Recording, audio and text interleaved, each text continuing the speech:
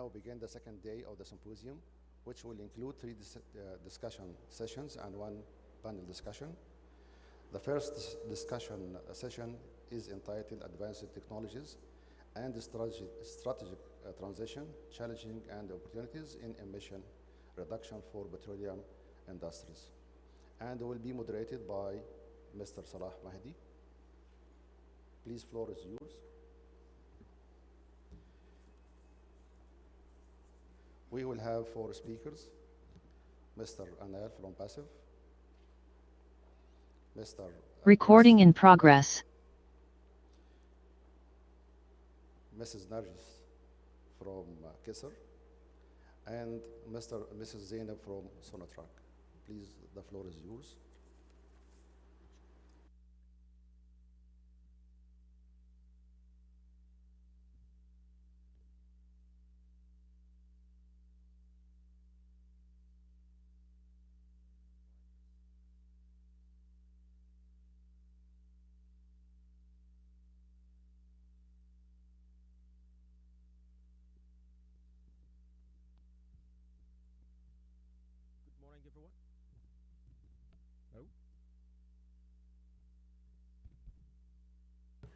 Here we go.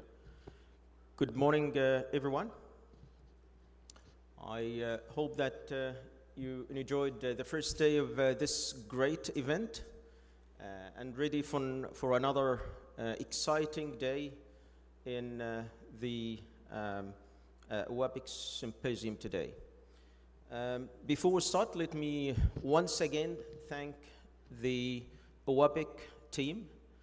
This time not just for organizing the event, but actually for building the very strong agenda for the event with very consistent and, most importantly, meaningful flow of subjects that we went on over yesterday and we will today. So yesterday we started with sharing some insights about the global trends, for all of us to understand where we are in terms of achieving our targets when it comes to emission reduction. And then we move to the current technologies, as well as also the potential future innovation and technologies in this space. And today we'll continue our journey, but we will switch into another important angle, which is basically opportunities and challenges in both the current and potential future technologies, as well as the execution strategies, how we can cut the emissions. And we will end the day, as Dr. Yasser said, with some really good examples of projects being applied within the WAPEX member states. So in this first session, in the next 90 minutes or so, we will be talking about the advanced technologies and the strategic transitions, with a focus, as I mentioned, on mainly challenges and opportunities. And I think I'm lucky today to be joined by my esteemed panelists today that represent a good mix of expertise and experience in this side. We have BASF Technology Know-how is their core business. BICT,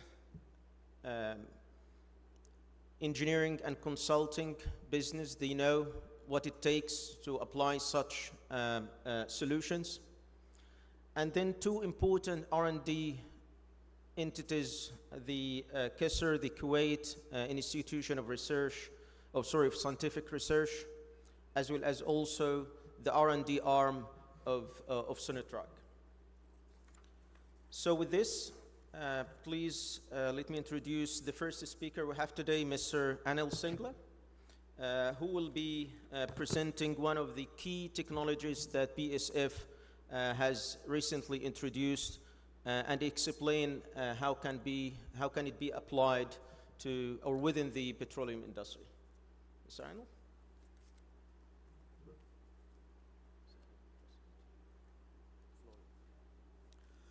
Good morning, everyone. First of all, thank you for OPEC for giving BSF this chance to be present on this dais. And my apologies, I could not be here yesterday to listen to our esteemed speakers yesterday due to some commitments, but I will be more than happy to learn from you if you can share during the day today.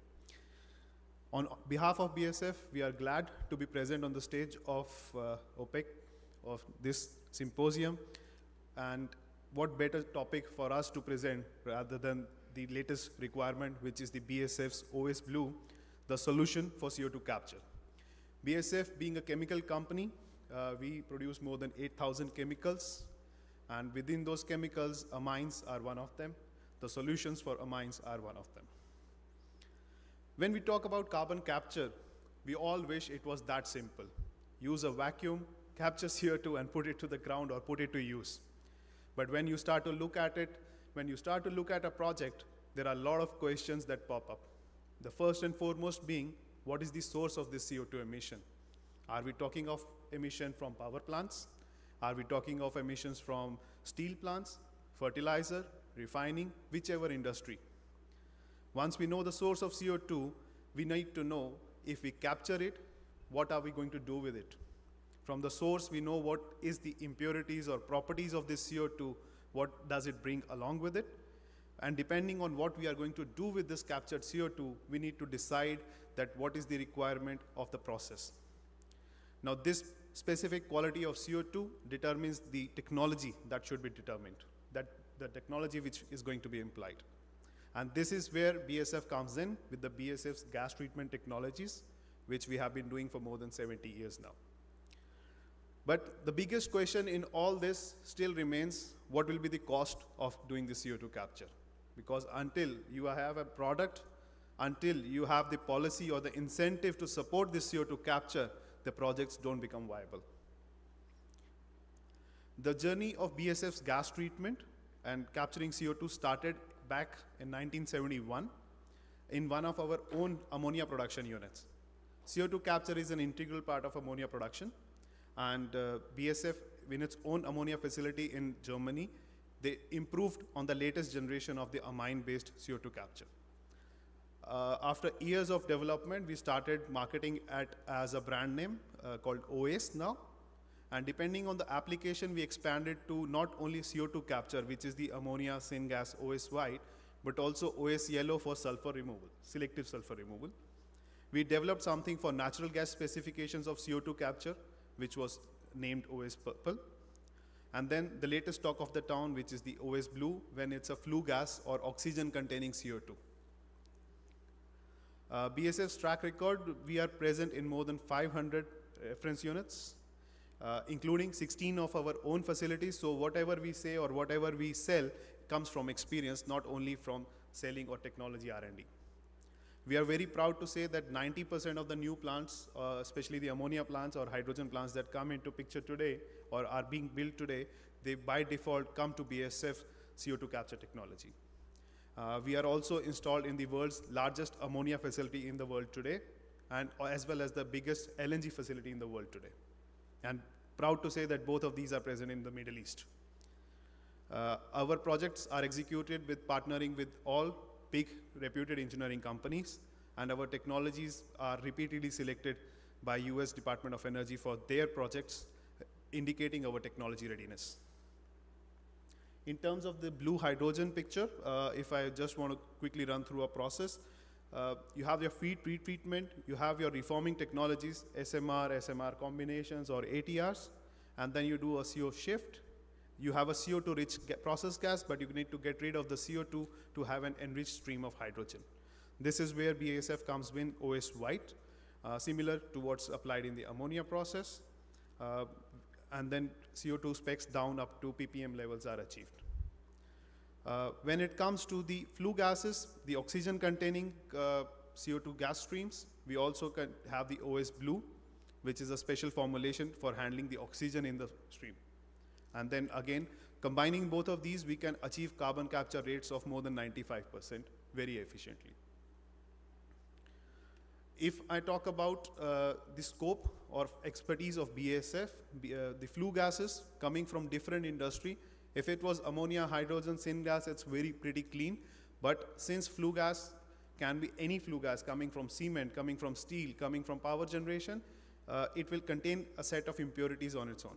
It has its own set of challenges like dust, particles, like oxygen in different amounts, like sulfur components probably in different amounts. So depending on that, you need to do a pre-treatment to remove these before you can take the gas into the direct contact cooler, which brings the temperature acceptable for the amine-based capture unit, which is the red block called flue gas CO2 capture. Now, not only BASF offers the technology license and the solutions between the battery limits, but as a package on the whole, we supply the expertise on advisory on the whole section, on the whole process. The BASF's catalyst division also extends our capabilities into dehydration and utilization of the CO2. Utilization, especially if you want to looking at green methanol, combining it with the hydrogen source, that requires catalysts with high CO2 partial pressure handling capabilities, and BASF has been working very actively on that field also. If I dive a little bit deep into more our technology, not to bore you also, you have the direct contact cooler in the front. You have the blower to just counter for the pressure drop of the absorber, because it's the flue gases are normally at negative or slight vacuum pressure. And then this red zone is the emission control bed, which I will explain the requirement in more detail in the coming slides. Like any amine-based unit, you have your counter current flow of the gases and the solution from the top in the absorber, where the CO2 gets picked up by the solution. And the rich solution is then regenerated by application of heat, steam, or heat integration to achieve a high purity stream of CO2 on top of the regenerator.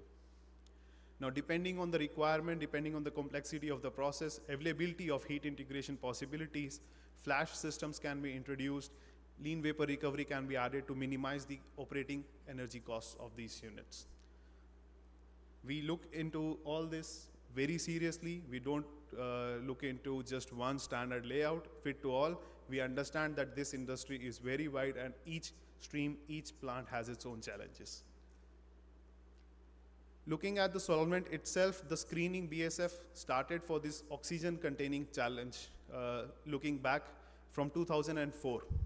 So in our own mini plant, which is in BASF Germany, we tested different solvents, and like I said, we have the biggest array of chemicals available for us for testing. We tested, I can say, thousands of chemicals or combinations to achieve the optimum oxygen handling CO2 capture amine-based solvents. So the first pilot plant, which was outside of BASF, excluding BASF facilities, the first pilot plant outside of BASF was set up in 2009. This was a coal-fired power plant in Niederhausen in Germany. And then another pilot plant came into picture in US in 2014. Quick look at the data of the Niederhausen pilot plant. So over its testing period, the solvent captured more than 37,000 tons of CO2, all operating at more than 90% availability. And since it was a pilot plant, the unit was tested at different operating conditions with different scenarios, oxygen concentrations from 2% to even 16%, from CO2 concentrations from 4 to 20%, all while maintaining a different throughput from 65 to 105%, maintaining a 90% CO2 removal rate. Now, the biggest point to note here was the makeup rate for the solvent, and which is the biggest challenge in these kind of units. So, to note that this was only 0.3 kg of solvent makeup required per ton of CO2, even though this was a cement power plant where, a coal-fired power plant where the particles in the feed were very high and there was a high losses because of those particles. This brings me to the topic of the emission control, which is an integral part of the technology. We all understand the CO2 capture is being introduced because we want to remove the CO2 from the flue gases. But in this process, you do not want the aerosols or the particles of these amine-based solutions that you have introduced to go with the CO2 or go into the atmosphere. And when we talk about particles in the feed gas or particles exiting, as all we can clearly understand that increased particles at the inlet feed gas would mean increased carryover from the absorber top in the gases. As engineers, the first instinct to remove these particles is using electrostatic precipitators, which the pilot plant tested very extensively. Yes, the electrostatic precipitators are effective in removing these particles or preventing these aerosol emissions, but there is also this phenomena where they are applicable only in a particle size range. If you have large size particles, there is a phenomena called Rayleigh fission, where the particles of the aerosols, they get charged with opposing forces in the electrostatic precipitator principle, and these opposing forces want the particle to elongate and distribute, whereas the pressure forces of the particles, they want it to remain spherical. So what happens is the large particles, they get split into even smaller particles, which instead of reducing the emissions or aerosols carryover, it increases the carryover. So if you have a particle in the feed in the range of 100 nanometers, it's very effective. The electrostatic precipitator, yes, is effective. But in case of any operational upset, the particles in the feed, they get bigger size, then you end up with more aerosol formations and more losses.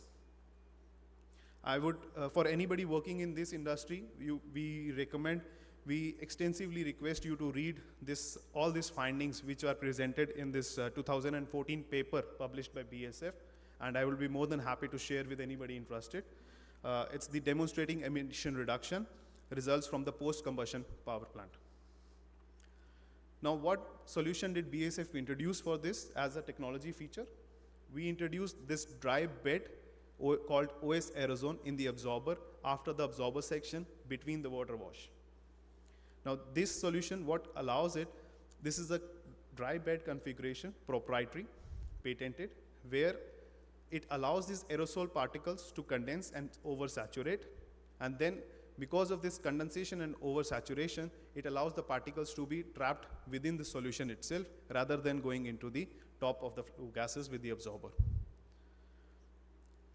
The development of OS Blue technology took all these measures, and it was not only this water wash or electrostatic precipitation that we considered or tested in our pilot plant. We also tested combination of water wash with acid wash, of course the dry bed, and the electrostatic precipitator in the inlet, in the outlet, everywhere. So what we found out that the most effective way was using this dry bed configuration, also because this does not consume any energy or any chemicals. So this was the technology differentiator that BASF has introduced into this emission controls for CO2 capture technologies. Similarly, another challenge in these kind of units is the metallurgy, handling these high corrosivity materials. So BASF did another extensive study, again testing it together with the pilot plants. The results are available in this separate paper on material testing for commercial post-combustion capture units. And I will be more than happy to share these research papers with you guys. Similarly, because there is oxygen present in the flue gases, there will be an interaction with the amines. There will be some formation of carbonic acids and heat stable salts. You cannot just keep dumping the material and adding fresh makeup. That is not optimum at all. So there is a requirement for reclaiming of the solution or removing these salts back into the amine form. Currently, there are 3 technologies available on the market called ion exchange, electrodialysis, and thermal reclaiming. So we have worked with all of them. We have studied all of them to ensure that the compatibility of the technology is ready with what is available on the market. So summing up, what does the technology stand and what is the requirement of the industry? The industry definitely needs a technology which is proven. So BASF tries to offer something which is commercial since 2018 and tested for more than 130,000 hours. We can offer CO2 removal rates up to 99% also, but in our experience, something between 90 and 95 is always the CAPEX-OPEX optimized configuration. Important to note is that this is CO2 capture. It should not become too energy intensive and too costly to do, to operate. So that is why we have tried to minimize the energy consumptions in the range of 0.6 to even 3 gigajoule of ton per CO2, and the makeup rates as low as 0.2 kg per ton of CO2.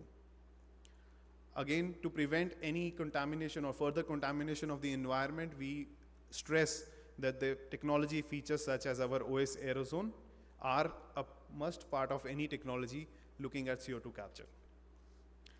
All this is enabled by very robust and very researched simulation tool patented to BASF, within BASF, and where we also partner with column vendors, column sizing vendors, where we take their models into our simulations into account, which is called OS Connect. It's a digital tool which is available to our clients online. So our technology has been widely applicable in all industries, tested at different oxygen feed scales, different challenges scale, and then yes, of course, like the demand, it can also be modularized. The technology has to be able to be modularized depending on the requirement. Currently, we are working on different projects from different scales, right from 200 tons of CO2 to 18,000 tons of CO2 capture per day in all industries: coal and power, steam reforming, cement plants, biogas plants, as well as chemical plants. If I talk about references, not spending too much time, the list is growing, and as you can see, the size is also growing.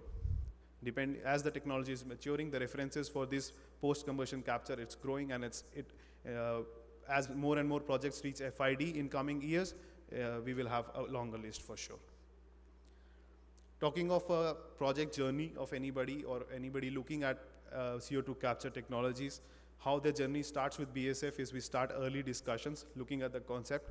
Going back to the 5 questions I opened my presentation with, that was the source, what are you going to do with it, and then finally coming into what technology we can offer. And then we do a technical evaluation, commercial evaluation of the project. Once a project is in a feed stage and we need definitive cost estimates, we bring in one of the reputed engineering partners, can be the client themselves if they want to, and then we support them in building the plant, starting up the plant. During operation, BASF provides the continuous technical supports as well as the solvent refills which will be required to run this plant. In all, BASF understands that CO2 capture is a wide topic. It's not a small topic for anybody. The scale of these projects today is very small, but it will grow. And to be able to meet the demands of the world, the requirement of the CO2 capture, the solvent rates that will be required, if the technology is sticking with the amine-based solvents, it's huge. So it cannot be ensured if you don't have a supply chain. Coming back from the BASF's stronghold that we have everything in-house manufacturing, and we are very flexible in offering any kind of supply chain models, taking care of the supply chain models, even offering warranties on the makeups. That is why BASF feels that we can be a part to this decarbonization journey.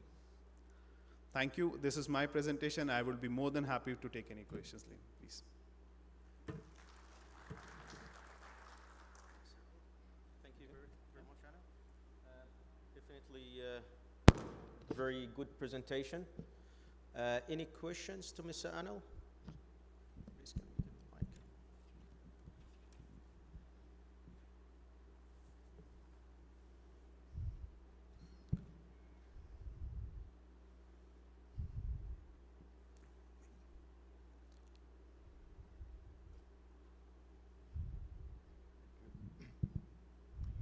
Good morning, and thanks for the nice presentation. I have a question regarding the removal efficiency. Yeah. What are the factors or the parameters that can affect the CO2 removal rate using this process? Using this process, the CO2 removal rate is governed by the kinetics of the reaction, because this is a chemical absorption that we are talking of, chemically binding the CO2 into the solvent. So depending on the CO2 removal rates targeted, we optimize the solution circulation flow rates. And then sometimes these circulation flow rates are governed by energy requirements, energy availability on the plant. Does the source of CO2 affect the removal rate? Yes, the concentration, of course. If you have a gas with 18% CO2 versus a feed gas with a 4% CO2, the partial pressure of the CO2 plays a role. It's easy, the driving force is more for the CO2 capture if you have a high CO2 gas stream. So the higher the CO2, it's easier to capture, it's faster to capture with less energy. Thank you.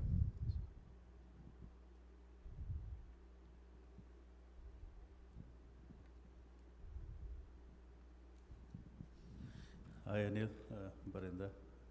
Very good presentation. It's not a question, it's just a reflection. So when I was looking at your slide in the reference plants, Yeah. and I see the flue gas source is Yeah. again a lot of coal base, so coal fired, and then you have a lime kiln, coal based power plant. So of course one is to CO2 capture, but I think maybe in future they are also trying to convert from fossil to renewable base. Yeah. Maybe that's the next target, right, in decarbonization? Yes, I mean, if you ask, I come from the ammonia industry, so I'll just give you an example that 60 years ago, most of the ammonia production was starting from coal. Then it moved to naphtha, and today, I don't think very few plants in the world left with naphtha feed. Most of them have shifted to gas. So it will come. Like you said, the transition from these fuels to renewables will come, but I don't think the applicability of these technologies which we have can be just left. So it has to be an integration, and then of course we have to look at when the new feeds come, what are the different challenges. And to your answer that yes, there are a lot of projects coming into the coal-based power plants, because I think especially in the European context, the power plants, especially running on coal, they are being the first target for CO2 emission reduction. That's why the list is longer on those sides, and it's more on coming on to the petrochemical sides it's coming. Thank you. I fully agree. It's cost versus economy, so it will take time. Yeah. Thank you.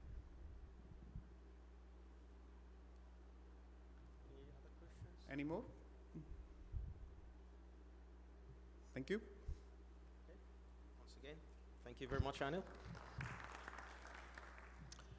Okay, and now we'll move to the next speaker in our list, Dr. Narjis Abdallah from Kuwait Institute of Scientific Research. Dr. Narjis is Associate Research Scientist at the KISR, and she holds a degree in industrial chemistry and PhD in chemical engineering. And today she will share with us some insights about carbon capturing membranes for gas separation. Floor is yours, Dr. Narjis. So all you can do just. Assalamu alaikum. Good morning, everybody. Today I would like to present my talk regarding membrane, which is for gas separation. I will talk about the challenges and also the materials and the processes in general, and then I will also pinpoint our work in Kuwait Institute in Petroleum Center and also in the refinery. So if we start from the basic of the membrane, I will go through the whole talk. First, we will go through the objective of this talk and the basic concept of the membrane, and then we will look at the market study, and then the R&D analysis, then some practical example for CO2 separation and natural gas and the amine sweetening, and the conclusion. So in the beginning, we have to talk about the membrane, which is for CO2 as a greenhouse. It's the best for gas separation. Why? Because it's simple and it is less cost effective. So the objective is to show you the potential application of these membrane for gas separation according to the environment regulation, and also to be applied in the petroleum industry. So some facts that we all know that the membrane technology is relatively very new in the area of research, and there is a commercial application, and still there is a R&D and phase, and still it is not commercialized.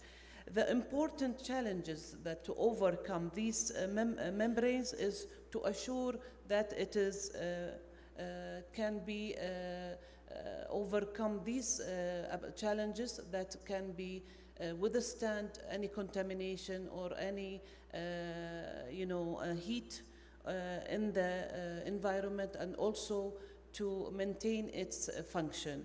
And it can be applied mainly in the oil sector. So when we go to the basic concept, we all know that the membrane is known as a barrier that separates two phases and restricts some of them in a selective manner. The mass transfer can occur for a variety of driving forces. If you have a feedstock which is equal in concentration, the membrane model can have two sections. One section is the retentate, where the concentration of one gas is higher than the other. It will penetrate through the cell and some will pass through. The other is will not pass through. The permeate, it will pass through and it will diffuse and absorb in the membrane and separate. So the mechanism of the feed, that it has the differential pressure between two feeds is the driving force. So the delta P should be higher for the feed, the pressure of the feed one higher than the second one. So the permeate is always the second one, which is not all the feed is going through. So as you can see, the membrane can be site selective, and some will be very slow diffusing for the hydrocarbons and faster for the gases. The solubility selectivity for some of the membrane can be higher for the hydrocarbons but slow for some gases. And the polar solubility can be both for the gases and also the carbon dioxide and also some H2S. So when we look at the separation mechanism, we have three layers. The polymeric selective layer, which has the separating layer. It is for small molecules between 0.1 to 5 micrometer. And the microporous support, which is the mechanical support, and it will have a size of 70 to 100 micrometer. And the support also is the fabric and can give its a strength and can withstand the pressure. So as you can see, all the adsorption diffusion mechanism can happen in the first, the polymeric selective layer, where the adsorption on the surface and that it's dissolute in the polymer, and this is a thermodynamic process, and then diffuse in this polymer segment, where is the kinetics, and then desorb and leaving the polymeric layer, which is the active precipitation. So how the membrane is performing, we have to understand the process. We have the permeability and selectivity that is taking the whole thing is the permeability is the and selectivity, where the researcher are taking care, and it is always under R&D, and the process engineer who always looking for the recovery and purity. And as you can see, the permeability is the delta P and the flow over the delta P across the membrane, and the selectivity is the purity and the permeability ratio between two feeds. And here is the recovery is the product over one feed, the feed of multiplied by 100, and the purity of the gas. So all this process, we can see that between researcher and process engineer, all are the membrane are performed. So the high membrane permeability is always good, but still the selectivity depends on the design and the operating pressure. So we have different models in the refining. We have like the membrane unit, horizontal, and some are a spiral wound. and also in the it's vertical, which is used like hollow fiber, mainly in the desalination in the water, and also we have the plate and the frame also as another type of membrane. So what is the advantage and disadvantage of the membrane? The advantage is low capital cost compared to other systems. It is easy to operate, simple, easy to install, and also there is a high turn down and high reliable on the stream, no chemical needed, and good weight and space efficiency. But the disadvantage that the economy to scale it up should be considered, and also there is the gas compression is another addition to the cost, and the feed should be always clean, and always there is high loss of hydrocarbon more than the solvent system. So, and also there is H2S contamination always there and difficult to meet with the membrane.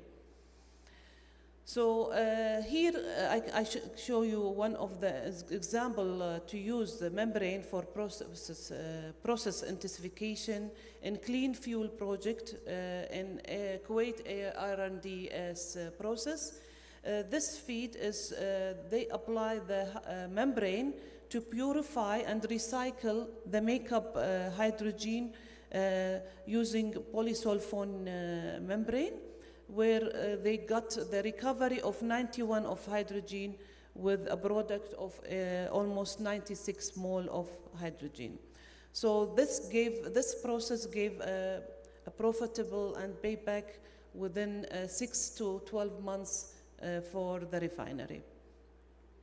So if we look at the recovery for the membrane and the original or the normal PSA or cryogenic, you can see that there is 91% of the recovery and 96% using the membrane purity, and the investment also for the cost was less compared to the other processes, and also the installation of the units was less for the area, and also there is productivity and footprint is higher compared to the other processes.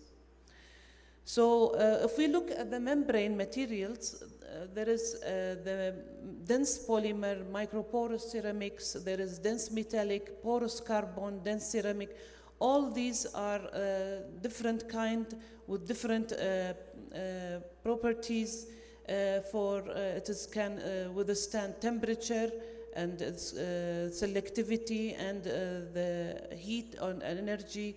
So, and it is for the dense polymer, if we look at it, it's has the stability can swell and compact, and the strength is less. But the poison was if it's in acid, or it's if there is contaminants like SOx and carbon dioxide, but it is under development and also it is commercialized. The others are all under R&D, and some of them are commercialized and some of them are still being tested. So mainly the polymeric membrane are the highest in the market. It's almost 95% was used in the market because it is easy to prepare and can be scaled up and can be high reproducible, and all the economy is good. So again, for the material, there is mainly for CO2 separation membranes, we have the organic membranes such as polymer membrane or ionic liquids based membrane, or the facilitated transport membrane. Also, we have the inorganic membranes such as inorganic oxides such like silica or alumina and titania. The new concept to use the CO2 separation is that in the glassy polymer membrane have interesting microscopic, and they use the free volume control in this membrane. For the rubber polymer, we have ultra-thin membrane, and they are significantly high, used for high CO2 permeation. The ionic liquid membrane are using the gel technology, while for the facilitated transport membrane, they use the ionic liquid which with CO2 carrier. The inorganic membrane are mainly the crystal structure of zeolite, and they control the size of the zeolite, like in the silica, and cooperated with the other compounds. So if we look now at the market study, look here at the market study that mainly the highest one is the CO2 removal, almost 30% investment been going for the CO2 removal, while the others is less compared, like for nitrogen and generation or oxygen enrichment, and also for hydrogen recovery and other separations. But the compound annual growth is also it's also higher for the CO2 removal. So the gas separation membrane market is always higher for the CO2 removal compared to the other application. Why? Because the removal of CO2 are protecting the pipelines and the equipment from corrosion. And the growth, the compound annual growth is reaching to almost 9.7 between year 2022 and 2027, and mainly for the application for separating ethane from ethylene, or propane from propylene, and also in butane and from isobutene. And this is mainly the major market in this application segment. If we look at the materials in the market, mainly polyamide and polyaramide are the highest, and they are used for CO2 removal. And polysulfone also is high, almost 29%, and used for hydrogen. Cellulose acetate also for CO2 and others also. So the compound annual growth also is higher for mainly the CO2 removal and hydrogen recovery, or oxygen enrichment, Faber gas removal, and volatile organic compound removal. So what we learned from that the past 34 years, the R&D activity was mainly focused for developing new polymeric gas separation membrane, mainly like polyether, polyethylene, polyfluoropolymers, polyphenylene, and mixed matrix membrane, and polycarbonate, polystyrene. Mainly these are combined together, and to use the function between two different membranes to do different functions, using also zeolite and ceramic and MOF and ZIF. All these under development stage and can be commercialized yet. So the R&D analysis, if we look now for the application and the material and the challenges, for CO2, separating from natural gas, it is commercialized, but using material like cellulose acetate or polyamide or polyaramide. The large application was to separate the CO2 from the feed to amine treating unit. The amine treating unit is to separate the sour gas and CO2. The challenge here is to reach the selectivity between CO2 and methane above or equal to 40, and the permeability above or equal to 35. And the second application to separate CO2 from nitrogen is emerging using PO or PEG or BPACs. The challenges and opportunity is to remove the CO2 from flue gas, especially for carbon capture sequestration. And this is the worldwide concern to remove 40% of this CO2 emissions. And the challenge is to reach the selectivity for the CO2 from nitrogen between 20 to 60 and the permeability between 70 to 50. 2 minutes. Okay, now that's the last one is CO2 from hydrogen, and it is also emerging, and the material used is PO and ceramic, and the process intensification is to separate the CO2 from the steam reformer, and the challenge is to reach the selectivity to 30% and make it stable. So the environmental issue is that we can use and develop the membrane for CO2 separation and to take care of the bulk CO2, which can be bringing us lower capital and operating cost lower for the petroleum industry.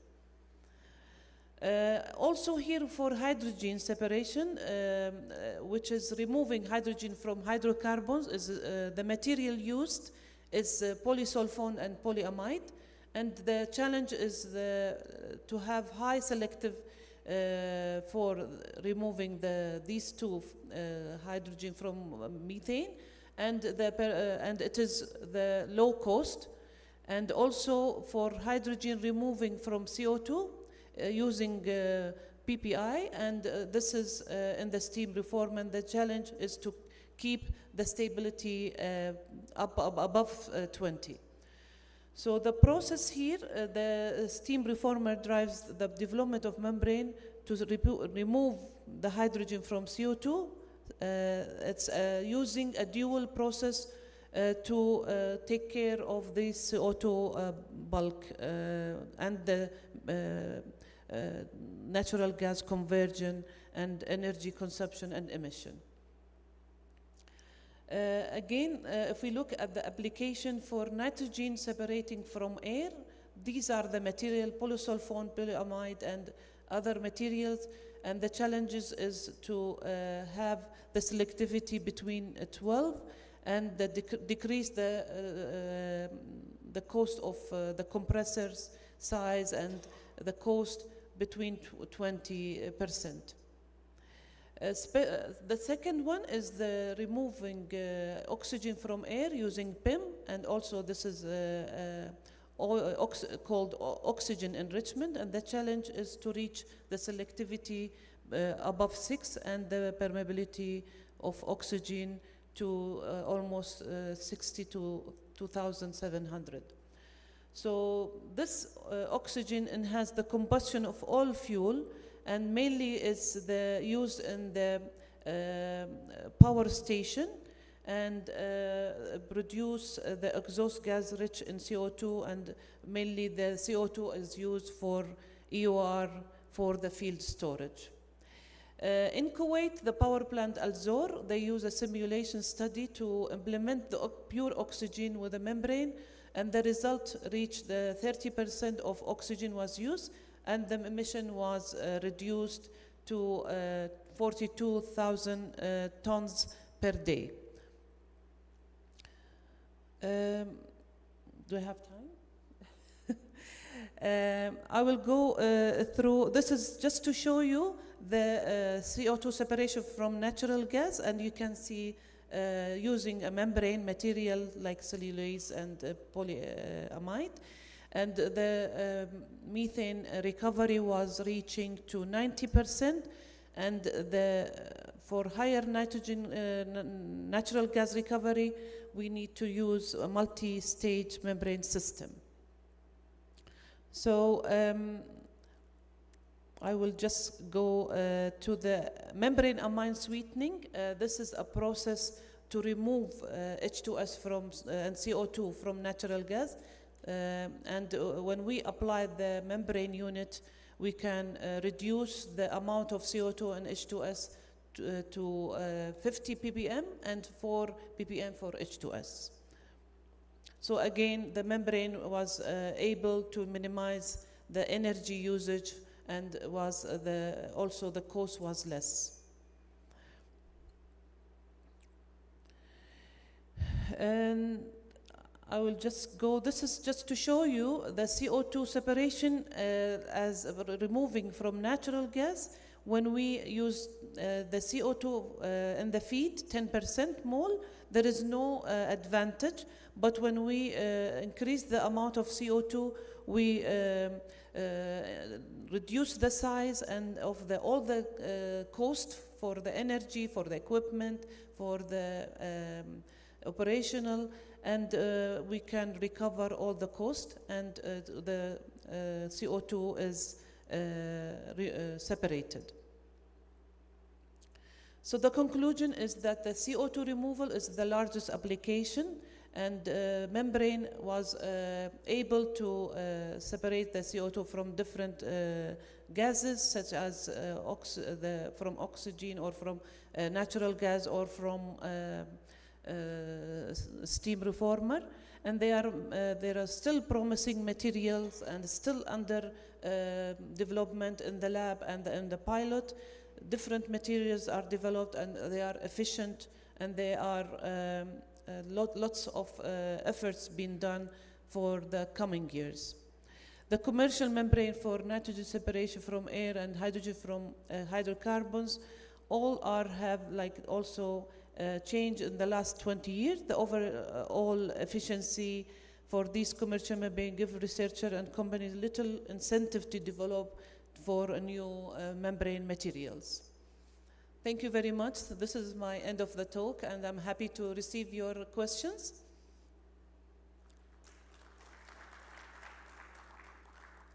Thank you very much, Dr. Narjis. I think we can accommodate one question to Dr. Narjis.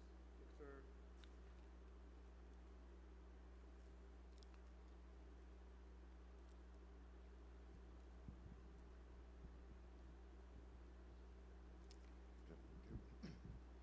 Thank you very much for the detailed presentation. I have two short questions. The first one deals with the utilization of the separated CO2. And after the separation process, what can we do with the captured CO2? The second question, what about the life cycle of those membranes? Obviously, they consist of polymeric materials, and at a certain time, they may be deactivated or poisoned, and we have to dispose them of. So what about the disposal? Because we don't want to overload the environment with more plastic materials which add more environmental issues. We have already environmental pollution issues with plastics. Yeah, thank you for your question. The first answer for your question is that we can always store the CO2, as I showed you, like some CO2 when it is separated can be liquefied and can be used for other chemicals, or it can be stored for the EOR for oil recovery. The second part is that the polymeric, you are right, that can withstand for a certain time, but some of them are commercialized. That means that it is successful. Still, as I said, that it is under development and under testing. So we are hoping that we can stand many contaminants like H2S mainly, and also we don't want to dump these materials, but we are working on having a membrane that can withstand for longer period. And as you know, that we are all there is membranes in different application, in the water, in the petroleum, in the gases. So some of them are successful, and some of them are under testing. And this is the challenge. Okay. Thank you. Thank you. Great. Thank you very much. Thank you. Good. Our next speaker is Mr. Chris van der Beek. Chris brings today over 30 years of experience, mainly working with Shell. I think that brings everything. Chris has long experience holding key positions in various parts of the industries, in the manufacturing space, plant management, and the strategic projects development as well, including overseeing the startup of a very key gas to liquid refining project. Chris, the floor is yours.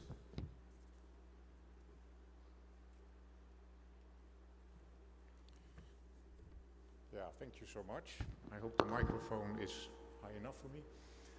Well, first I'd like to express again our gratitude for your hospitality, that we're able to be here. Also the relentless energy of Dr. Yasser to get everything organized. Thank you very much for that. So it's a great pleasure to be here. I also like to build on all the nice presentations yesterday and also of today. So thank you very much for that. Very smart people. Technology is what has to drive the change. Next to the policies and the incentives, so it's good to see so many smart people developing new technologies. I also like to build on the presentation of Dr. Rasch of BECT, of the same company yesterday, who gave a more broad and general outline of where we are in the industry with the decarbonization. This is better, yeah. I'll try to keep it high enough. And yeah, I like to focus today a bit more on storytelling, on things that I saw in projects that went well or didn't go well, and just share a bit of the experience of what we run into as BECT in the past period. So these were the 5 topics that I like to address, but I will certainly focus most on the challenges. I think there was already something on greenwashing yesterday, so we'll not address it anymore. It works for the short time, but not for the long time. And maybe we get also to a summary at the end on meaningful implementation. Yeah, this is the statement, so everything I tell you cannot be used against me. Again, a bit the summary of my career, like was already mentioned. It means that I know a little about many things. So I'm not a deep expert in anything.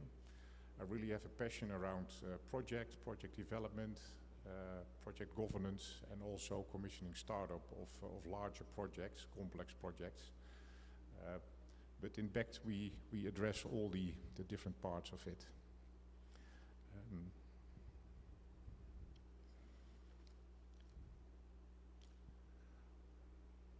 Again, these are the topics I wanted to address, and I like to build on the presentations already given by Dr. Rasch earlier.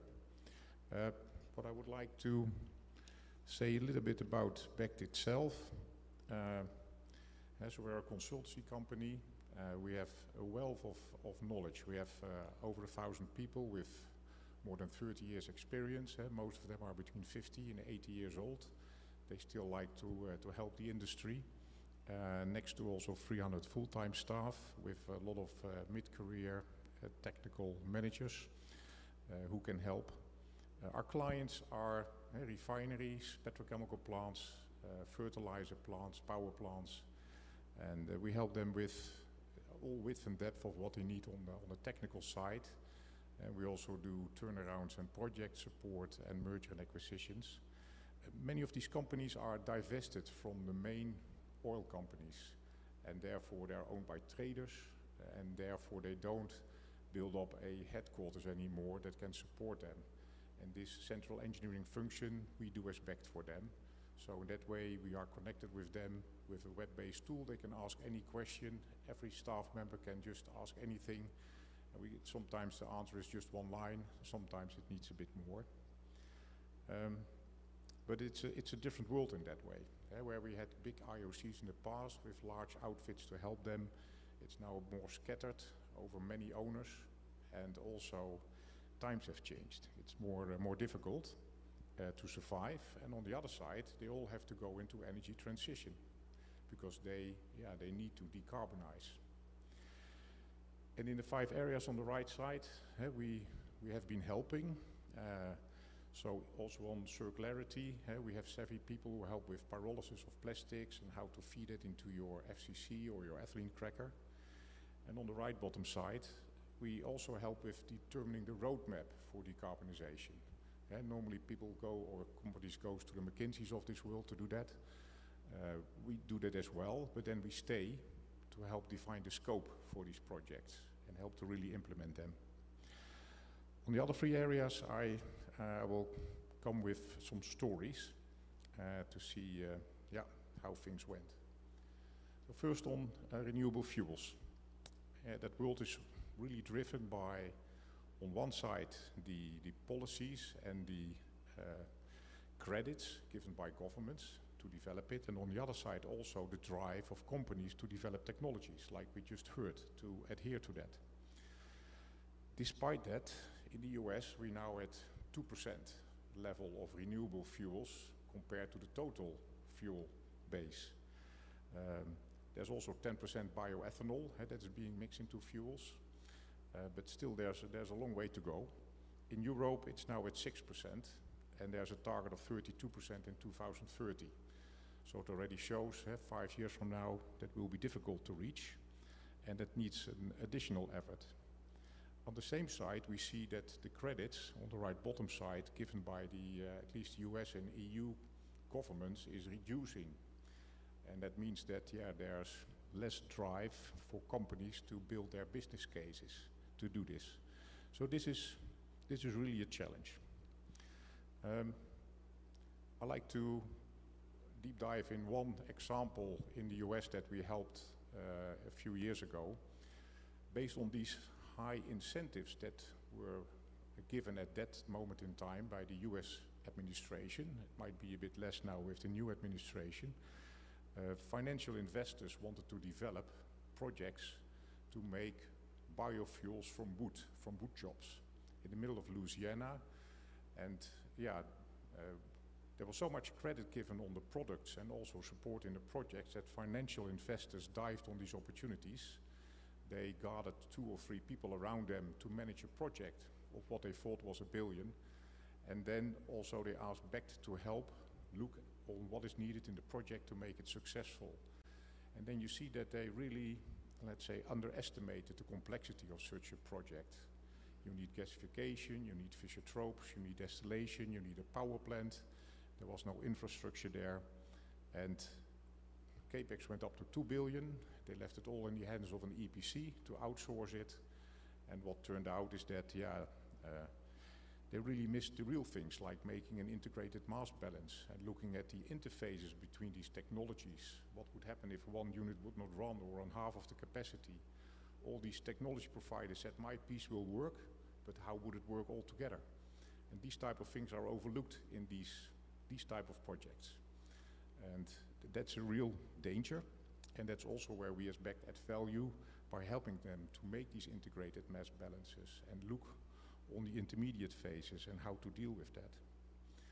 At the same time, there was a renewable project in the US who was in startup, and it completely went wrong. And then the whole investment community in the US looked at that project. They wanted that to be solved before they wanted to put more money into other renewable projects. Also as BECT we helped there, and it turned out that very basic mistakes were made in the design, and also there the complexity was overlooked. So it needed some redesign, and it took years, and it's still not restarted, that plant. So that is one of the struggles. And so what is the lesson in this case?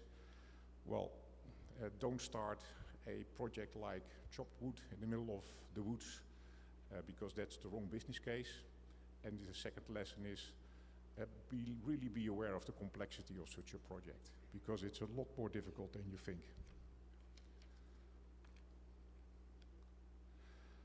Another example is a project in Europe, in the Netherlands. It's run by 2 companies, both based in Switzerland, but they have a site in Rotterdam in the Netherlands. They, in an early phase, asked us to support them and to do a review on their capabilities. They also had a very small project headquarters, and they really asked us, well, what is needed to make this project successful? It was also a $1 billion SAF project, Sustainable Air Fuels project.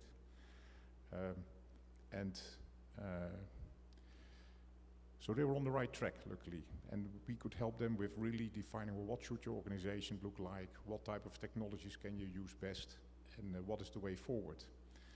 But they have completely other struggles, and they have struggles with the permits. In the Netherlands, there is an issue with nitrogen deposits. There are nature reserves, and we are linked to EU regulations producing too much nitrogen, which is coming down on these areas, and then the different type of plants are growing. And there you see an example where the regulations in the EU, and then also specifically in certain countries like the Netherlands, work out that permits are not given. And in that way, the industry is not able to build new plants anymore. So I know in the Middle East, governments and companies are a bit closer to each other, but make sure that you don't fall into that trap, that you, of course, need to do what is best for nature, but on the other side, also make sure that industry can still flourish and build their projects.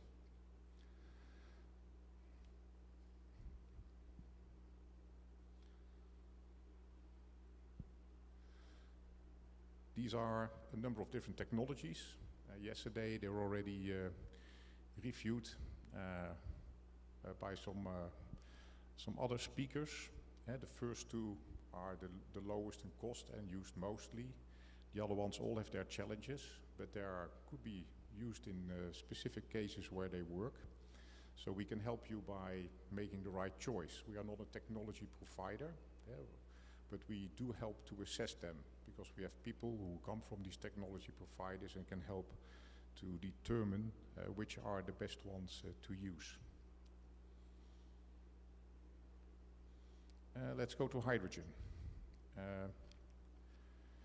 The purpose of this slide is to show that we need a lot more hydrogen if we also want to make biofuels and SAF, because it needs green hydrogen to make them. So there is really a move from grey hydrogen to blue hydrogen to green hydrogen, and we need a lot of projects. And it can even be that the hydrogen will be limiting in making the amounts of biofuels and SAF that we need in the world. So therefore there should be a lot of focus on making these projects happen.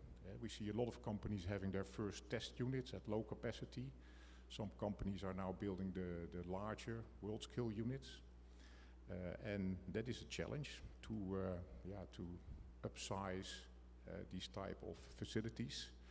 I mean, all of you maybe have been already in an electrolyzer plant, but it's made of cells, and every cell has a plastic tube with hydrogen and oxygen coming out. So as a process engineer from origin, and also from a safety perspective, it's a nightmare in my view, because all these small tubes can leak, and it's hydrogen and oxygen. The right mixture for explosion. So it's not making chocolate, electrolyzers. It's really intrinsically dangerous. So I will come to a case in a minute, but also to make SAF, of course, of the green hydrogen. In making the SAF, there are also other challenges, which Mr. Barinde also mentioned yesterday already of Alimer, that there are corrosion issues there. You need to carefully take the right materials. We've got a nice alloy for that aspect. We also advise a lot with our corrosion and material experts on how to do that well. But let's go to hydrogen. I don't only want to tell bad stories, but this was an electrolyzer in the north of Europe. It was already starting up. It was based on the site of a refinery, and they outsourced building the electrolyzer to a company that was owning the technology. But they got, and of course they got the information on cost and schedule, but they didn't really dive into what was really happening. And when they asked us to do a safety review before startup, we came on site and started to ask questions. And within half a day, we asked them to stop the unit, because they were not aware of the risks of hydrogen and oxygen and how to manage that well. And then it turned out that, the project manager didn't come out of the oil and gas industry, and they had not been preparing the operators, the mechanics, the whole organization for operating a plant with these type of risks. Also, there were flaws in the design, And in the end, with all the changes needed, it took 1.5 years before they could restart again. So here the lesson is, you can outsource, of course, getting the technology from these new providers in the market. But if you do the project, please stay involved yourself with your knowledge on hydrocarbons and how to manage that. Because an electrolyzer is as dangerous as a refinery or a petrochemical plant in that way. And it needs the same process safety approach and the same approach in doing a project. On hydrogen, we also noticed there's a lot of energy. If I go to the World Hydrogen Summit in Rotterdam, it's a bigger conference than the ERTC, the European Refining and Technology Conference. Thousands of people there. And if I talk to clients in Oman, Morocco, Spain, and also in other parts of the Middle East, everyone wants to be part of it, to be the first one in supplying the hydrogen to the world. And they're all waiting for a market price of hydrogen. And that takes longer than envisaged. So they're all in the waiting mode. And the question is, well, who dares to go first? And so we advise these companies on that, and maybe to do it stage-wise. So it's a very interesting development, but if it all takes too long, then we also miss out on making the SAF and the renewable fuels as well, because it's all linked to each other. We see big investments like Shell in the Netherlands, they build a world-scale plant, but the main purpose is to replace their grey hydrogen in the refinery with green hydrogen, and in that way decarbonize their refinery. But of course, we also like to see hydrogen to be used for renewable fuels and even for mobility later on. So there's a nice way forward for hydrogen.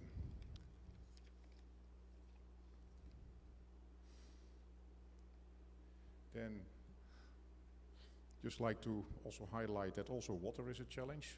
For electrolyzers, you need very pure water. Especially in areas like here, water of course is short.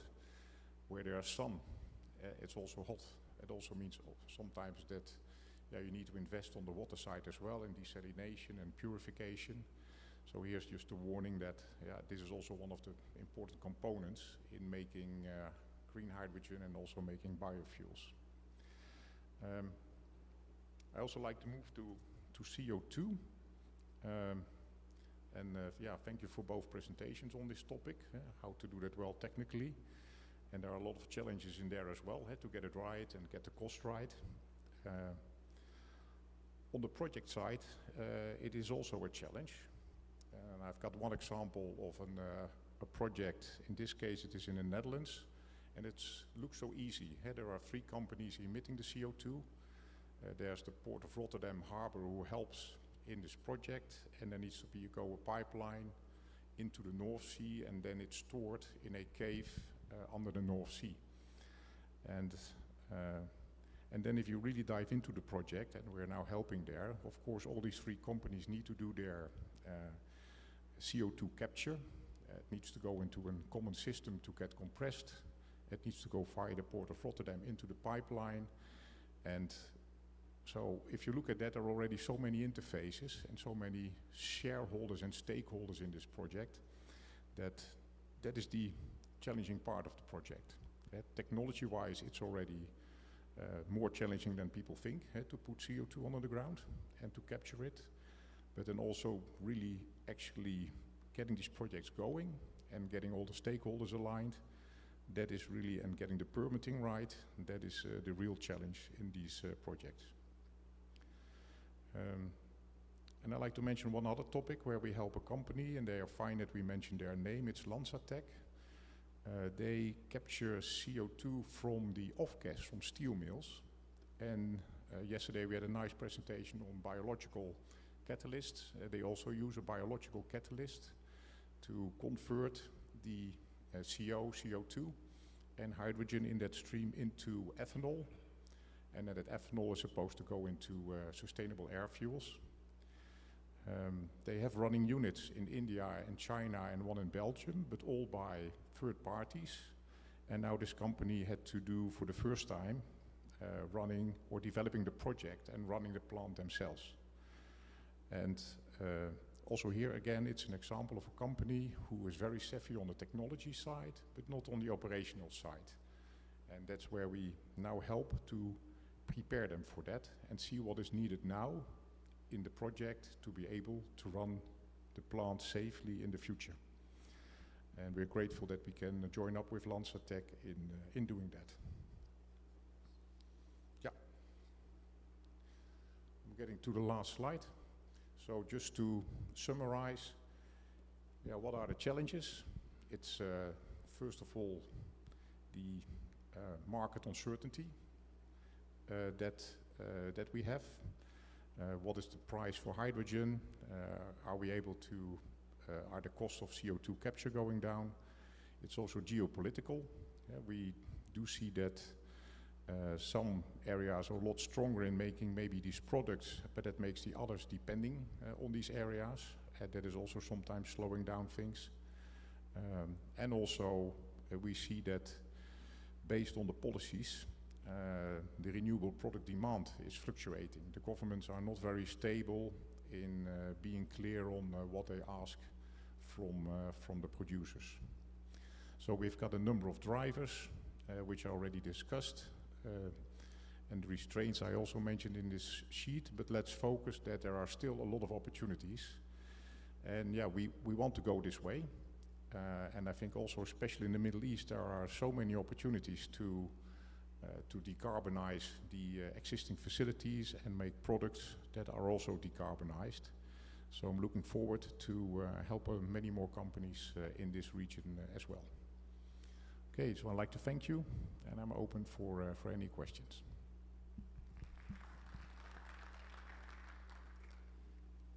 Thanks, Chris. Any questions, Chris?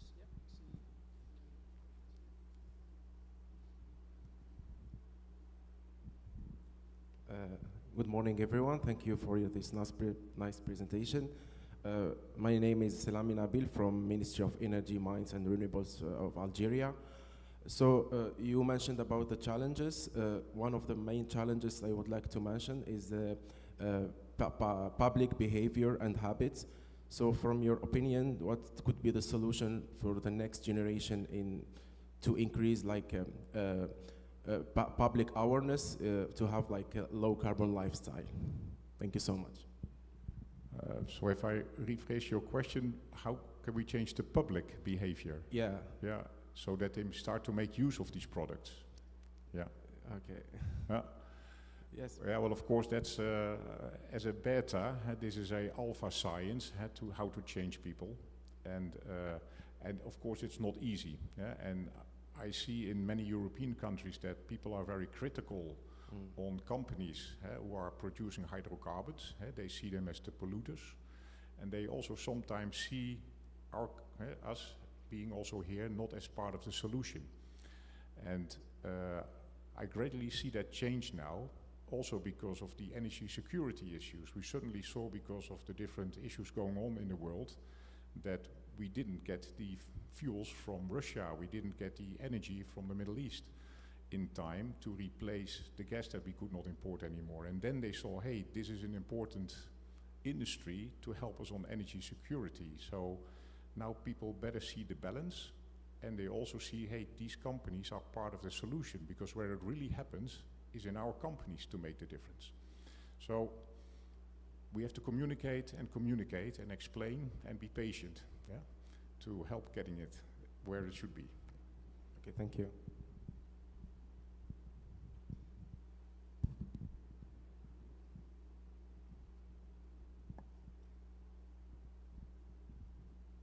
So good morning, everyone. This is Abdul Aziz from Gasco. We have seen today and yesterday a lot of technologies related to the decarbonization.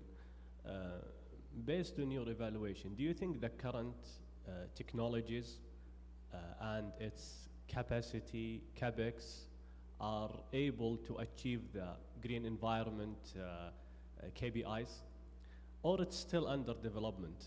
Because we see a very tough KPIs for the countries to be achieved. like limiting the temperature increase, limiting the carbon emissions. Yeah, that's it. Yeah, in the end, there is no alternative because oil and gas will come to an end at a certain moment. But we also have to be realistic that it will take a long time to get there, that we can fully replace oil and gas. We expect that in 2050 we go maybe 50% down in coal use, but oil will maybe only be 10 to 20% less, but gas will be more by that time. And then we are not where we want to be on the decarbonization. So people will get disappointed over time with the speed. We'll have a population growth of 1.7 billion people until 2050, and they all want energy. India wants more energy, Asia Pacific wants more energy, so it's a real challenge to balance that. In the end, I'm always very optimistic, and technology has helped us out in the past many times. And yeah, we need young, smart people like you to help us get there, so that we develop the right technologies to support it. So we need some breakthroughs as well. In the end, we can do it with what we have now, but it will cost money. And we also need to get used to the fact that that will impact our lives if we all have to pay for that. Yeah, that's correct. So it will not be an easy journey, but in my life I worked with Shell 20 years on energy security and 5 years on energy transition. My daughter now started working for Shell, and I said, well, you can spend your whole life on energy transition because it will be a long journey. Yeah. Great. Okay. Once again, thanks a lot, Chris. Very insightful information, and appreciate the analysis for the opportunities as well as the challenges. Okay.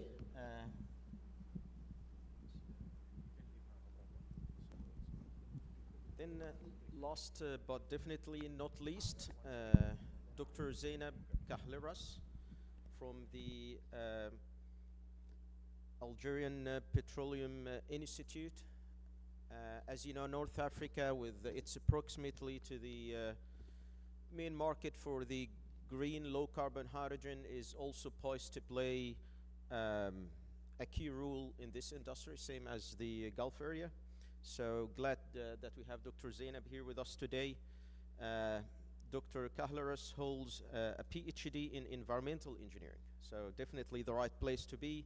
And her research focused on the green chemistry, and she comes today with work that she has been doing that actually makes both the academic research as well as the field and industry experience. So, Dr. Zeynep, the floor is yours.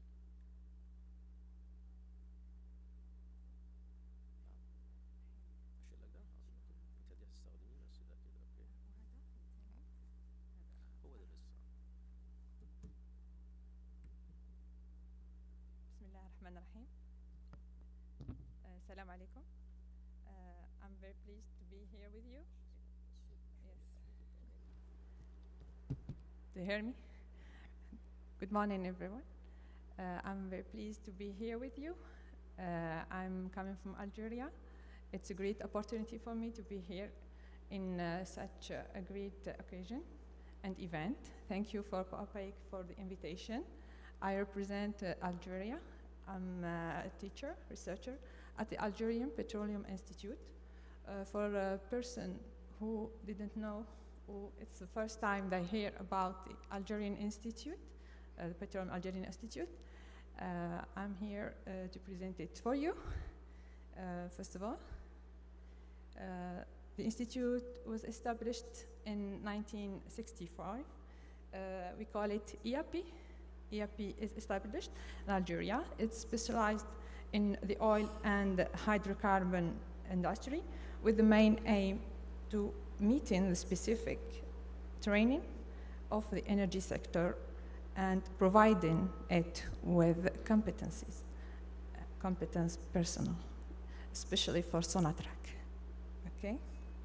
The Institute committed to innovation, support of Algeria, ambition, and to diversify the energy portfolio and improve efficiency of oil and gas production. It's situated at Boumerdès. It's just near Algiers, the capital.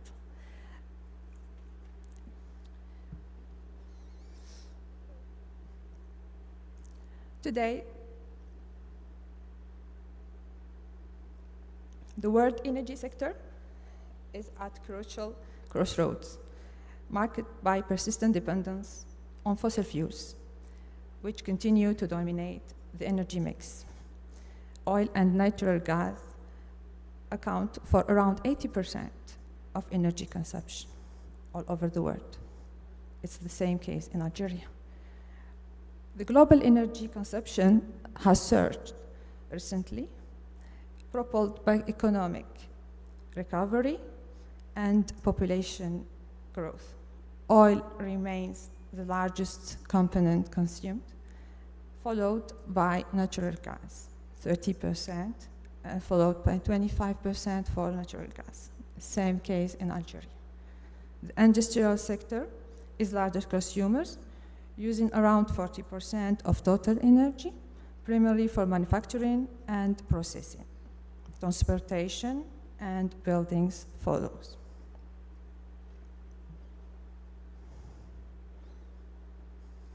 Okay. The total installed capacity over the world reached approximately 3,200 gigawatts, with expected increase of about 5% this year.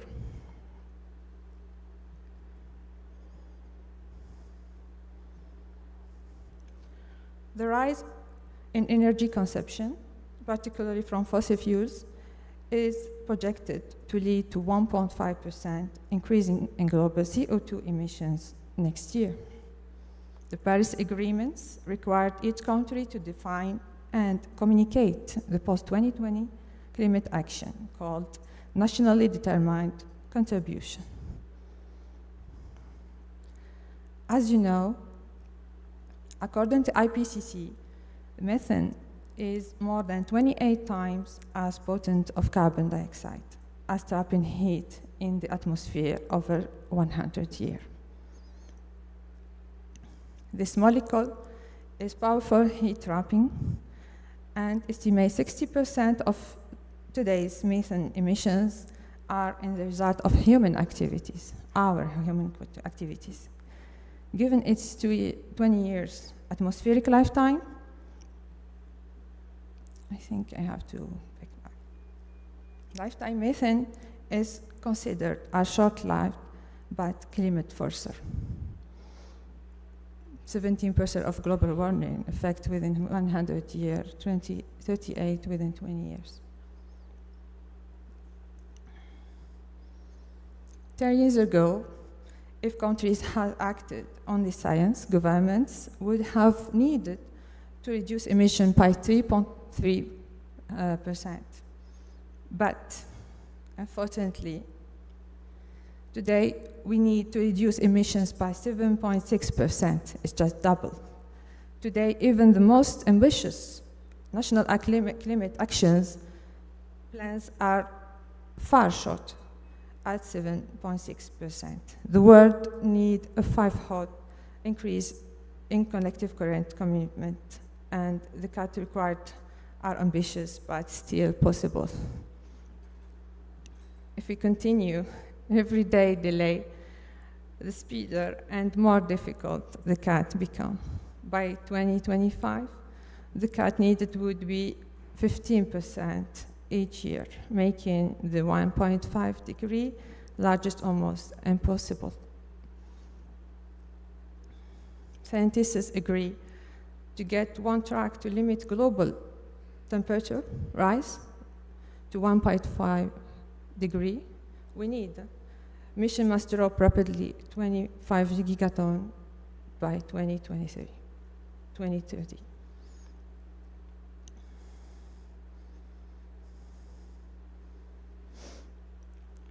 Here's some statistics. Global greenhouse emissions today reached record 57 gigatons equivalent in 2023 at 1.3% increase from the 2022. The need of swift action is accentuated by the report of the IPCC. Here we can see that the 6 largest greenhouse gases countries are responsible of 63% of global greenhouse emissions. By contrast, we can see Africa, our least developed countries, accounted for only 3%. For my country, Algeria, I give you some statistics. Algeria, as you know, is the largest country in Africa, plays a pivotal role in the global energy landscape due to its vast energy potential and resources and strategic geographical situation and position near to the Europe. Algeria has approximately 12.2 billion barrels of proven oil reserves, and country process around 4.5 billion cubic meters of natural gas. We produce approximately 74,000 gigawatt per hour, and Algeria has acknowledged the necessity of transitioning toward renewable energy.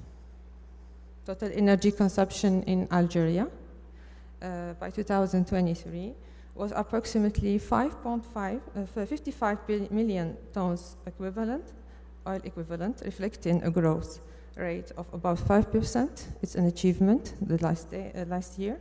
And Algeria has achieved a near total electricity access at the rate of 90% for the population.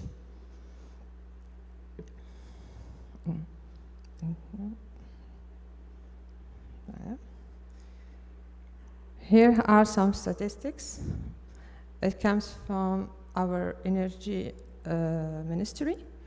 By focusing its effort on the development and exploration and production, Algeria took up the challenge of sustainable growth primary production, which continued to progress, to stand at 170 million oil equivalent by 2023, and an increase of 2.9% compared to 2022.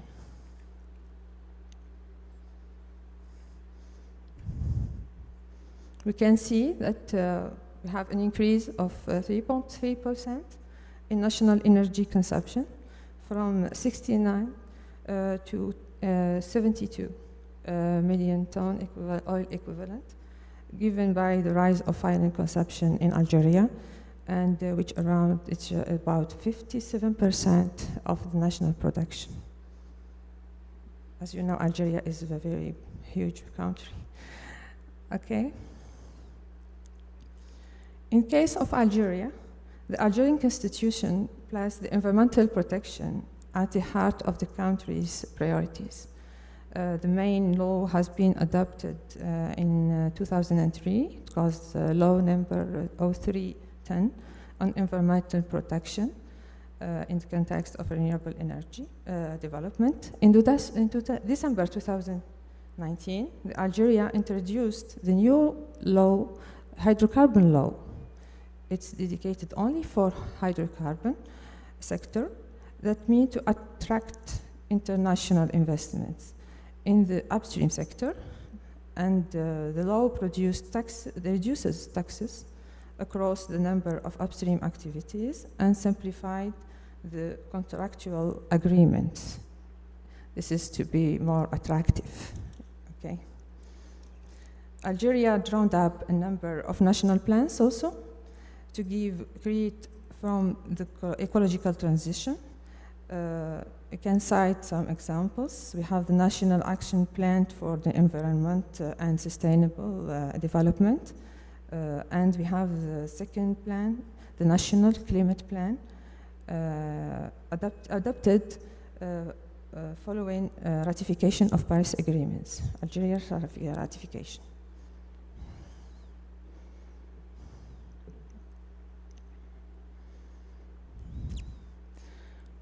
For the first renewable energy development program adopted by the government was in 2011, was ratified by in May 2015, and elevated the national priority in 2016, then readjusted in 2020 to elevate the target to 15,000 of megawatt by 2035. It's an ambitious plan in Algeria.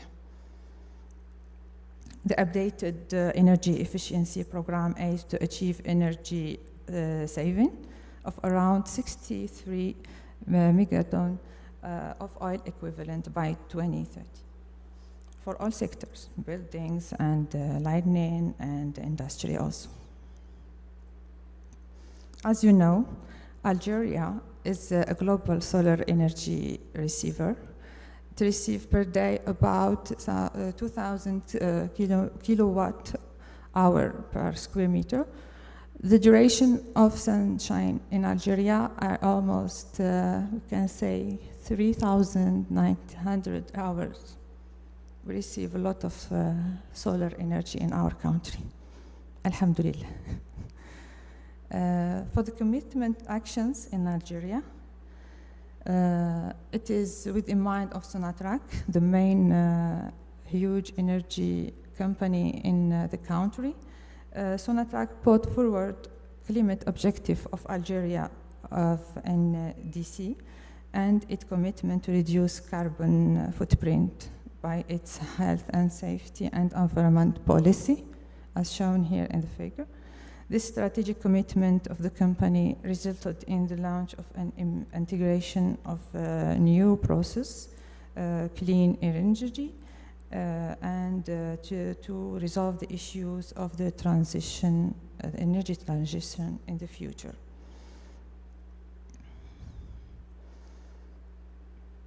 Sonatrach promotes the development of new resources, part of the national strategy, and to develop the new energy project, notably by the progression of solarization of Sonatrach production sites, generally in the south of Algeria, and to develop the strategies of green hydrogen production. For this, okay, I will be quick. We identify 7 levels. The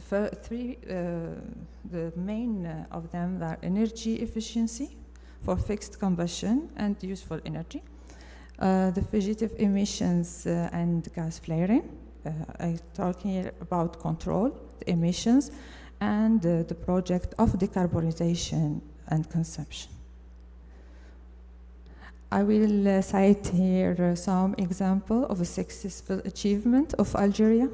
The program of sonarization of Sonatrach in its industrial sites. We can cite the example of the first hybrid solar gas power plant with the capacity of 150 megawatt in Hasirmel. It's a big and huge site or gas processing site for Sonatrach and Algeria also. It's launched the construction of photovoltaic station in Berrabaa, in the north Berrabaa in south of Algeria of the capacity of 10 megawatts. It launched the feasibility studies of photovoltaic station in Menzel Nejmet Est, MLE, with the capacity of 10 million tons. And finally, and this last, not the last, in Tifnwi Tabankurt, TFT, it's in Gassi and Agrab also. It's another site. It's still in feasibility study. Are some of examples of achievements of the company. The main project of Sonatrach is to plan or to invest in the construction of 14 solar photovoltaic power plants spread of 11 wilaya. Wilaya are just districts, otherwise, with unit from 18 to 220 megawatts. Following the award of contract of 2,000 million megawatts project, it's last September. Okay, it's a new project. We can see here the solar project involves setting up project companies to build a series of photovoltaic power plants with a total output of minimum 1,000 megawatts spread over 5 wilayas. Wilayas is discrete in the north of Algeria. For methane emissions, the Algeria Sonatrach company use both techniques. We call it top-down Sonatrach action plan.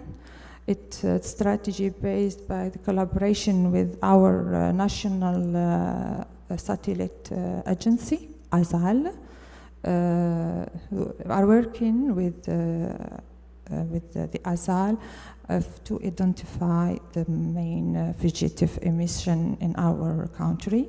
The second technique used is the bottom-up technique that's generally used camera, ALDAR technique.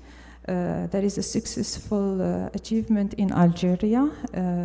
We have 5 sites that are equipped with this technique, and we are working to develop more than that to enlarge this for the other sites, also upstream and downstream in Algeria. The next presentation, my colleague will be making more details about that. For electrification, the Energy Ministry tried to introduce renewable energies and to connect the electrification zones in Algeria. There is some examples, but I think I don't have a lot of time. For hydrogen, you know, as Algeria is a great and huge solar potential, Algeria adopted a pathway to develop the green hydrogen. The roadmap to develop the hydrogen sector in Algeria, first of all, it should start by establishment of regulatory in Algeria law, and to develop the human resources, and also to implement this with partnerships.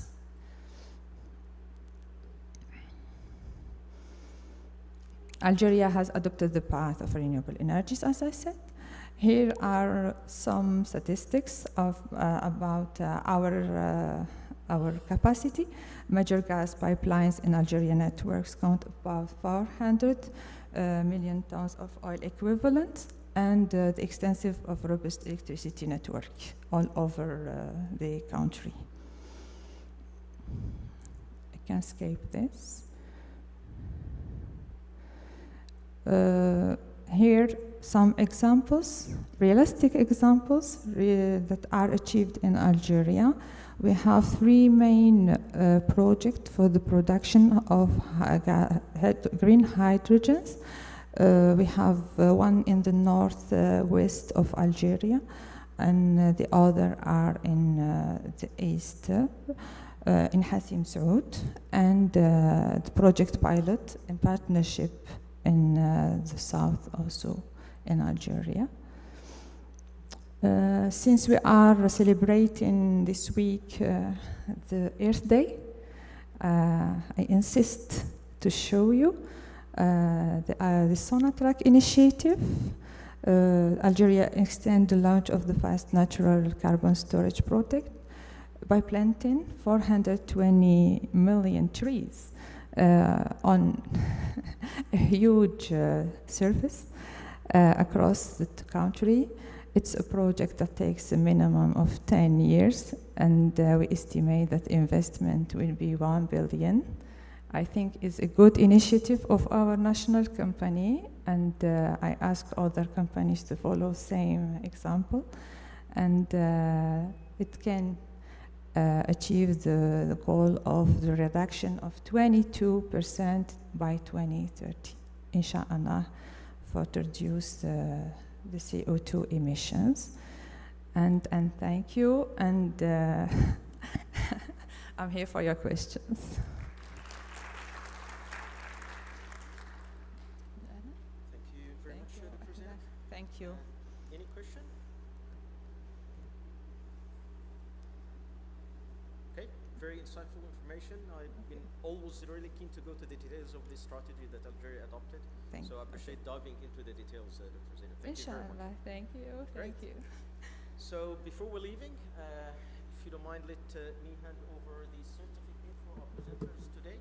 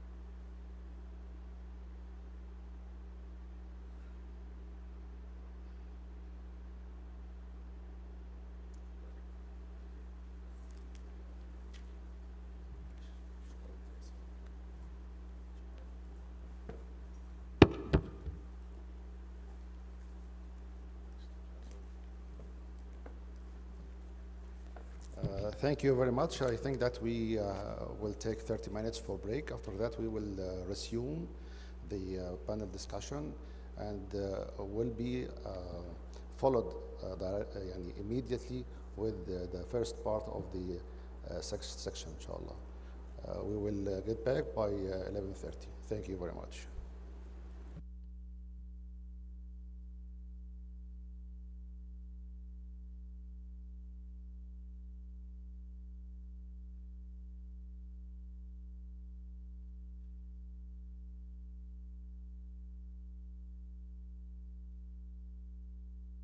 Recording stopped.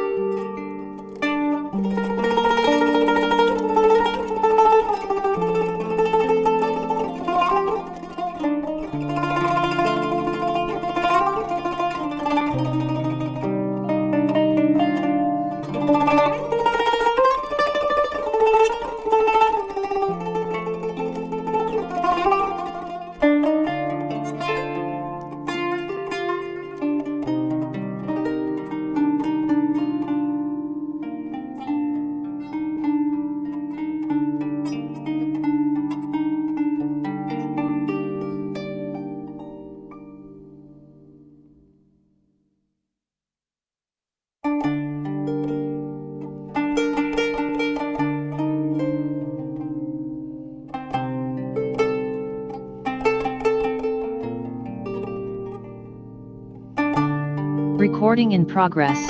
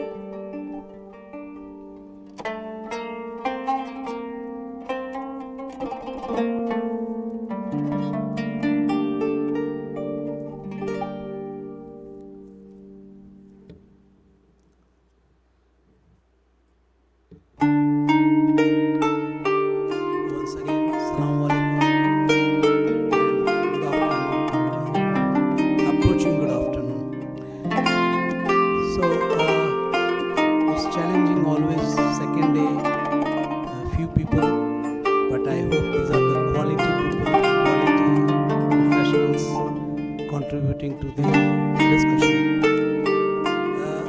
Once again, I am honored to be part of this event, and it is a great pleasure to moderate this panel session.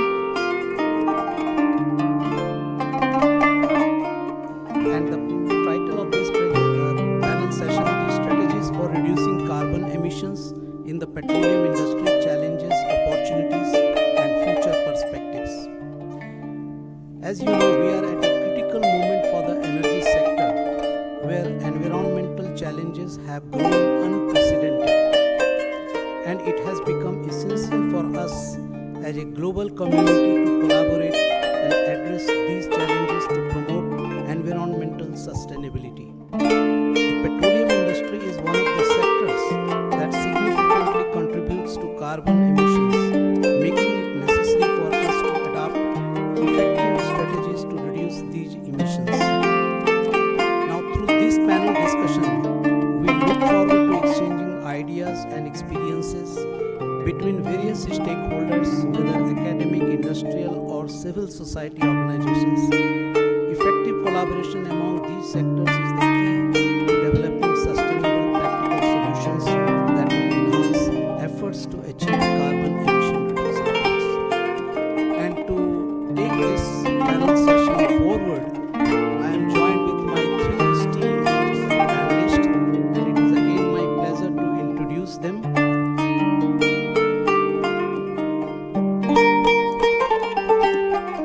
I start with the introduction of His Excellency Mr. Anibor Uhiol Kragha, if my pronunciation is not correct. Mr. Anibor is the Chief Executive of the African Refiners and Distributors Association, ARDA, where he leads efforts to promote sustainable investments across Africa's downstream supply chain. Previously, Mr. Kragha held the position of Chief Operating Officer at the NNPC Refineries Directorate.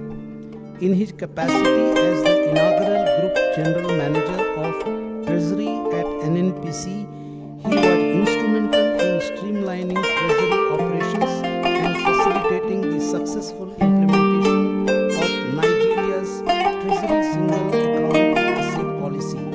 With 12 years of experience at ExxonMobil in various roles, including upstream treasurer for Nigeria, and we have heard him so passionately yesterday in one of his presentations. My second panelist is His Excellency Dr. Mohammed Aid Al Sarihi.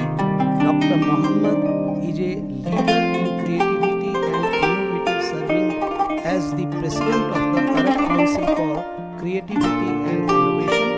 He also advises the Federation of Arab Research Councils and is a founder of the Arab Creativity Club.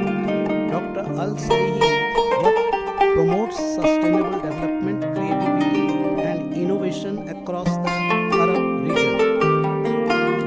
My third panelist is Mr. Salah Mahdi, is the Global Director of Hydrogen at Chart Industries with over 20 years of experience in the energy sector and specialization in hydrogen technologies. He has successfully led landmark projects including Europe's largest green hydrogen initiative and green steel plants in Sweden.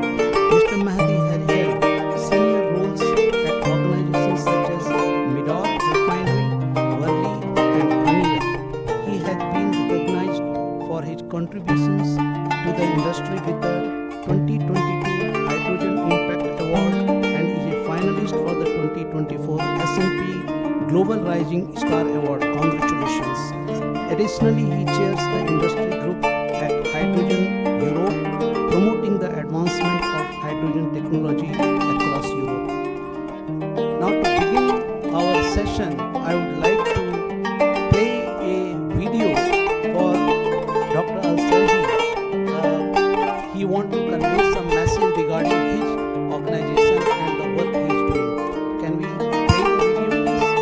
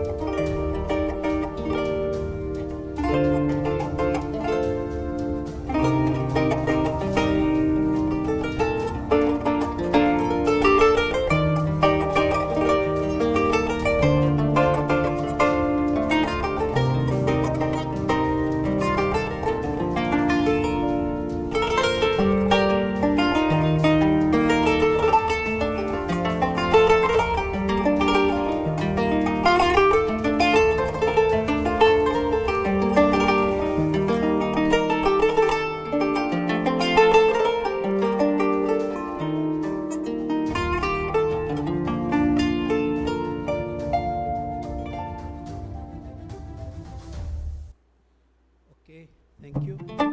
So, let me start with you, since you are heading the innovation and creativity, how can innovation and creativity contribute to developing new technologies for reducing carbon emissions in the petroleum industry? Share with us some thoughts you are working on, any initiative, anything which can work as a silver bullet for all of us in capturing carbon or reducing the emissions.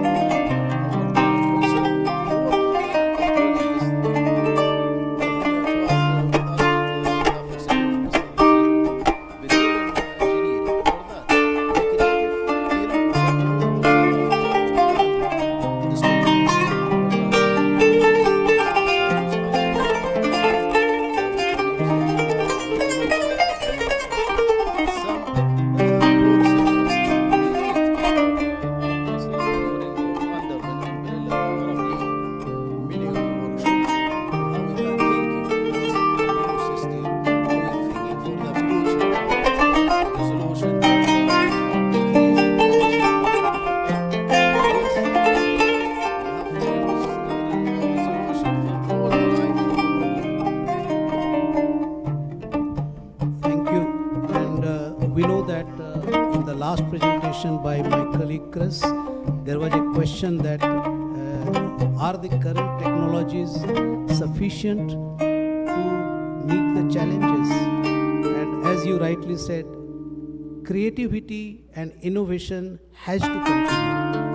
Creativity is the key to the future technologies, and future technologies will have to come. We cannot rely on what we have.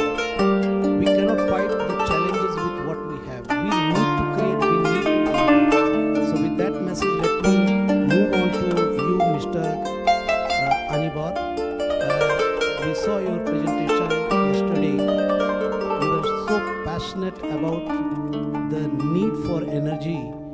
1 billion people don't have access to electricity.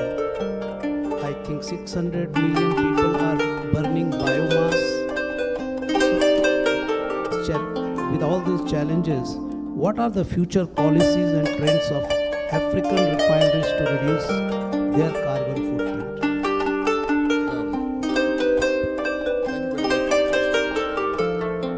Thanks to the organizers for inviting me to represent the African Refinery Association here.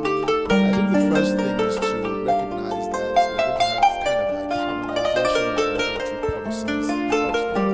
I know I did present the fact that Africa has the lowest carbon footprint in the world. So we have to ensure that as we move forward, we are taking a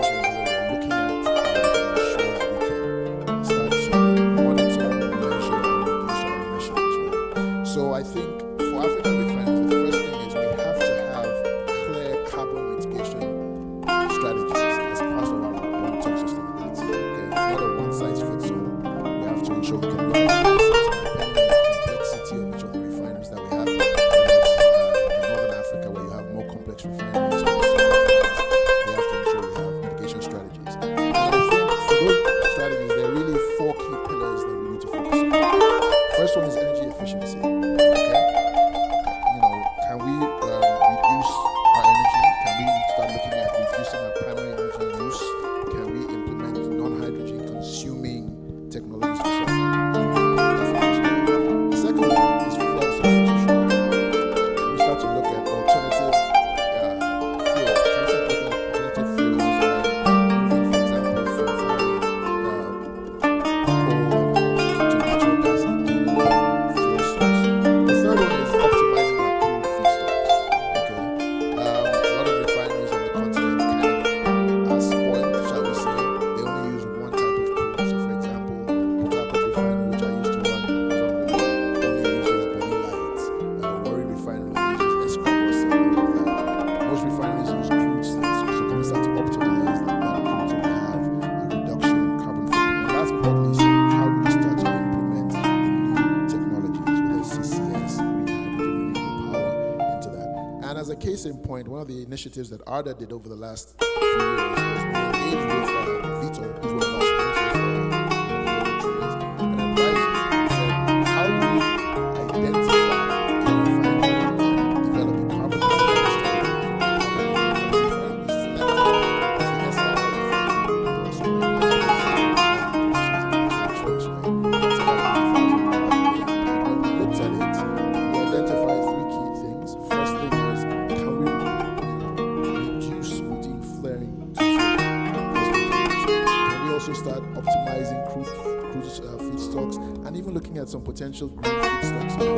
The third thing is identifying energy saving opportunities. So ultimately, it comes down to ensuring that we realize that global trends for innovation are going to increase.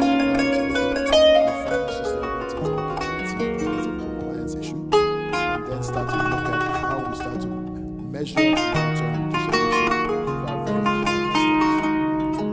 So are you in the process of developing this framework or roadmap for all the African refineries, or you already have that in place? We're essentially, so the SIR refinery is like a blueprint.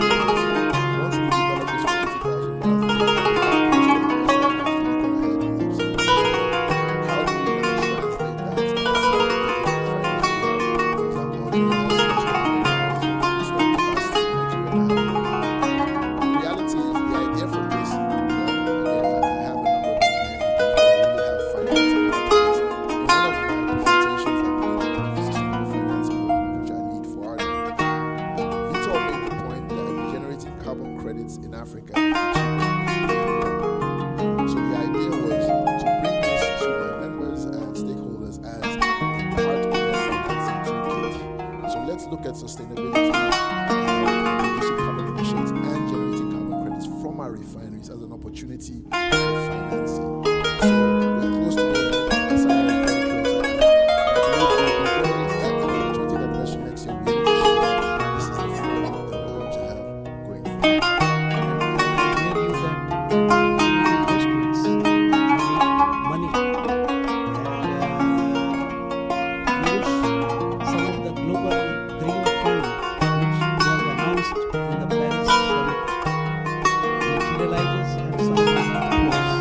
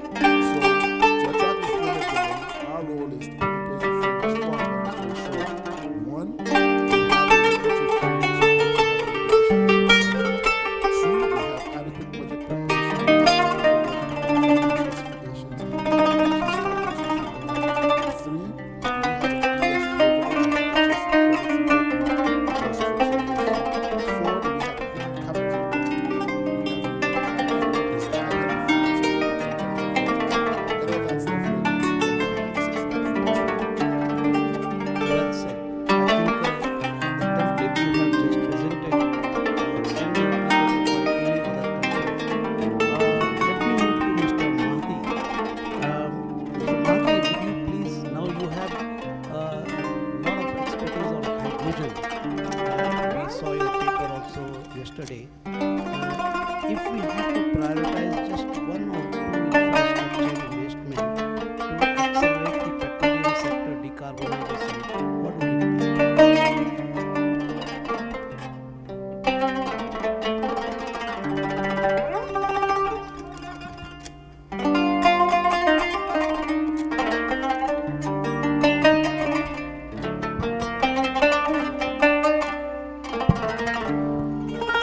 مسارات. I mean, first of all, let's just remember that the key element that will help us in do the decarbonization that we need, emission reduction cuts that we need, is hydrogen. Let us just make sure that this is clear. Hydrogen is not in a competition with the other hydrogen carrier, ammonia, methanol, e-fuel, e-gasoline, for only one reason. It's all of these hydrogen carriers needs hydrogen. We need the hydrogen with the nitrogen to produce ammonia, we need hydrogen with CO2 to produce methanol, and the same for the e-fuels as well. So the key thing that I believe is important for us to speed up the entire energy transition, the entire journey in the decarbonization and emissions reduction is very simply to make the hydrogen affordable and available. And basically that's it. And also, let us agree on one thing, is that we can't produce the hydrogen everywhere. It's not gonna happen. We have to think of the hydrogen as the oil and the gas.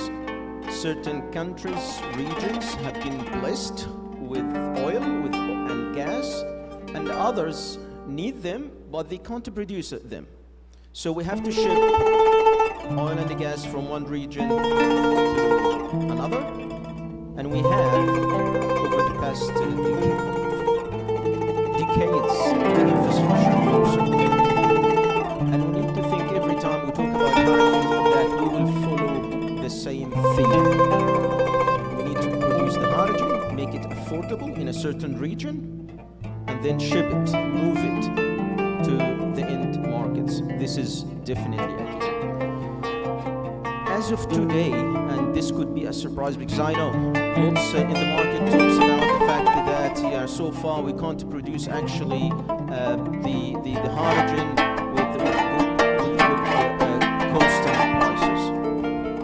In reality, based on projects being executed, actually certain regions and countries as of today can actually produce hydrogen that actually can compete with oil and gas, with gasoline, with diesel. For example, in Norway, another example, Brazil, and a few other countries, and I will say why. But this is one thing. Another misleading information in the market that what holds or what stands between us and make the hydrogen comes with good prices, good cost, is the efficiency of the electrolyzers. And I had an interesting discussion yesterday after the Mark presentation with one of the esteemed attendees here today, and we agreed that that's absolutely 100% wrong. Today, if you are an investor, and instead of giving you electrolyzer with an efficiency with, if I give you an electrolyzer with an efficiency of 100%, agree, not the 60 to 70% that currently the vast majority of the electrolyzer actually can offer. No, I'll give you an electrolyzer with 100% efficiency. That it's not gonna actually make your project feasible. Let me take actually a farther step, be more aggressive. If I gave you the electrolyzer for your project, regarding whether we are talking about gigawatts, megawatts scale, if I give you the electrolyzers for free, it's not going to make your projects feasible. The only thing that can make the hydrogen, that can actually enable us to produce affordable hydrogen, is expanding and scaling up the sources of renewable energy. Simply building more solar panels, solar fields, and wind farms. That is the only solution. Or producing hydrogen from hydropower. Back to my point on Norway and Brazil. And this is the only way that we can actually bring the cost of the hydrogen production down. And this is the point number one in terms of the infrastructure. Scaling up the generation of renewable energy, talking about wind and solar. This is how we can make it affordable. The other thing is making the hydrogen available. So again, just as an example, I mentioned we can produce the hydrogen with numbers that compete with, as I mentioned, gasoline and diesel in Norway as of today, in Brazil as of today. But then the main market is still in Europe.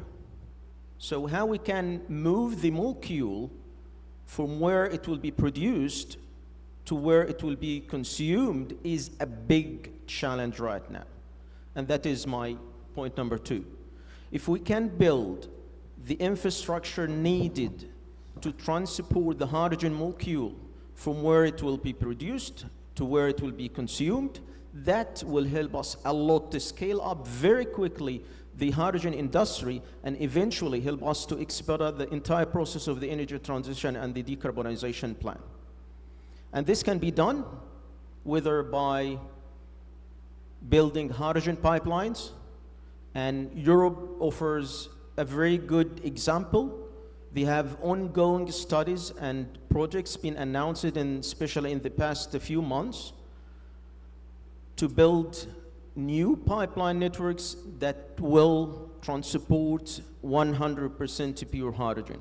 That is gonna make a difference, because then you can produce the hydrogen in places, talking about Europe just as an example, in places like Spain, Scotland, Norway, pump into the pipeline, and the hydrogen will go directly as a gas to places like Germany or the Netherlands, where the major industrial European hubs are there. That will make a huge difference. If not, then we still, as we all know, certain regions, especially the Gulf, are blessed with really affordable natural resources where we still can produce affordable hydrogen, but the question is, again, how we can transfer the molecule. And from my perspective, probably as I mentioned yesterday, the liquid hydrogen is definitely a key. And referring again to what I referred yesterday, I mean, the agreement being signed, between the Omani government, the German government, the Dutch government, just last week is a good example. Building the first corridor for liquid hydrogen between the Middle East and Europe. But to do so, we are missing an important piece in the game, which is hydrogen carrying vessels. And I know, a couple of at least companies right now. Kawasaki has only one. This is so far the only hydrogen ship available in the market. But Ecolog is coming and will produce more. And this story reminds me with the LNG story. So thinking about this today could be seen as a dream, but this is exactly the situation that we had with the LNG decades ago. I can tell you, if we have enough vessels today, we have the off-takers, and we can make the hydrogen evolution actually happens. Thank you. Hydrogen may sound like the new oil for the future, but you have rightly pointed out affordability and availability are the key challenges. Affordability not only dependent on electrolysis, but also on the other alternative energy. And then the infrastructure for transportation, shipping, these are again the key. So we may produce a lot of hydrogen in the Gulf or anywhere else. Algeria, we heard, has got the largest sunshine. What do they do with the hydrogen after they have made it? So it's important, and I agree with you. These are the challenges we need to find answer to. So technology again, innovation again, and I come back to you, Mr. Surehi. What roles do you see environmental and cultural organizations playing in raising the awareness about transitioning to more sustainable technologies in petroleum industry. So we are talking about awareness through the environmental and cultural organizations. Good question. Awareness. Yeah, in our life, this is awareness very important to know what we needed in the future, what we needed there, now in the present. For that, there's a relation between the environmental, society, and also the culture. We have established as ITHRA, a new center in Aramco, established in Dammam. This is used for a lot of culture, a lot of conference, workshop for that. In Saudi Arabia, a lot of society always announce it about how we can be care for the future, how we can be care for decreasing CO2, or a lot of some, how we can decrease in the pollution by general. For that, there is a relation between the culture of the society, how we can push it, this society, a new generation in school. For that, awareness is very important to build a new culture. For that, we can't separate it. It must be now use its awareness by a lot of kind, during workshop, during also schools, during institute. Also, you can use it, some of the society culture as a platform to get it champagne sometime, to know how we can resolution this issue. Not only in the past, it's not be care for the society, but now organized now. There is everything you have, use it for be awareness, the culture, awareness for our life, how we can, because now a lot of something, in the past it was no care for that, but now a lot of all company, the government indicate we have now in our changeable of the weather. For that, it must be awareness, the culture, all the body, how we can keep it our life clear and how we keep it sustainable. For that, usually the society organized now be care for that by a lot of something. As we said, as be a platform, sometimes uses the social media also, sometimes uses the government media as TV. A lot of sometimes how we can keep it the water, because we are maybe it will be decreasing the water in the life.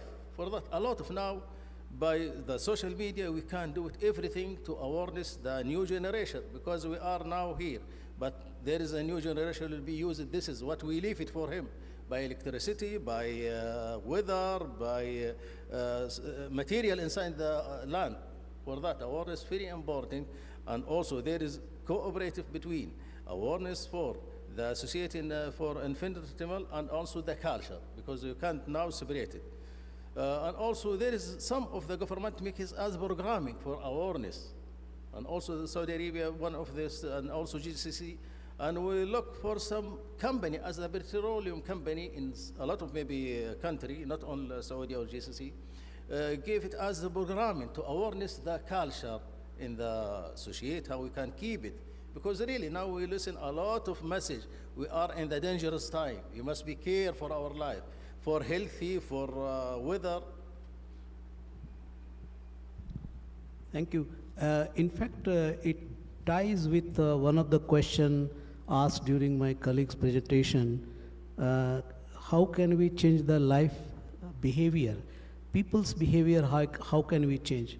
So what you just now said reminded me of an old story. If you allow me just 2 minutes, I'll share a very inspiring story. You know, in the monastery, Buddhist monastery, there was a young guy who came to the head and asked for a new shirt, new robe. So he told him, and what happened to the old one? He said, sir, that I have put it as the curtain. Then he said, and what happened to the curtain? He said, I have used it as a old washing cloth, you know, the mopping cloth. I have used it as a mopping. And he said, and what happened to the mopping cloth?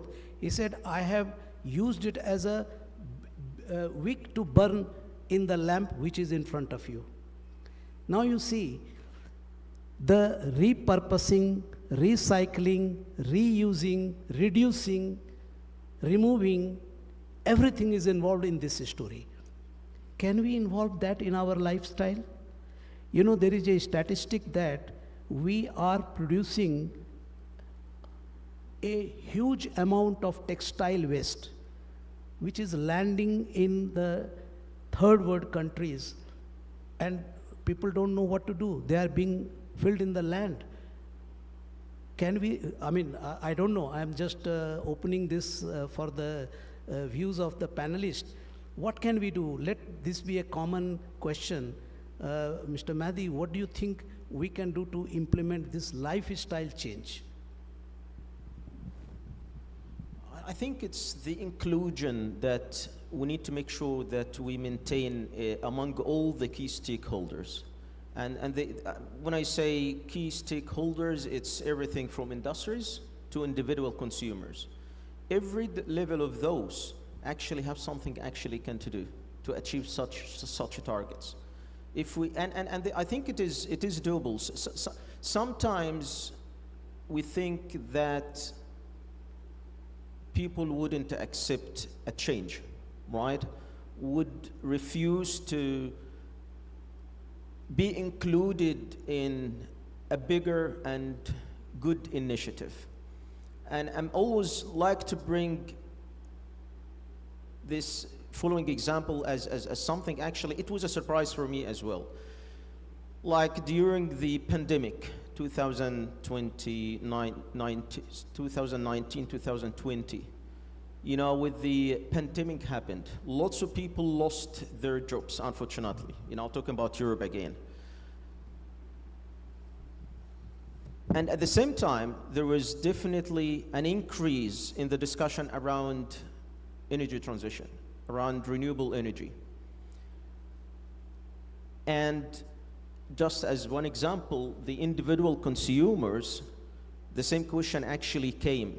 How we can convince everybody, including you and myself and you, to be part of this story? And in lots of discussion, the feedback was, yeah, it's very hard, right? Because at the end of the day, you would be asking the individual consumers to pay somehow for the transition. But guess what? Just one example. In the same period, between 2020 and 2021, and this is just, I can follow with more examples, but this is just one example. In 1 year, there was a growth of 60% in selling the electrical vehicles in UK. 60%. Vehicles that sometimes actually the cost of it is sometimes anything from 50 to 100% over the diesel or the petrol vehicles. And it was like a surprise for the society, for the industry. But here we go. What has been done over the past 2 years of making sure that everybody understand actually the issue, understand the problem that we are saving. Somehow, by the way, without planning, without pushing anyone, came with a positive result. And I see this really as a good example. How we can include everyone by making sure that they are aware of the issue, and if not repurposing, the things around themselves, also taking serious steps that can help in building the bigger story. Mr. Anibor, do you want to add anything? I think, from my perspective, I think the best part about your story was that each part of that chain, there was value to be derived, right, depending on your perspective. Correct. So I think it goes back to the point I made earlier. We need to look at sustainability not as a compliance issue, but as an economic opportunity, depending on our perspective. And I'll give you an example. I went to COP, my first COP was COP27, and I was on this panel by the Colombians where Ecopetrol came and did a study on their roadmap and their intentionality. And the first thing they did is they did an assessment of their assets. And they realized that the assets generating 80% of the emissions were only generating 20% of the value to their bottom line. So they knew which assets to divest and which ones to focus on. But then they took it a step beyond that. They said, okay, now that we know that, how are we going to grow in the energy transition? So they're very clear, and they had a 2040 roadmap. They sat down with BlackRock and serious finance people and said, look, this is our plan for hydrogen. This is our plan for nature-based solutions. This is our plan for CCS and so on. So when you look at this as an opportunity, you start to look at your asset base and say, okay, what can I repurpose? What makes sense in my portfolio so that I can actually direct my resources to really derive opportunity and value from this process? And that's how I think we should go about it. Great. Let me stay with you, Mr. Anibor. How can Africa balance industrial growth with carbon emission reduction? You said that you are energy poverty, and energy is the backbone of growth. Well, I think I would add to that, how can we do that while balancing energy transition and energy security? It comes back to what I just said. We have to look at this as an opportunity, okay? So when you look at Africa, you have to say, look, how are we going to intentionally go about this, right? How are we going to look at this holistically across all sectors? So for example, are we going to just take one sector in isolation, or are we going to look at it in totality of where we're trying to go? So how do we shape a sustainable future while looking at opportunities for reducing emissions, whether it is energy efficiency for scope 1, whether it is carbon capture for scope 1 to 3, and so on and so forth. And ultimately, I think the presentation by our colleague from Algeria was fantastic in that regard. You have to be intentional. What is the decade by decade plan for Africa to achieve industrialization while taking into account energy transition and carbon emissions reduction, okay? What is the plan for the upstream sector, midstream, and downstream? So at ARDA, we call it a tale of 3 decades. Yesterday I shared with you that ARDA has said, look, for energy transition, we have 3 pillars. 1, cleaner transport and cooking fuels. What does that mean? Upgrading our refineries to produce cleaner, lower sulfur fuels, because we have 11 different grades of gasoline ranging from 10 ppm to 2,500 ppm sulfur, and so on and so forth. But also, how do we upgrade the existing assets to have lower carbon footprints? How do we ensure that we support LPG as a cleaner cooking alternative to biomass? How do we put in place lower carbon footprint storage and distribution infrastructure to deliver this across the continent? Okay. Second one, of course, is biofuels and so on and so forth. And third one is cleaner power sources. But ultimately, we said between now and 2030, given that we are the 2.73% emitters, not the 29 or 33%, remember my chart, we believe between now and 2030, we should focus on upgrading our refineries, lower carbon footprint, LPG for clean cooking and bio. Because remember, when you read that IEA net zero emissions by 2050 study, a lot of the technology that is required to deliver this net zero is in prototype or demo stage. Correct. So for us right now, again, remember, we need energy to transition. Let us focus on between now and 2030. And then as we go from 30 to 40 and 40 to 50, as this technology becomes more, I'll call it more democratized. An example I like to use is there was a time everybody had landlines, right? This is what we all use now. So Africa needs this version of renewable technology.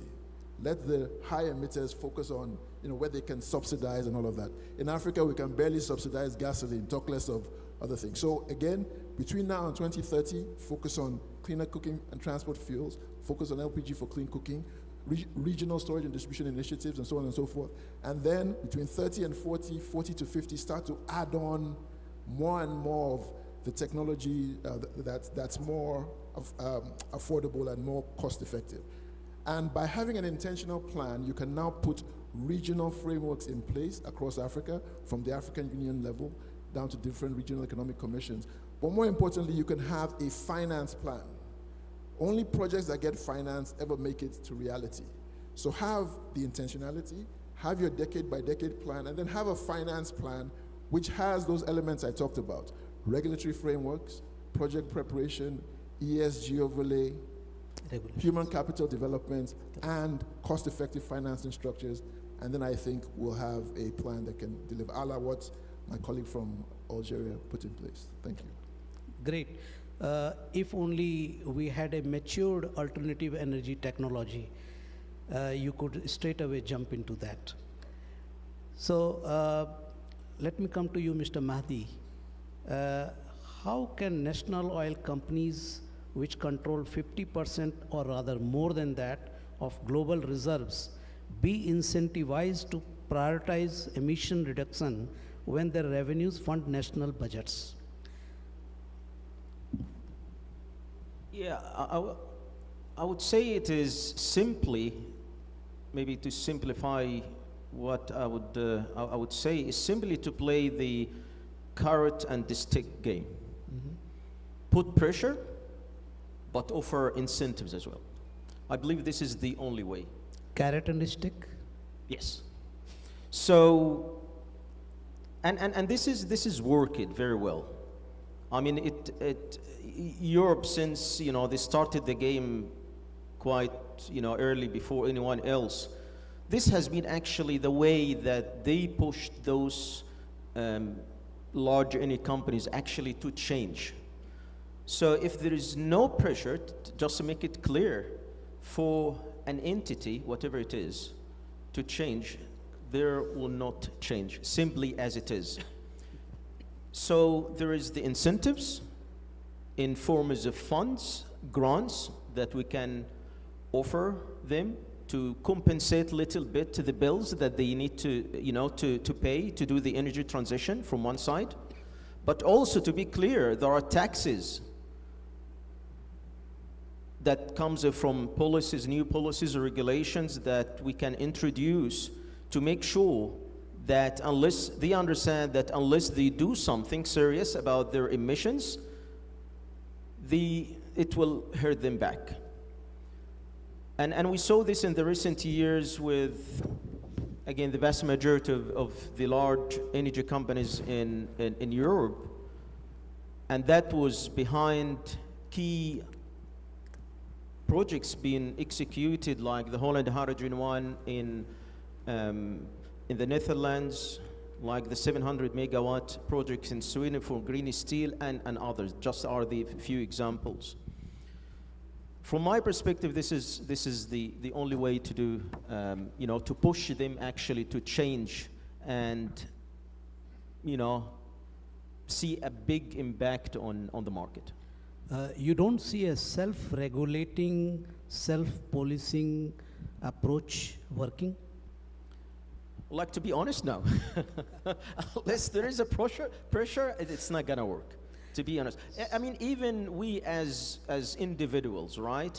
If I'm doing the same thing every day, I feel comfortable with, why I would change this? Unless there is a motivation. And sometimes, yes, there is a self-motivation, but you have to think of it as more of incentives, right? If I did, for example, my own business, and instead of doing my 9-to-5 job, I may improve my income. This is incentive at the end of the day. Or, as I mentioned, pressure coming somehow from the surrounding society. But self-regulations, I doubt.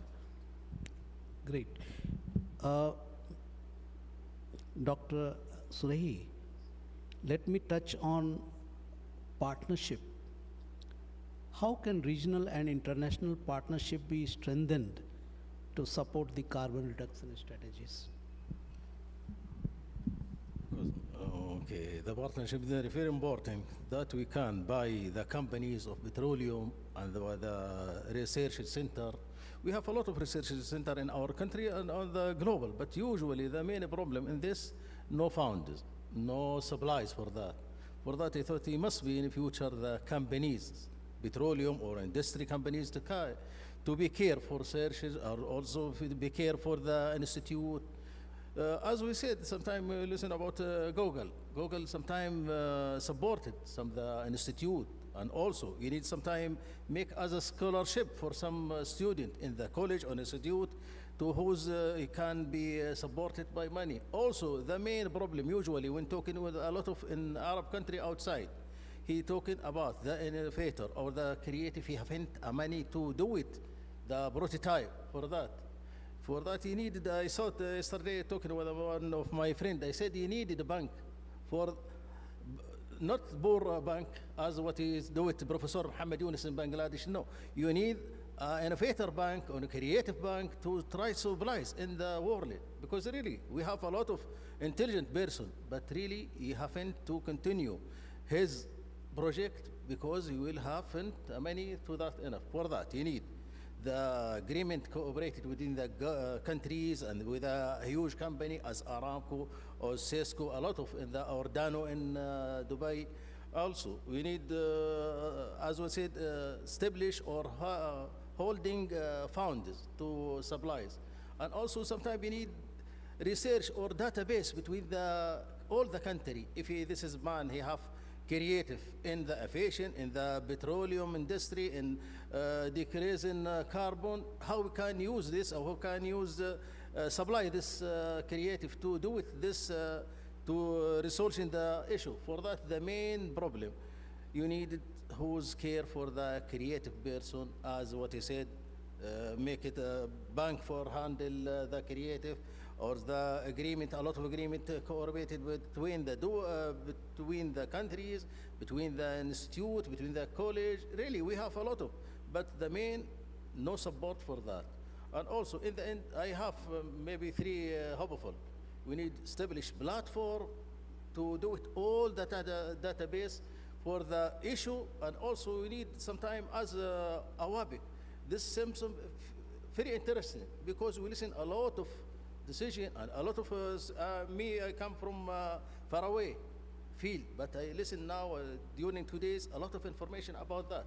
For that, you need founders, you need platform, and also we need also as this seminar or culture, and we need sometime a lot of something to handle with a creative and the innovation with a all industry field. That's very interesting. This actually, I'm just wildly thinking, why don't we have a portal, worldwide portal, where maybe it can be operated by OPEC or APEC or whoever, where innovators around the world can put up their project, and the companies, regional companies here, can review them, vet them, and fund them with a partnership of shared, you can say, ownership. So if you fund the innovation of a particular innovator, if it gets commercially successful, you benefit. You can sell it to the world. But at the same time, the world benefits from this innovator. I know there are many innovators around the world who don't have access to fund, people who may listen to them. But if we have a portal where we can allow people to post their innovations, and then we have a body which will review it, and we can have a lot of intelligent technology providers who can look at these and say that, yes, these are more viable, more feasible, and can be funded. And then the fund can be monitored, Also, we have two steps, very important steps. One of them, the marketing, because in the research center, a lot of propose, but we need to change from propose to industry. You need to change this case study to be in the real.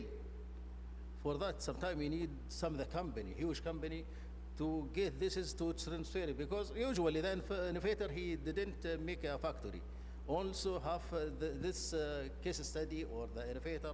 For that, the main problem, who's will transfer from case study or prototype to as industry in the life. By the way, again, a very small anecdote I would like to narrate. Those who have used the old telephone, you know, the wired telephone, especially in the public telephone booth. Do you recall how many of you have used the public telephone booth? Oh, quite a few. Do you remember the handset of that always was very heavy? You agree? It was always very heavy, very heavy. Do you know why? Yeah, but why was it made heavy? They should have made it light. Not to spend so much time on the calls. Use the microphone. Not to spend much time in the calls. Try to be quick. Excellent. And do you know who gave that idea?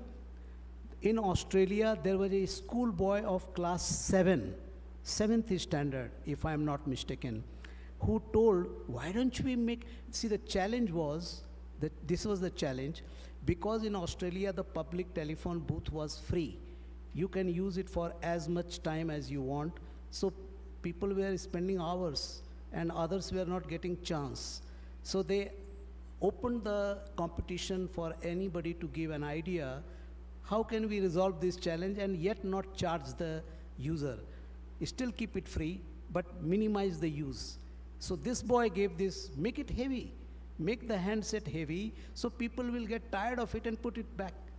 So this is an example of from where the innovation can come and new ideas can come.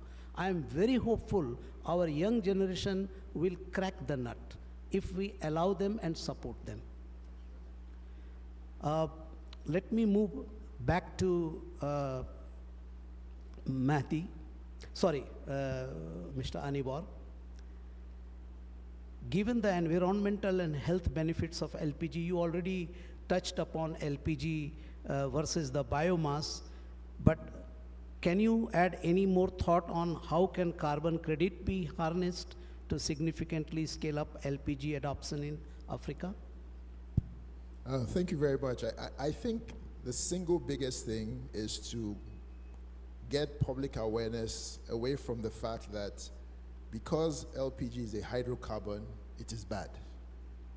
So we've talked about COP, we're going to COP 30 and so on and so forth, and let people understand that, look, it's been measured, okay? We need carbon credits for LPG.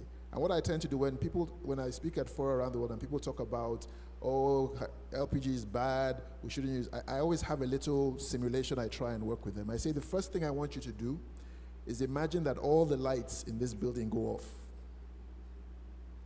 So while they're digesting that, I say, I want you to imagine that the air conditioning goes off. Then the third thing I want you to imagine after we've done this is that they set up 4 separate barbecue stands so you can inhale the charcoal properly. And then after we've done that for about 10 minutes, I want you to tell me whether you really think that LPG should not be an option. So really and truly, I think we need advocacy from key platforms like this to say, listen, LPG is good, it reduces carbon emissions, at least that's what we've seen. We need to ensure that we put in place the right frameworks and the right investments for LPG. And as we go to places like COP 30 and all of that, please advocate for it, because Africa cannot do it by itself. And it's not just Africa that benefits. The entire global south benefits from these kind of initiatives. Thank you very much. In the interest of time, I am requested to conclude it, but I would not like to conclude without giving a chance to the audience for at least one question, 1 or 2 questions. Is it okay? Any question to our panelist? Yes, sir. Can we have a microphone there? Thank you. I have a specific question to Mr. Mahdi about hydrogen production.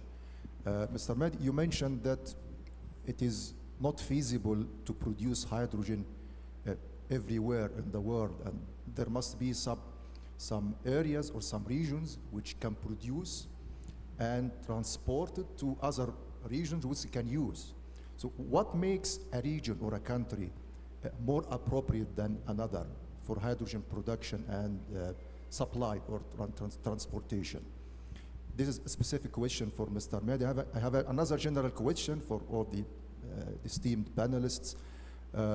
We spoke about collaboration and partnerships, and I think we all agree that collaboration is a key to continue developing disruptive technologies and disruptive innovations which help us reach our goals if we speak about carbon emission reduction or other technological challenge.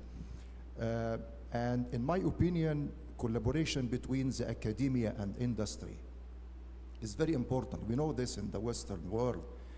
But unfortunately, in our region, we are lagging behind. There is a problem, there is a gap in collaboration between academia and industry. So how can we bridge this gap? How can we bring the industry closer to the academia? How can organizations like ACCI or like WEPIC play a role in this? Thank you very much. Should I go with the first question? Yeah, I mean, back to the first question, it's basically where you have better, affordable, renewable energy sources. Mean for the regions where they can generate renewable energy, whether from wind or from solar. Let me give you an example. I mean, before jumping into this, actually the region here, if you looked at the renewable energy intensity, meaning the solar and wind, very famous map, you will find that actually one of the best areas in the entire world actually is the Middle East, is still the Middle East. And this is why, as I mentioned, while in the traditional energy landscape, this region has been blessed by the availability of the energy sources, fossil fuel, oil and gas. It is again being blessed by the wind and the solar. Wind is blowing, sun is shining almost the entire year. This is where we can actually produce affordable hydrogen. Other places, unfortunately, for example, look at Europe, for example. You know, in certain parts here, they have definitely good winds, but in the vast majority, no, and definitely they do not have enough solar, energy to generate. That is, my answer to your question. If I may add, a great vision was shared by Indian Prime Minister in the Glasgow summit, the COP. He made a call for one sun, one earth, one grid.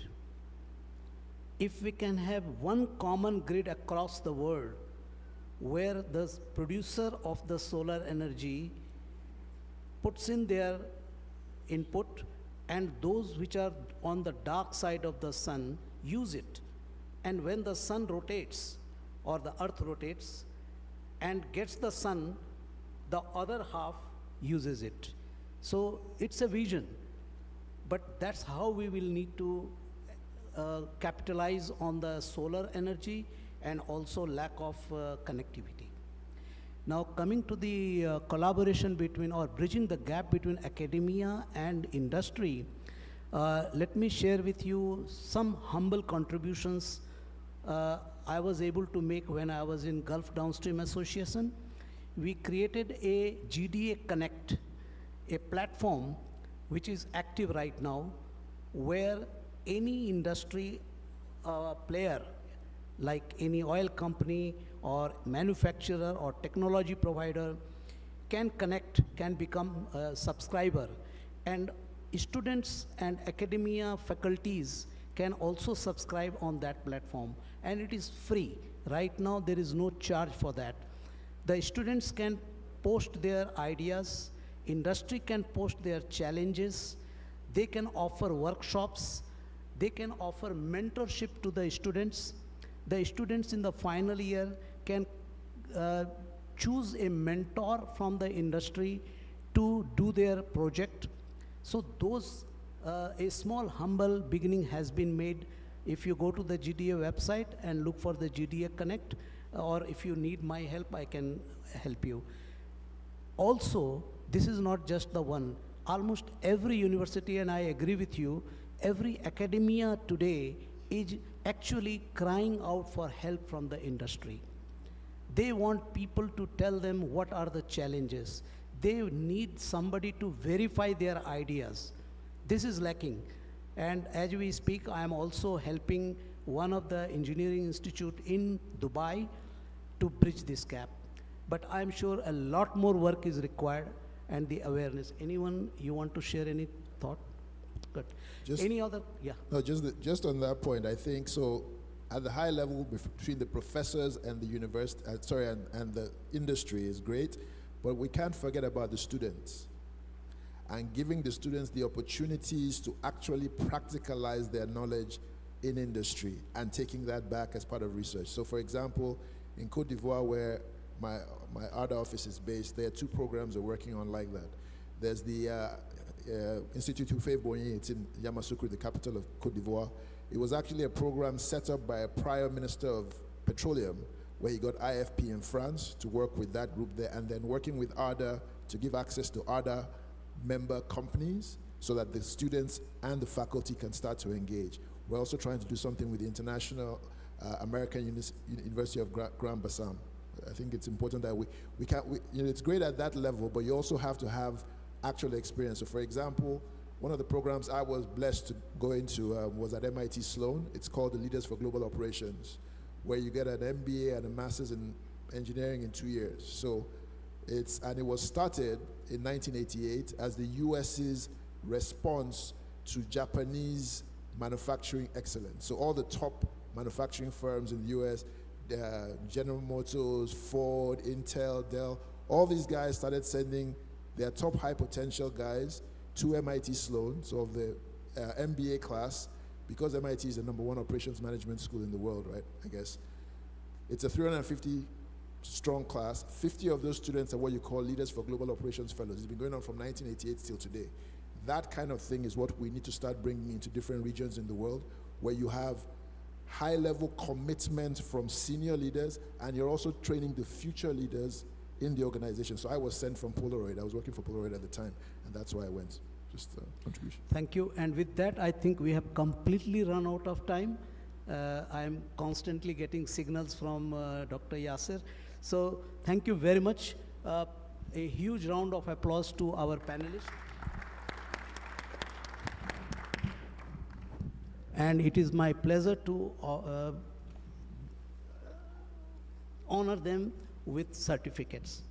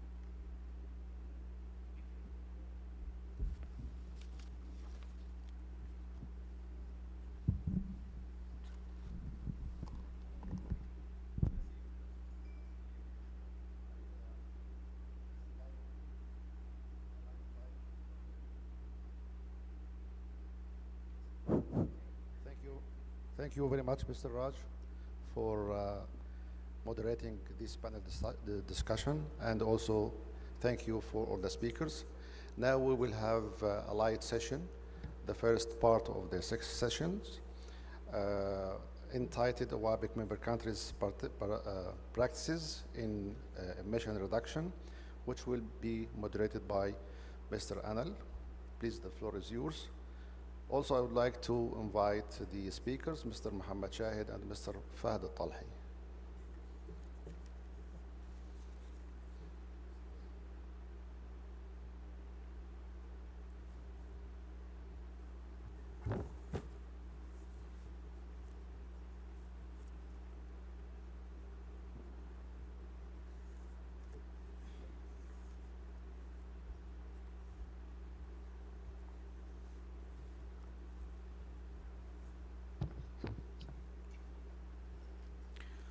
Good afternoon, everyone. I think it was a very enriching panel discussion, especially for me, hearing aspects from different industry and different globally.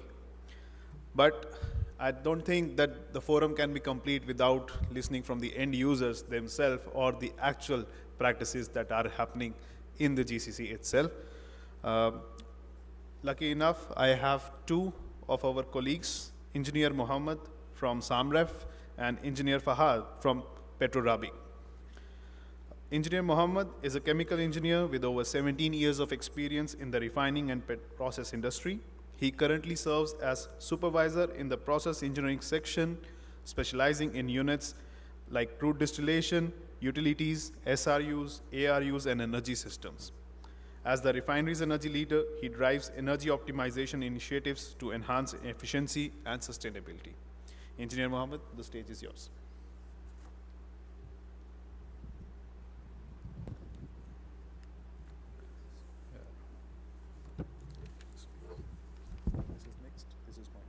Thank you. Bismillah ar-Rahman ar-Rahim. Thank you so much for the kind words. Your Excellency, esteemed guests and fellow professionals, good afternoon and Assalamu alaikum. It's really an honor to stand before this esteemed gathering and highly professional leaders from the industry. I'm privileged to present SAMREF decarbonization journey, strategic roadmap that share our progress and our commitment to the sustainability, innovation, and the commitment and alignment with the Saudi Arab's net zero ambition.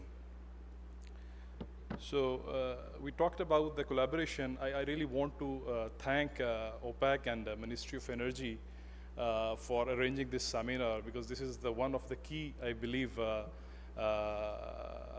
thing to start the collaboration, where you give the opportunity to the solution providers and the downstream industry, the leaders to come together and find a way forward.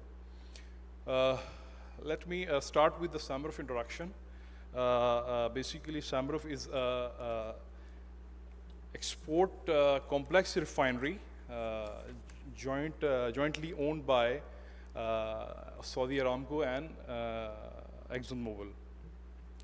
So we are located in Yambo, which is the western part of the country, and our processing capacity is 400 million barrels a day, and we are processing Arabian crude light.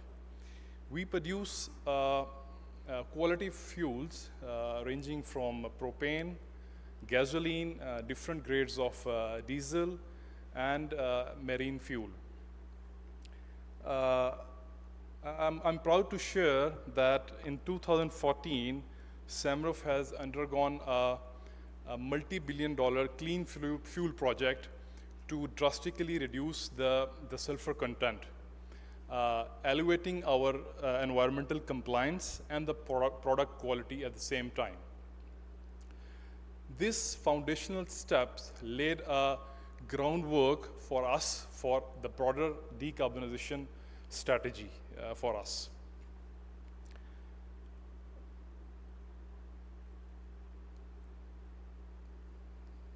Okay. Sorry. So we are, as I mentioned, we are affiliates of Aramco, and we are aligned with the ambition and the midterm targets that has been set by the Aramco decarbonization strategy and the downstream program, decarbonization program. So we have developed a roadmap, but before going into that details, I just wanted to share that where we stand in the emissions. So it's almost a similar profile that we have been looking since yesterday. I think it's similar to, it's applicable to all the downstream industry, more or less same in the same percentages. So in emission profile, we stand around 3.4 million tons of CO2, with the 88% of total emissions concentrated in scope 1. And I don't want to discuss about the scope 1, scope 2, scope 3. I think all esteemed members already have a good insight on it since yesterday. So the key thing is looking into this high percentage in the scope 1. So this insights a shape that where we need a focus, where the downstream industry or the refineries of petrochemicals need a focus. So looking into this, we have developed a roadmap considering the process excellencies, process efficiency improvements, and also we are exploring the long-term projects, which includes carbon capture, storage, and blue hydrogen. We face also, the key challenges that certain projects are not feasible yet. I mean, you all agree, as of now, we are discussing the project economics and the policy developments in this sector. So, but at the same time, we are committed to reduce the emission with certain, low-hanging fruits that we have. In the next few slides, I will be sharing that what we have done so far in this regard, decarbonization thing. So just to give you a background that how we developed this decarbonization. So basically, we leveraged our stakeholders.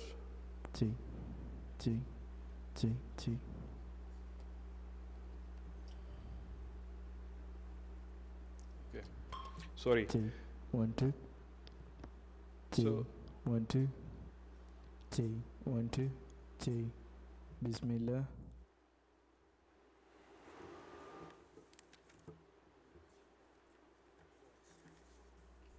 Is it okay now? Okay.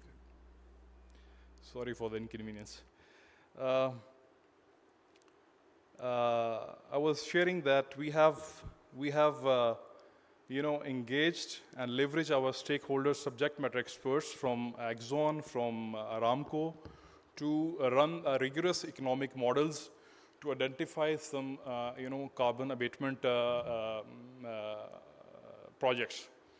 And we have identified many carbon emission projects that has already been embedded in our investment plan and in the business development plan for the next 5 years.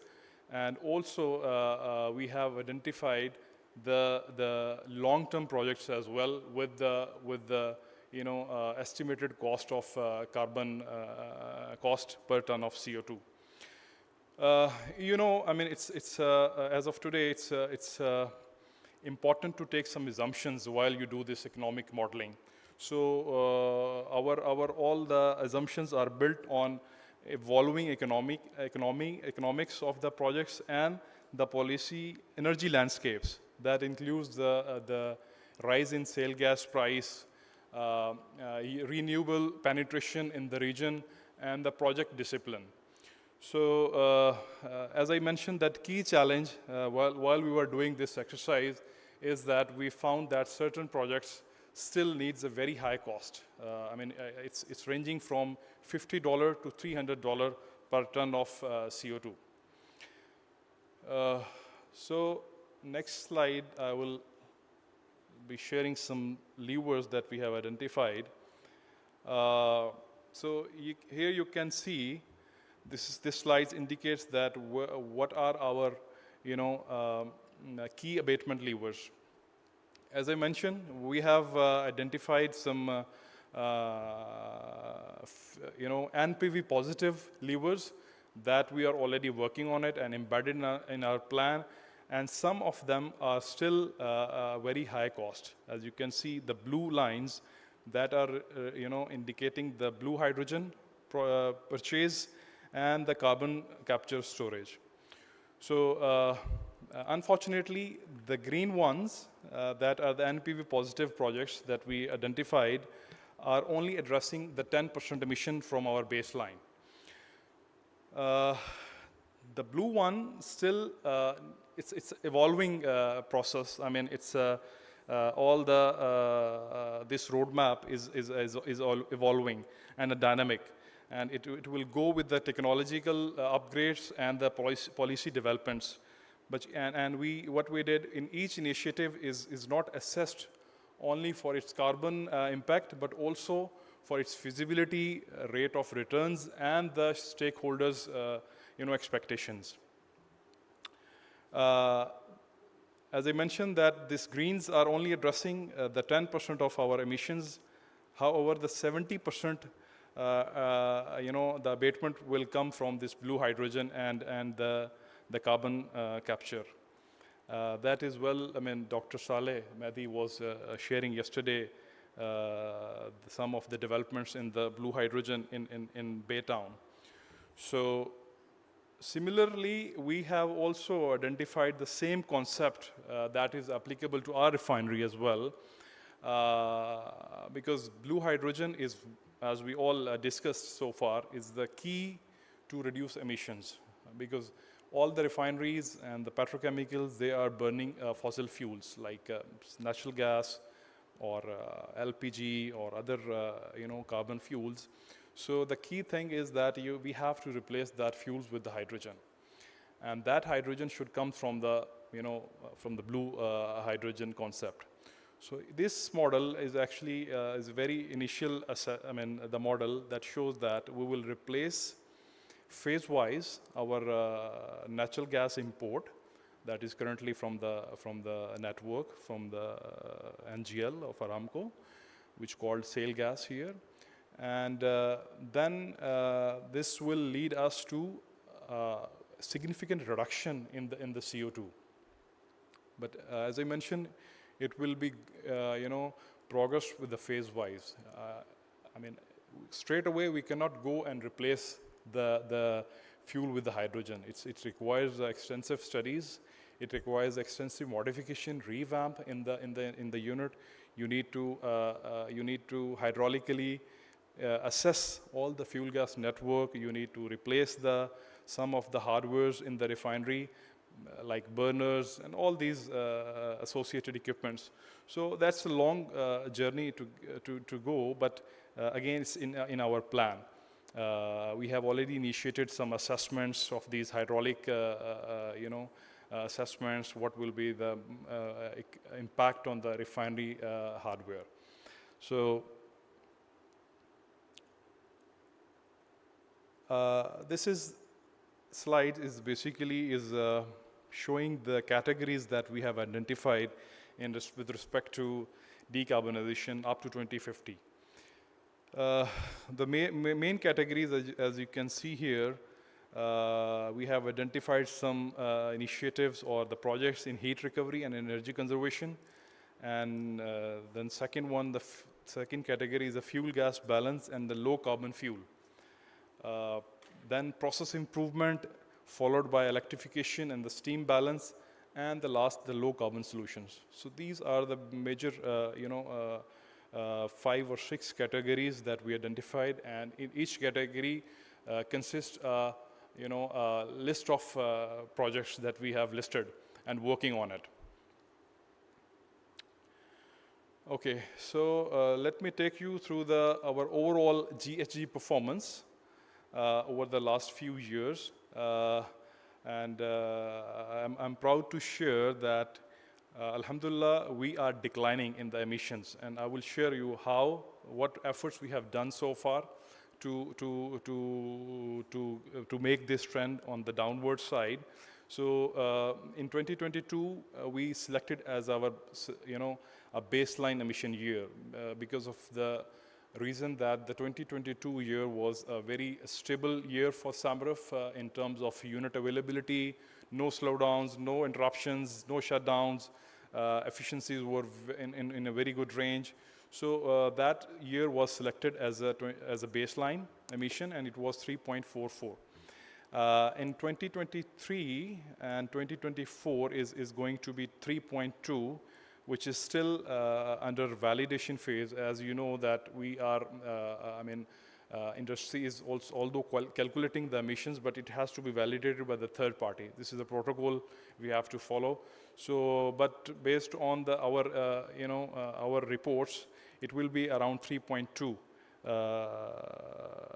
metric ton per CO2, and which is less than 2022 and 2023.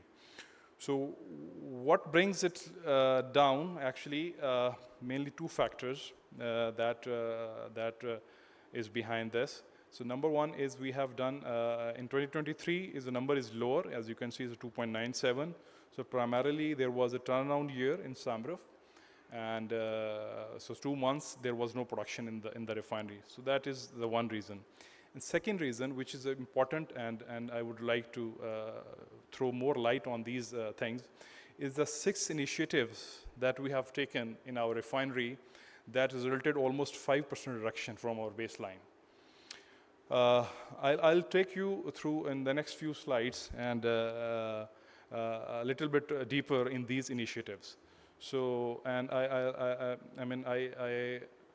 insist, I request if some other refineries, maybe they can adopt the same projects and they can evaluate for their the complex. And this is really a low-hanging fruit, and all our process excellencies and efficiency improvements things. So let me take you one by one. This style I will skip. It's, okay, as I mentioned that we have, for the last few years, we have implemented 5 or 6 projects in our refinery. Number one, starting with we have installed a waste heat boiler in our crude and vacuum distillation unit. So what was the objective of that project? It is done in 2019, by the way. It was done. The objective was the flue gas heat recovery, maintain N-1 at utility boilers. N-1 means that in case of your utility boiler trip, you should maintain the refinery without affecting the throughput and the business. And reduce the energy OPEX, lower fuel, for sure, it's a benefit, and improve our energy intensity index for the site, and lower CO2 emissions. This was the project drive, and we managed to install a waste heat boiler with a capacity of 50 ton per hour high pressure steam, around 40 bar. So that significantly reduced the fuel on our utility boilers, and we managed to claim some fuel saving, and at the same time CO2 emissions, you can see 65 kiloton per year. So moving into the next, that is called a C3 plus recovery from our refinery gas. So typically all refineries is using the fuel gas in their heaters. It depends upon different refinery to refinery. So basically the fuel gas is a blend of imported shale gas from the network and their own generated off gas.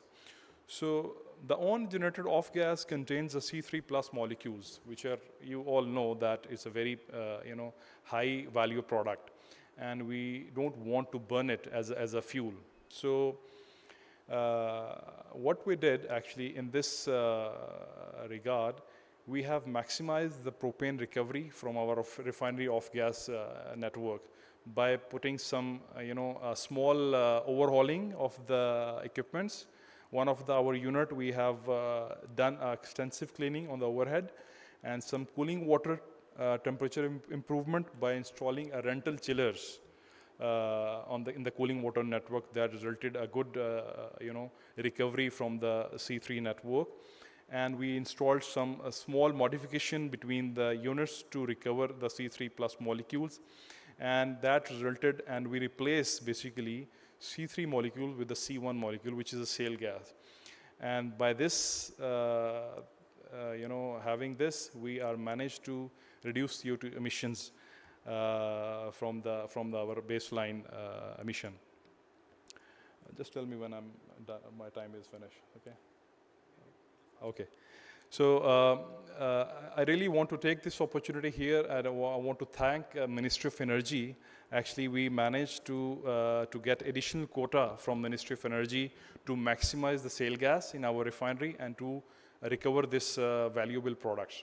So this is again a good example of collaboration. So Ministry is supporting SAMRF to achieve this goal. So quickly I will take you on the few other initiatives that we have done.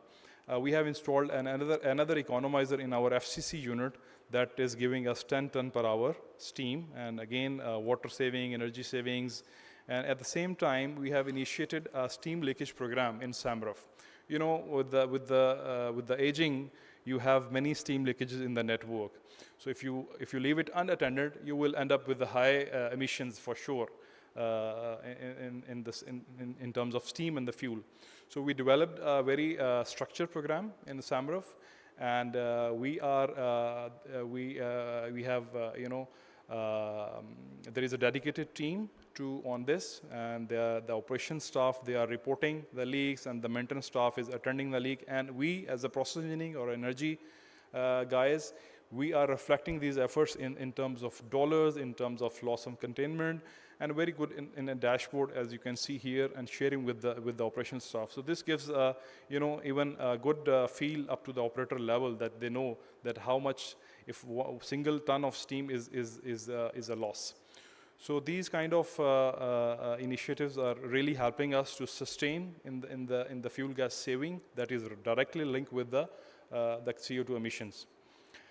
The next one is we have replaced the conventional boiler water treatment chemical with the volatile chemical. This is a single chemical solution, and as you can see, some trends are indicating that we are managed to reduce the water blowdown significantly, and also at the same time, the iron level in the water network is reduced, which is reliability improvements. And at the same time, this is converted in the fuel gas savings due to less blowdowns, less energy consumption in the boilers, and you can see the CO2 emissions. So this is the second last thing. Refinery heaters, as you all know, is the key heart of any industry, any refinery. So we did some improvement in our heaters by replacing the stack dampers actuators pneumatic to an electronic one. So the controllability is basically now a very good range. Before there was some challenges in maintaining the stack oxygen in the heaters. So we have done some low oxygen testing in the big heaters that give us some opportunity to reduce the oxygen in the heaters. And as you can see, when you reduce the oxygen in the heater, indirectly you can save some energy. And you can see the declining trend we have in our heaters emissions. This is probably the last slide I have to show. We have done in the last turnaround in October, November 2023, radiant and convection section cleaning. This is, by the way, was the mechanical cleaning. First time we have adopted this approach, and we have cleaned the radiant section of the heater and as well as the convection section of the heater. As you can see, the trend is indicating a significant drop on the flue gas temperature after the cleaning. So that delta is basically translated into fuel gas saving into in that heaters. And this is fuel gas saving is directly linked, as I mentioned, to the carbon emissions. So that is how we achieved so far 5% reduction from our baseline emissions. To conclude with, I would say that SAMRF decarbonization journey is a blend of technical innovation, strategic vision, and responsible execution.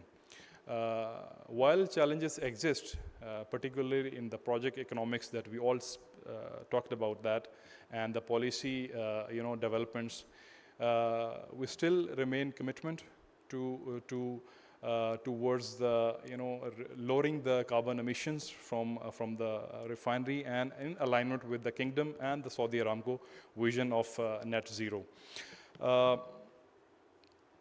We do not see a decarbonization as a regulatory compliance, okay? But we see as opportunity to modernize our operations, reduce risk, and create a more value to our stakeholders. So I believe as we move forward, we all talked about that collaboration, partnerships, and the policy developments will be the key accelerators.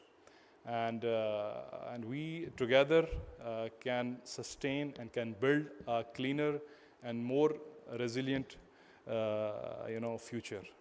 So thank you so much. This is what I have. If you have any question, I would be happy to answer.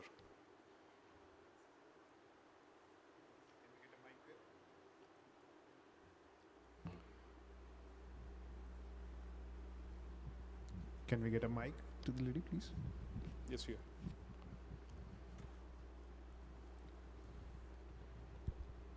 Thank you so much.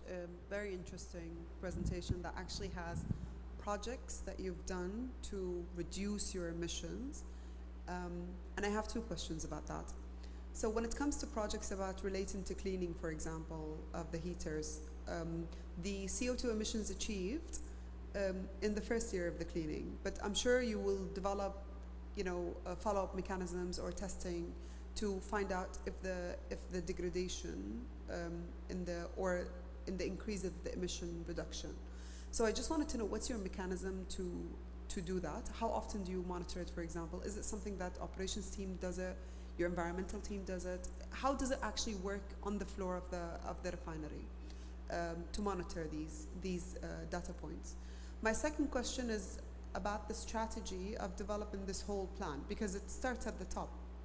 And I'm assuming that when you identified there is some proven technologies to reduce your emissions on the floor of the plant, but there is not yet proven technologies to do it, and you're still exploring the possibilities of implementing them.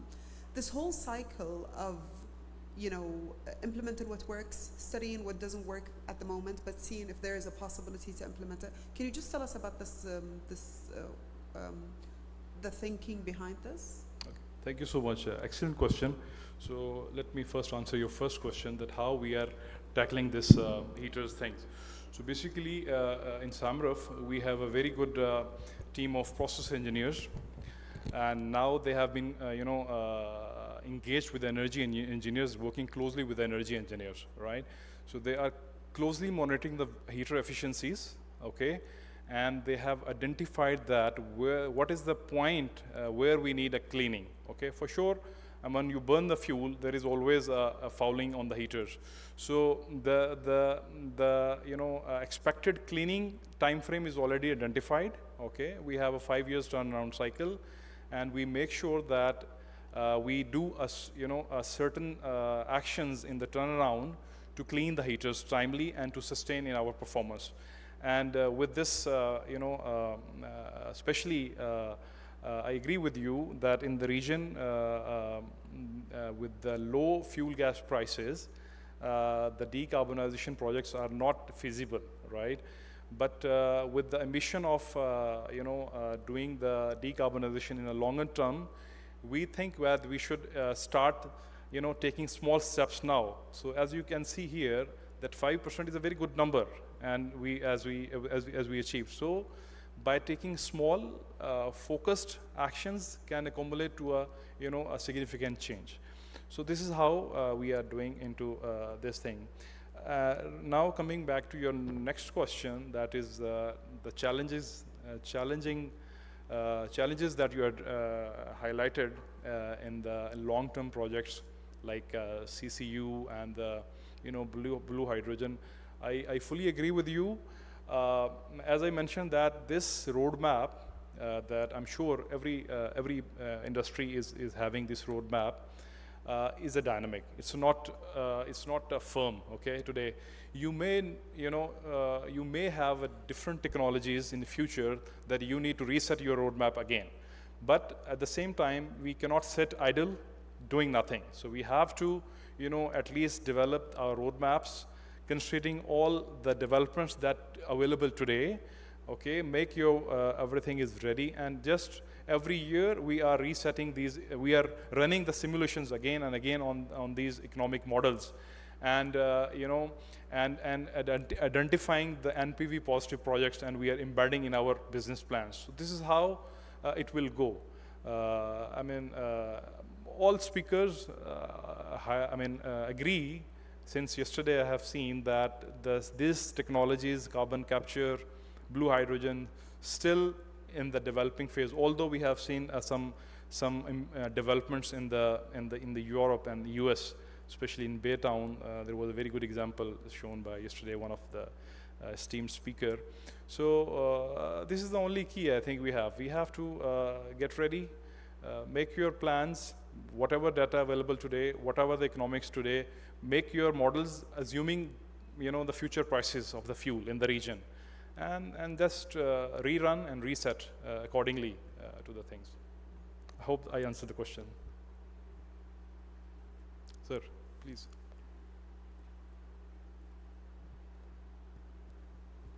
I think this will be, we'll take the next questions later. This will be this, we can take the short question, please.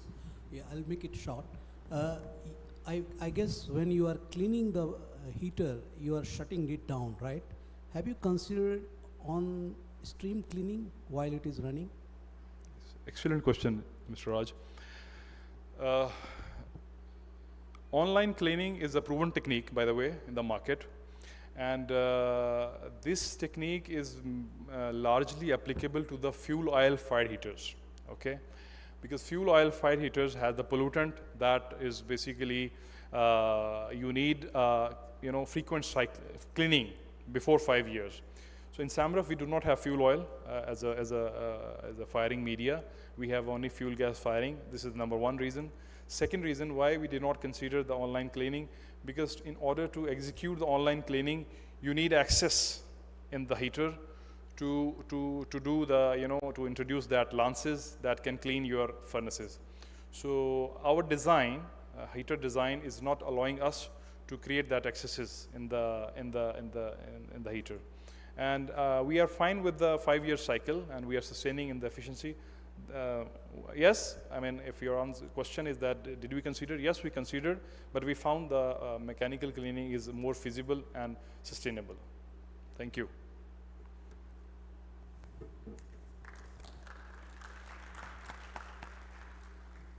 Thanks, Mohammed. And I think we all agree that before you run, you need to walk, and when you walk, you need to start learning baby steps. Taking these baby steps is the future or the way to go while decarbonizing. Thank you so much. Next, we have Engineer Fahad from Petro Rabigh. Engineer Fahad is a technical expert with 12 years of experience in steam cracking, refining, hydro-treating, conducting feasibility studies and capital investment planning, and also making the decarbonization strategies. Currently, he leads 2 strategic task forces focused on asset reconfiguration and decarbonization, playing a key role in driving transformation and sustainability across Petro Rabigh. Engineer Fahad.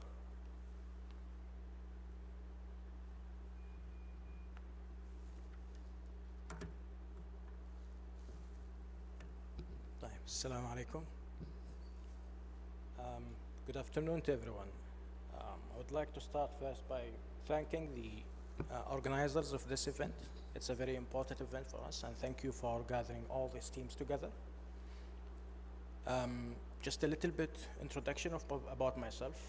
I have a 12 years experience, technical experience with process engineering background, mainly focusing on steam cracking and refining.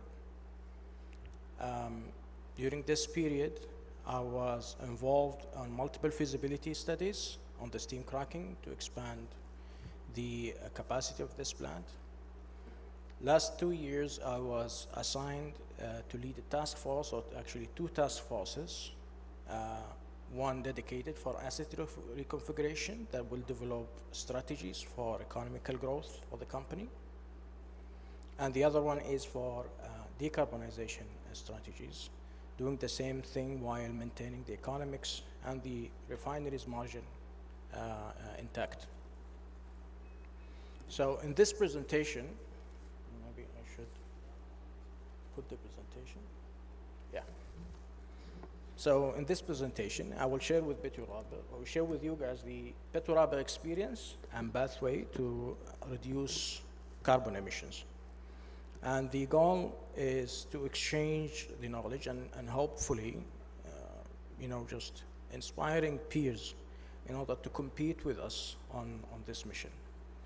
So let me start just by briefing you about Petroraba in general.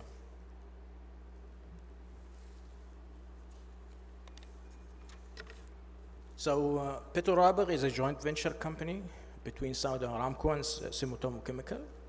It is located on the Red Sea coast, adjacent to Rabigh city, and it's one of the most advanced and integrated refining and petrochemical complex in the world and in the region. The integrated complex actually consists of almost 25 major process technologies and production units. That includes a world-scale refinery, a world-scale fluid catalytic cracker, a high olefin fluid catalytic cracker, a large petrochemical complex anchored with a world-scale steam cracker, in addition to a large-size aromatics plant. This complex produces almost 27 different products supplied to the international and the domestic markets. The company produces almost 115 million barrels of refined products, in addition to 4.7 million tons of petrochemicals. To accommodate the energy requirement to run such large sites, the company is supported with a utility supplier company that providing us with all the required steam, power, and water. Now, we can all agree that such large scale and integration brings with it a high level of complexity, which definitely will make decarbonizing such sites very challenging. Each unit that we have has its own operating conditions and has its own constraints against decarbonization, which also add to the challenges that we face during this decarbonization journey. But at the same time, since we have the diversity of the units there, it offers to us more opportunities to find solutions overall in general, to implement initiatives that has high impact into improving the sustainability performance of the site. So let's have a look maybe on where Petroraba now stands in terms of their sustainability mission and what they have achieved. So I would like just to start sharing the commitment of Petroraba, where they've announced that they are fully committed into working towards net zero by 2050. This is in line with the shareholders' commitment as well from both sides, from Aramco and Sumitomo side.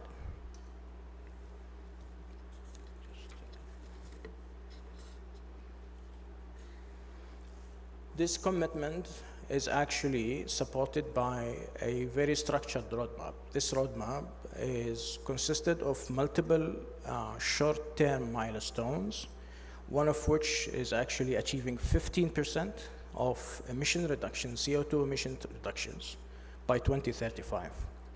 Now, to track the progress, we have established a baseline in 2021.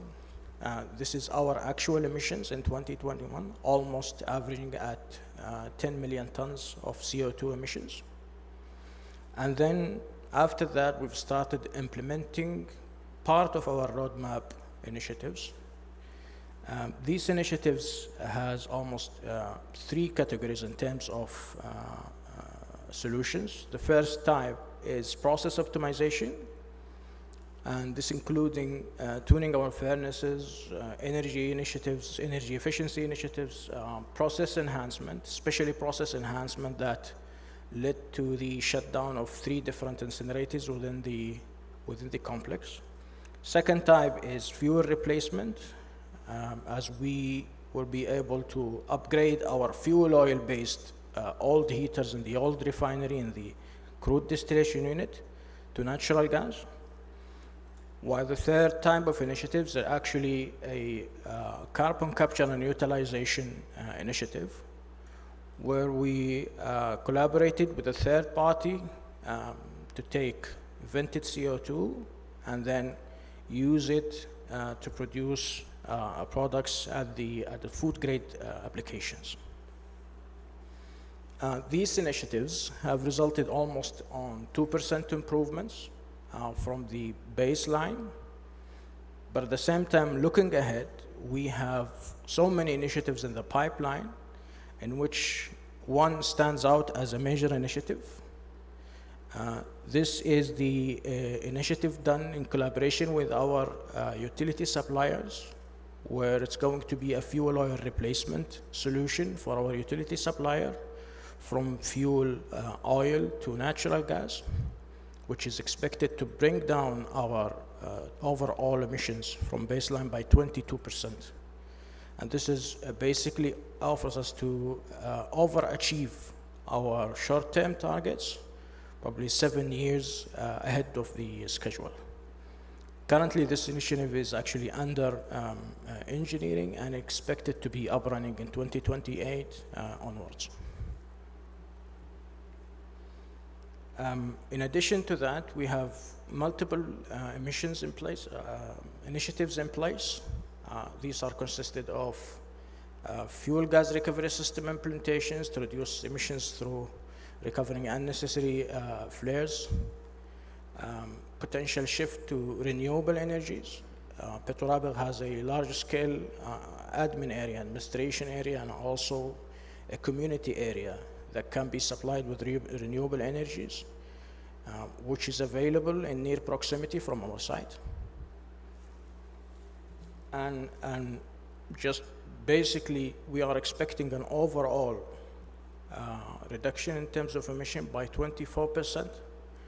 And then we will look into more initiatives, especially around evaluating more renewables, more green hydrogen, initiatives, and evaluating also more capitalization on the carbon capture, working in collaboration with the third party that we are now working with.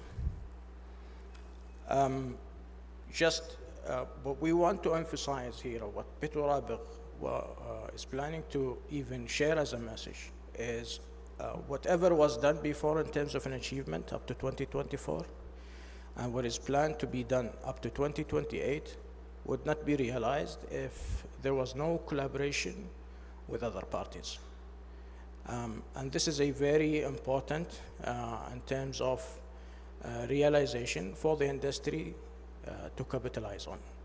And this is the main message of this presentation that we want to deliver. So it's a short presentation. That's all from our side. We didn't want to take a lot of your time. This is where we stand. Thank you for your time and thank you for attention, and we are ready to receive questions. I think thank you, Engineer Fahad, for very short, sweet, and really informative presentation. If I may present you with your certificates.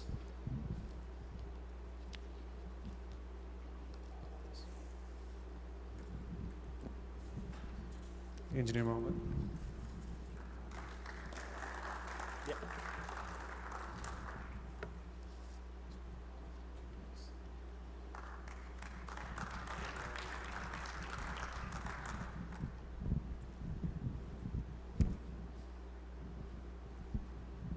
Thank you. Thank you, gentlemen.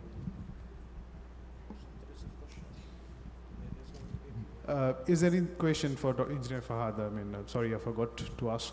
Any closing question for Engineer Fahad? I see one here. Yeah.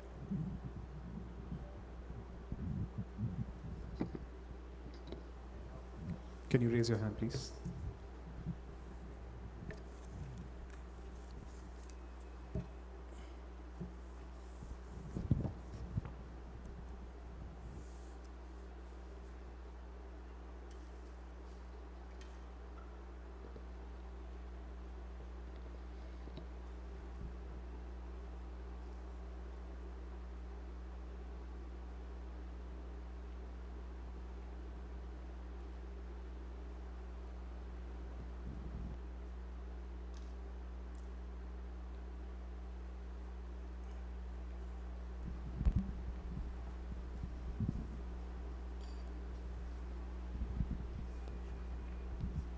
يعطيك العافية فهد.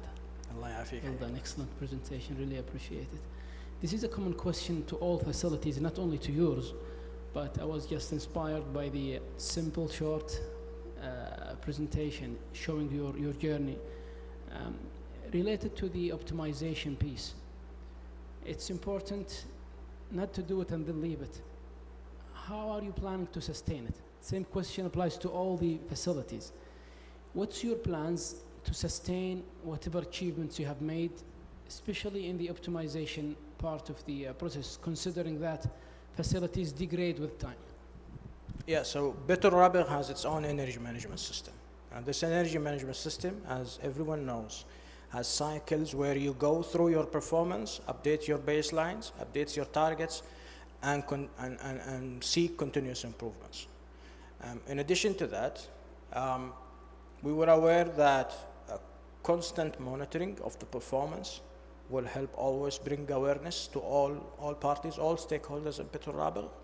And that was achieved by creating dashboards of all monitored parameters that is even monitored up to the highest level of our executive management. So if you go to the office of our CEO, you will find a screen with all our energy optimization KPIs, minute by minute updating our CEO. And sometimes he calls the engineers directly just to ask them about any KPI that is going outside the range that is supposed to be in. So this is how we maintain, hopefully, inshallah, we maintain and also progress in the future. Excellent. It seems to be like a systematic approach, which is something that I like. It seems like to be part of your operational excellence management system, if you have something like that. So thank you so much. Really appreciate it. Any other question? Okay. يعطيكم العافية. Thank you.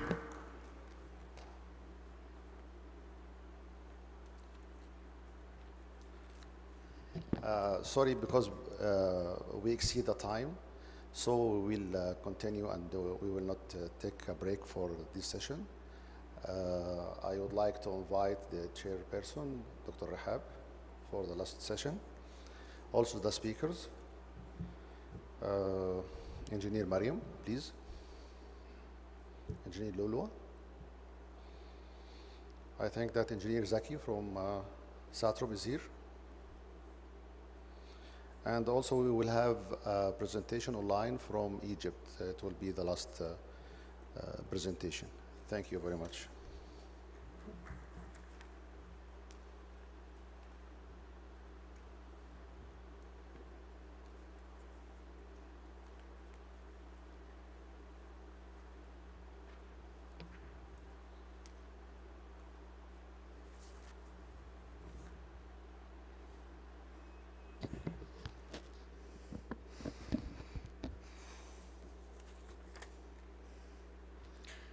Ladies and gentlemen, distinguished guests, esteemed college, and honored delegates, good afternoon, and a warm welcome to this pivotal session of our conference, where we turn our focus at an issue of global urgency and regional transformation, OAPEC member countries' practice in reducing emissions. As we gather here today, the world stands at a crossroads, negotiating the dual imperative of energy security and environmental stewardship. This session will explore how these nations are planning their vital economic foundations with the urgent need to decarbonize. We will delve into groundbreaking regional collaboration, policy innovation, and investments in renewables, hydrogen, circular economy, ecosystem. Today we are privately to honor a panel of distinguished experts and leadership who will share insights, success, and lessons learned. Their contribution will not only highlight OAPEC's role in redefining the future of energy, but also underscore the power of partnership in achieving a net zero world. So let me introduce our first speaker for today, Mrs. Mariam Break. Mrs. Mariam will present an interesting topic on reducing carbon emissions, a focus on fugitive methane leak mitigation in the Algerian gas section. Mrs. Mariam is a researcher and instructor at the Algerian Petroleum Institute. She is an industrial chemical engineering and PhD candidate in organic process engineering with over 10 years of experience in the oil and gas sector. Dr. Mariam is NAPOS certified in occupational health and safety, process safety management, oil and gas operations. So let's welcome Mrs. Mariam. The floor is yours.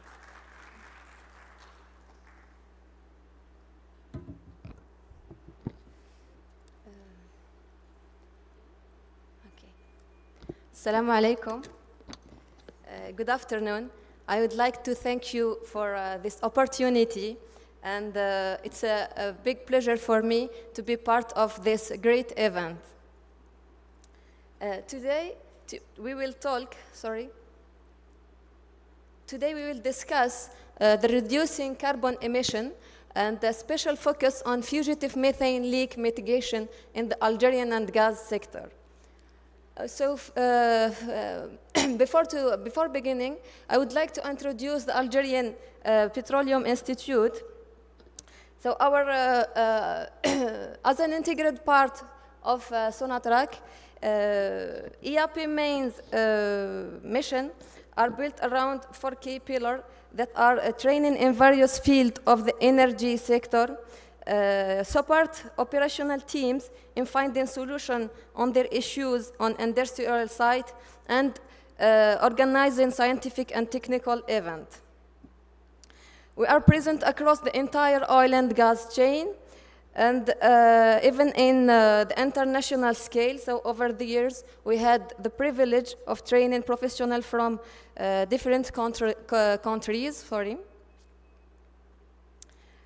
So today we will discuss our experience in accounting and mitigating of methane fugitive emission. For this, we will begin with an overview of GHG emission. Second, we will introduce our company strategy for reducing emission. And then we will explore the different methods used to account for emissions. These methods will be applied for the estimation of fugitive equipment leak of a gas process facility. One of the advanced technologies that we are also adapting to reduce methane emission is LDAR technique. So we will try to estimate, to evaluate its effectiveness, both for having accurate estimation and for reducing fugitive emission. And then a conclusion. So as a member of the UNFCCC and signatory of the Kyoto Protocol in 2004 and the Paris Agreement in 2016, Algeria has voluntarily pledged to reduce its greenhouse gases emission by 7% using its own resources and 21% with international support by 2030. According to the latest GHG inventory conducted in 2023, energy sector is the largest contributor to gas emission in Algeria, accounting for 81% of total emission in 2023.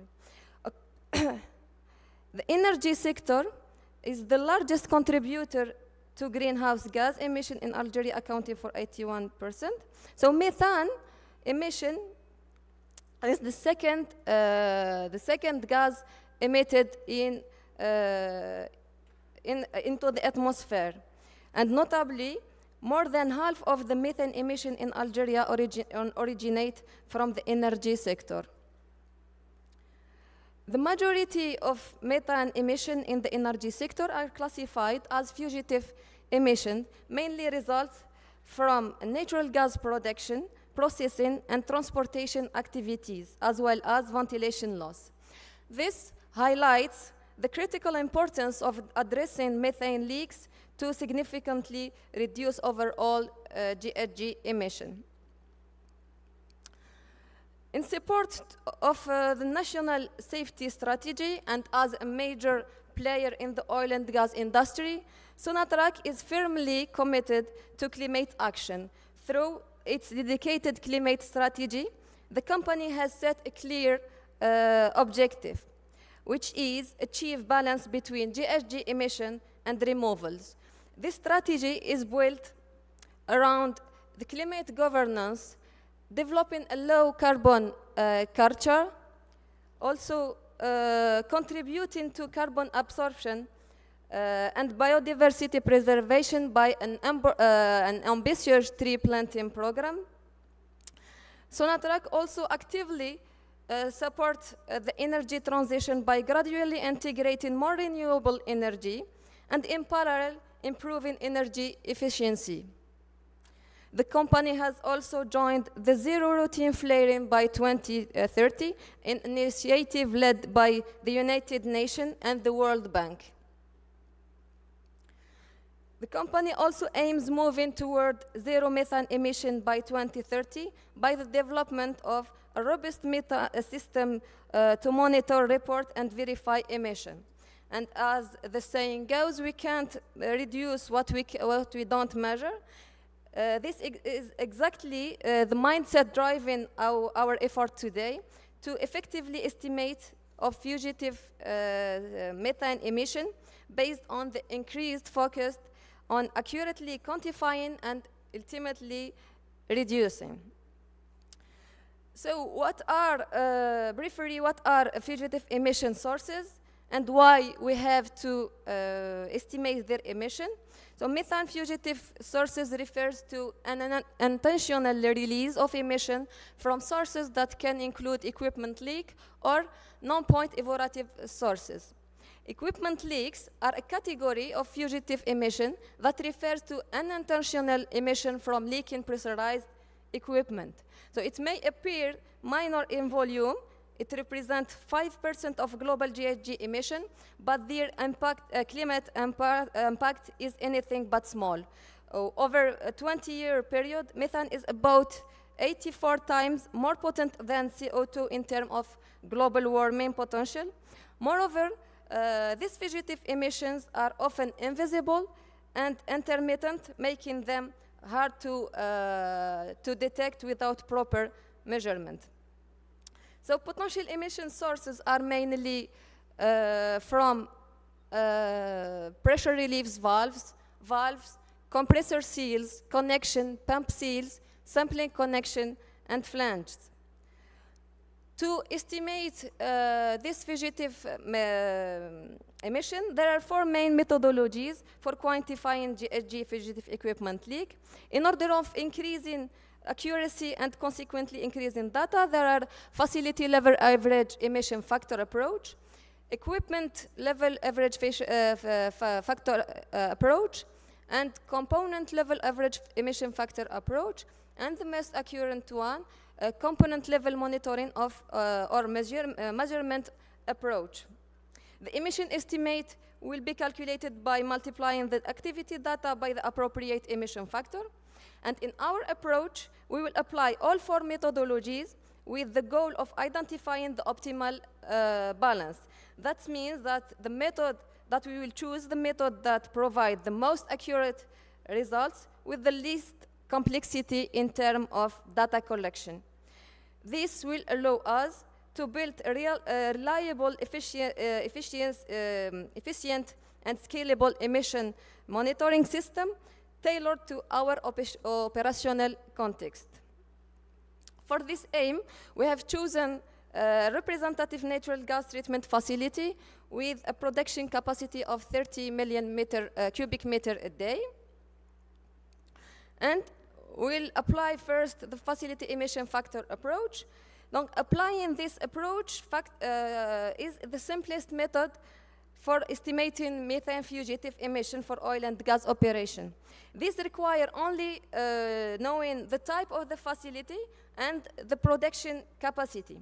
But being the simplest approach, it is so interesting also to evaluate how can we rely on the estimation using this method. So we have to choose the appropriate emission factor published. We use the API compendium for this. And to correct the emission factor to the actual methane content, we will have a total estimation of 10,000 tons of methane per year. And in order to have more accurate estimation, we should use the component level average emission factor approach, which is based on the number of the component in the facility where no monitoring data is available. This approach provides a more accurate estimation than equipment or facility level emission, since it is based on site-specific component population data. This approach requires analysis of the PNID, piping and instrumentation diagram, and the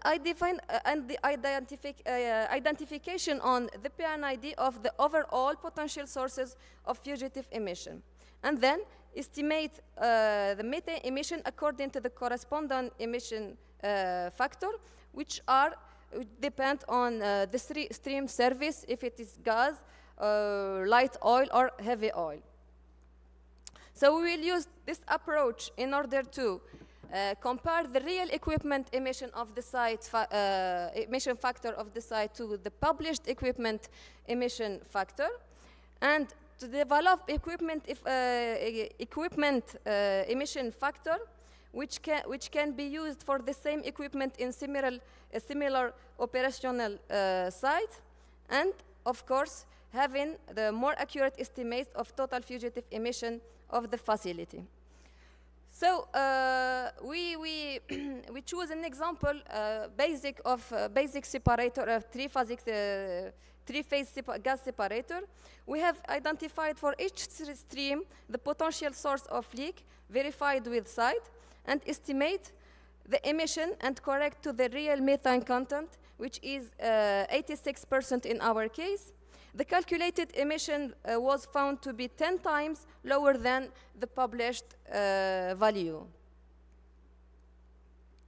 The same approach will be used in order to have tailored emission factor of major equipment of our facility that we couldn't find in the published data.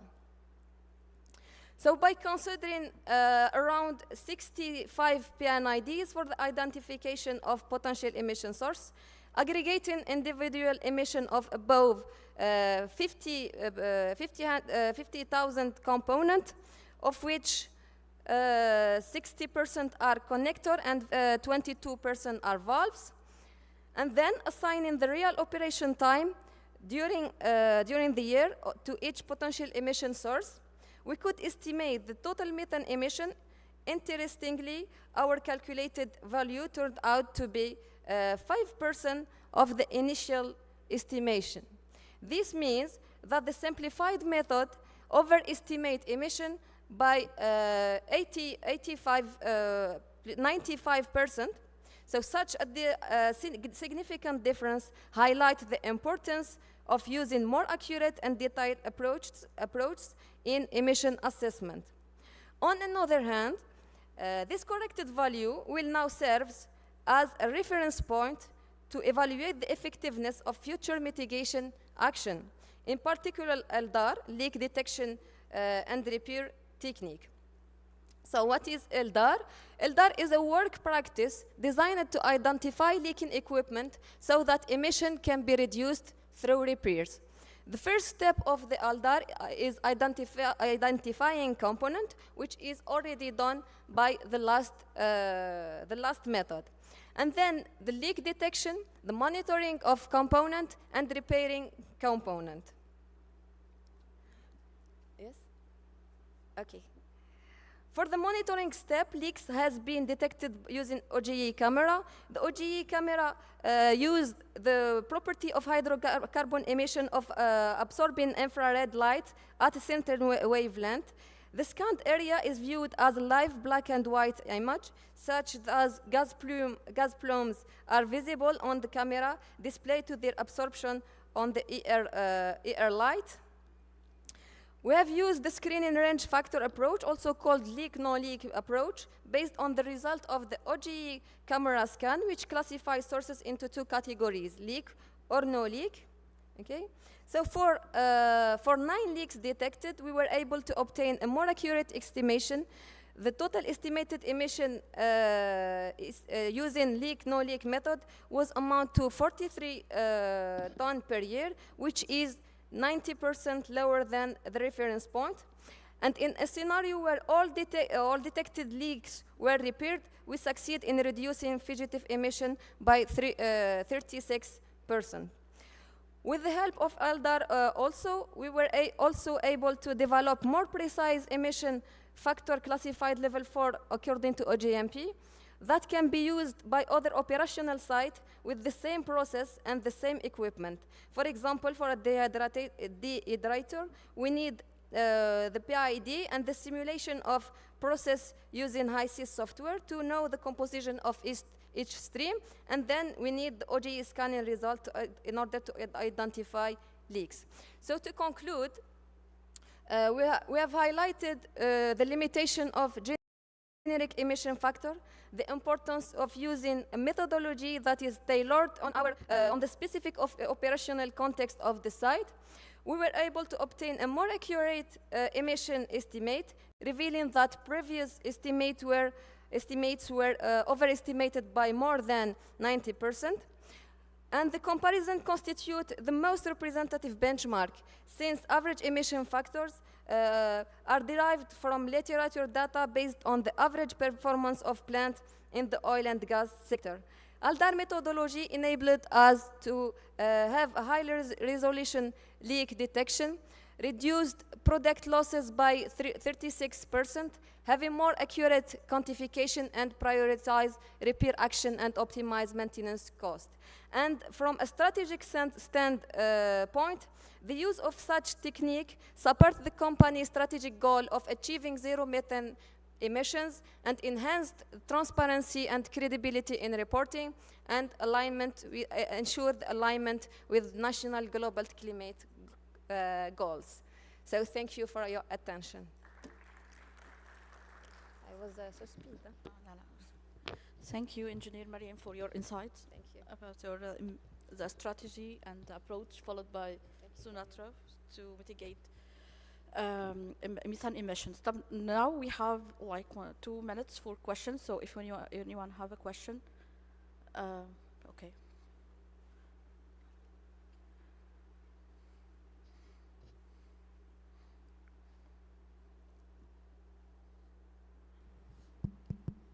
Assalamu alaikum. Salam. Excellent presentation, thank you so much. I got one question only. You have demonstrated many good things, especially that we are very conservative in the energy sector whenever we are using the emissions factor. That's by itself is an excellent demonstration. My point is related to the levels you have mentioned with the OGMP. You have shown that you have demonstrated a level 4 out of 5, as we know. So one of the requirements that's emerging right now is about the verification, having a third party to verify the results. What have you done in this space, and relying on which standard? Like, is it an OGMP standard, or is it like a European standard to still that whatever this third party verification done is acceptable? So thank you for your question. In an MRV system, we are in the phase of the monitoring, okay? And for your second question, I think it was about the standards used for this study.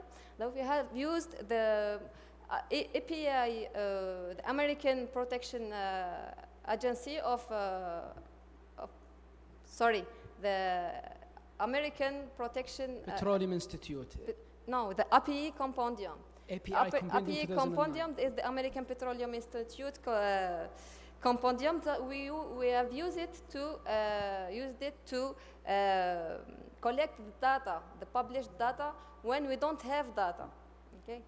In a more accurate method, we used our proper data, which are our PNID and the account of our component.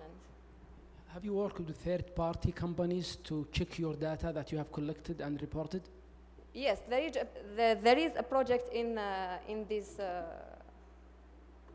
context. Okay, thank you. Any more questions?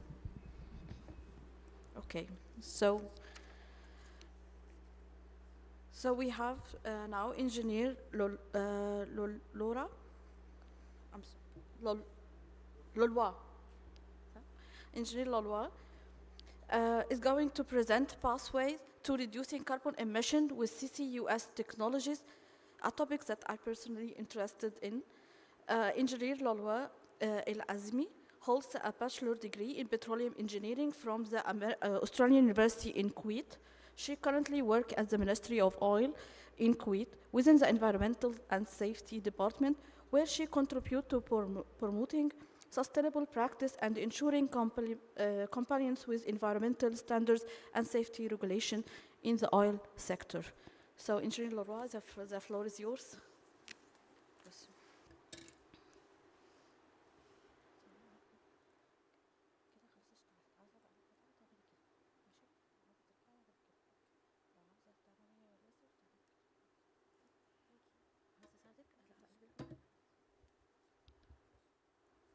السلام عليكم ورحمة الله وبركاته.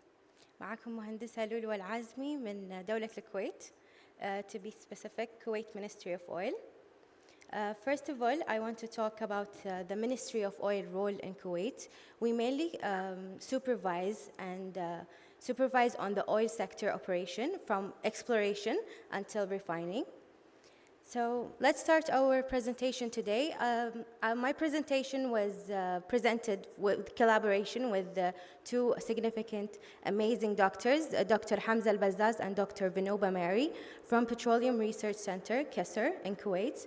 Unfortunately, due to personal circumstances, they weren't able to come here, but I will be presenting their presentation. Today I'm going to go overview global energy, international policies, Kuwait oil production, and CO2 emissions and carbon capture technologies, also CO2 enhanced oil recovery. First of all, let's take a look on the global energy consumption. As of 2023, the global energy consumption reached to 620 exajoules, with fossil fuel like oil, gas, and coal dominating at 81%. The key primary energy resources that we have worldwide are fossil fuels like coal, oil, and natural gas, as well as renewable energy and nuclear energy. You can see in the graph that oil, coal, and natural gas dominate the overall energy consumption. Now let's take a look on how the world is actually shaping the energy. And these slides actually highlight an international framework and projection that influence global climate change and which sets the tone to how countries commit and respond to these changes. As you can see, one of the most important policies are IPCC projection, European Union, Paris Agreement, and E7 emission reports. And you can see in the graph, these are the number of policies, and you can see that Europe and Asia Pacific are actually leading in these technologies, whereas here in the Middle East and Africa, we're still in the early stages. So while global policies and are pushing for emission reduction, it's also important to recognize how oil-producing countries are responding to such policies, while also balancing sustainability with energy needs. As you can see, Kuwait, let's take a look on Kuwait's strategy. Kuwait is actually planning to to increase its production to 3.2 million barrel per day, maintaining it in inshallah 2028 and maintaining that level to 2035, and then reaching up to 4 million barrel per day until 2040.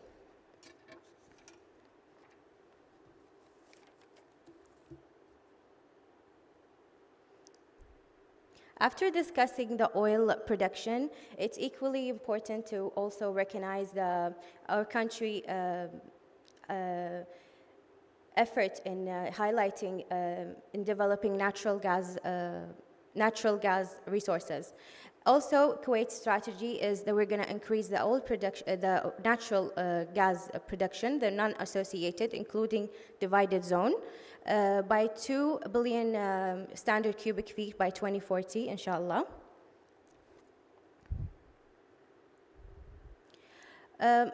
After discussing the oil and gas production in Kuwait, it's also really important to highlight the environmental implications for that we're actually having in our strategy. This is the CO2 emission scenario that we have in that Dr. Vinoba presented. You can see that refineries ranked 3 among stationary CO2 producers. And you can see from the graph that hydrogen, in the refinery itself, where the CO2 emissions have more, you can see the furnace and boilers and utilities, fluid catalytic cracking, and hydrogen manufacturing. The solution for this CO2 emission scenario in refineries, we have a study on decarbonization process. This is like a table that shows a difference between decarbonization in oil and gas industry and in energy-intensive industries like steel and cement making. It's different between the oil and gas industry because you're going to shift from fossil fuel to renewable energy, whereas in the energy-intensive industries, you're going to use electrification and renewable energy for industrial processes.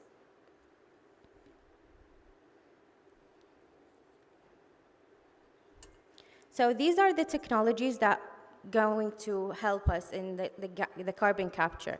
The technologies are post-combustion capture, pre-combustion capture, oxy-fuel combustion, direct air capture, and chemical looping. Whereas the approaches for the capture is absorption, membrane separation, cryogenic separation, bioenergy with carbon capture and storage, then carbon mineralization.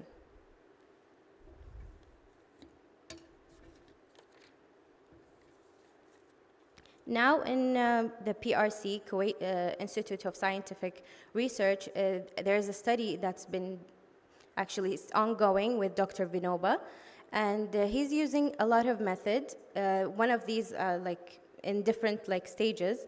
You can see here the different stages and methods used, like absorption, distillation, and adsorption, and also membrane that Dr. Ner just mentioned. It's also it's of course, when considering carbon capture, cost is a crucial impact on choosing this. I'm sorry, I'm really nervous. Sorry.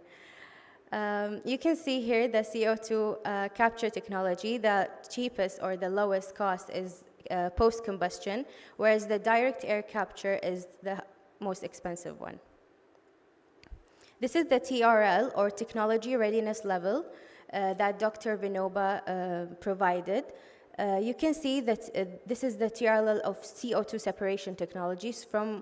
It has actually 9 TRL. 1, 2, and 3 are the research stage, where it's early stages for formulating and researching.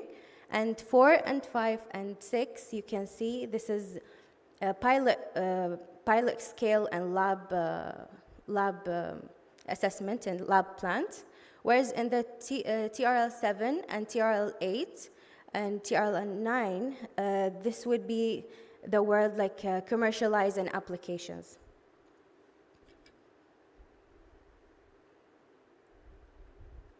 Now, there's so many like CO2 utilization pathways. It's either direct usage or conversion.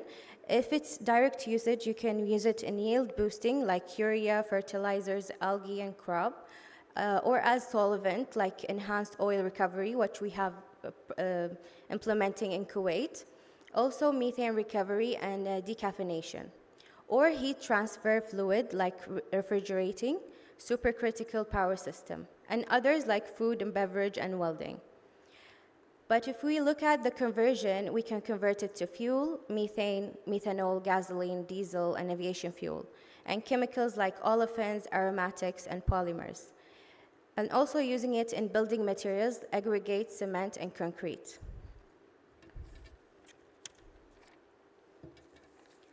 Now we have looked at the pathways. It's one of the most amazing that we have in Kuwait, that we're enhancing oil recovery using CO2. It's, to be specific, in Kuwait Oil Company. And in enhanced oil recovery, it has like 3 stages. Primary recovery, which uses the reservoir natural pressure. Then we have secondary recovery, where we inject water or gas to help the hydrocarbons to flow. And the part that we use CO2 is just the third recovery, the EOR. We inject CO2, we reduce the viscosity of the oil, increase the reservoir pressure, and help to dissolve into the oil, enhancing the flow towards the extraction well.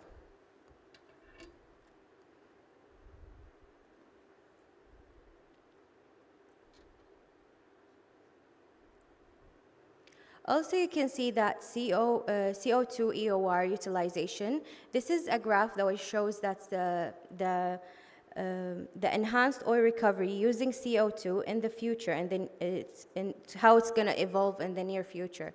You can see, inshallah, in like 2040, it will exceed the thermal EOR that traditionally is used.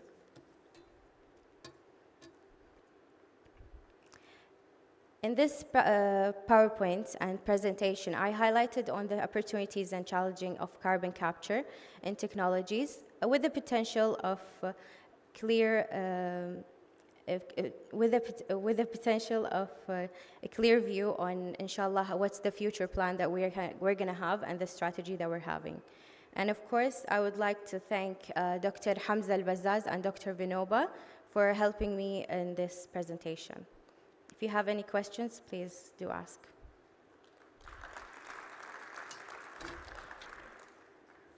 Any questions? Yes.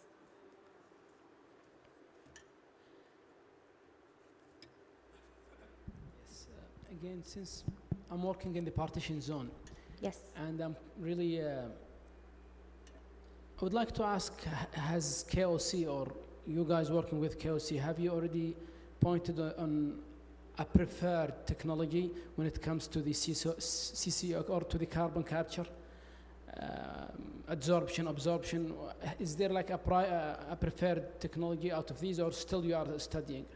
There is actually a study ongoing with KOC and KGOC also, but it's still undergoing development and the research, and it's in its really early stages. But we are using the enhanced oil recovery already. It's been used. Where exactly, if I may ask? The enhanced oil recovery? The CO2 enhanced oil recovery? Yes, we're using it already. Where exactly? North. Northfield. Yeah. Thank you. If you would like more information, I would like to. Yes, please. Thank you so much. Yes, thank you. Thank you so much.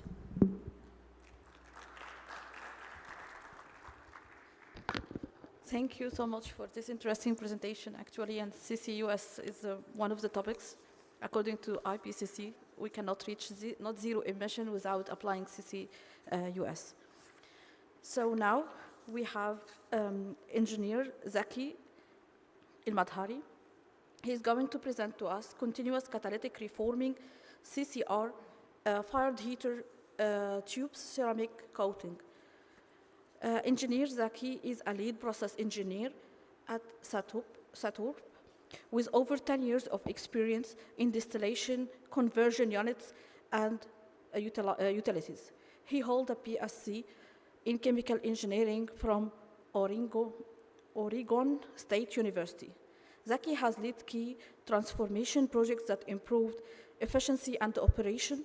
He is actively involved in sustainability efforts, including co-processing tech and waste cooking oil to produce sustainable aviation fuel, supporting circular economy goals and reducing CO2 emissions. So now, Engineer Zaki, the floor is yours.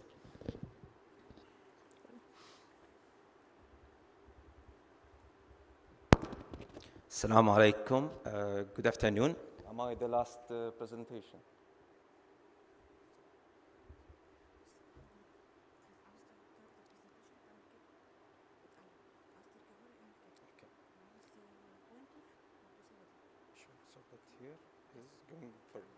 Okay. But am I the last presentation for today? So we can have more time. Okay. So I'll keep it brief. So again, Assalamu alaikum, good afternoon. My name is Zaki Madari. I'm a process engineer in Sator. I have over 10 years experience in Sator, managing different roles in operation and process engineering, and hydrocracking, distillation, utilities, as well as recently doing some more works for the technical studies. Okay, so before I break the presentation, I need to tell you the agenda of this presentation will be as follows. So just a small introduction of Sator, then we will discuss about the sustainability roadmap, followed by the CCR unit introduction, fired heater, and then last, the application that we did. Okay, so Sator partnership is actually an exceptional partnership between Saudi Aramco and Total, with the majority of share to Aramco. So it is located in Saudi Arabia in Industrial City 2. It has been commissioned back in 2013 with the baseline capacity of 400 kbd, but now, as of 2025, we have increased the capacity to 460 kbd. It is a full conversion unit, meaning that we don't have any fuel oil production during normal operation. And you can see here the refinery scheme, which include various conversion units, including CCR, my topic of discussion today, DHC and MHC, as well as delayed coker and FCCU. Now, having both hydrocrackers and FCCU is generally not seen in normal refinery scheme, but we have much more flexibility with the conversion unit of producing gasoline and diesel, and this is why we incorporate FCCU in our scheme. Now, our products, we have variety of products, including propylene, gasoline, benzene, LPG, sulfur, diesel, jet fuel, and paraxylene. And in the future, in the upcoming years, we will be having a petrochemical complex with a mixed feed steam cracker coming in the way. Now, sustainability roadmap, we have 4 pillars. So the pillars that we have in SATOB is targeting carbon circular economy, sustainable methodologies, producing highest fuel quality, and last but not least, advancing the decarbonization strategies. And we have adopted sustainability circle 4Rs, which are reduce, recycle, reuse, and remove. So reducing the CO2 emissions, including as well NOx and SOx emissions, recycling materials such as the used cooking oil or tech oil, reusing the existing asset and optimizing for higher energy. And last but not least, removing the carbon from the life cycle, which will come in the future. Now, moving to description of the unit. So continuous catalyst regeneration unit is actually one of the pillars of units inside Sator Refinery. It is processing heavy naphtha as a stream with the capacity of 76,000 barrels per stream day. It's one of the biggest CCR here in GCC. It converts low octane naphtha to high octane. What we do with this high octane now, we use it as a component for gasoline blending. It has an additional advantage of co-producing both LPG, which can be used to produce alkylate. This alkylate can further increase the gasoline production, and hydrogen, which can be used for the hydrotreating and hydrocracking reactions. Before I go to the next slide, I just want to touch upon the reaction very briefly. So naphtha has a variety of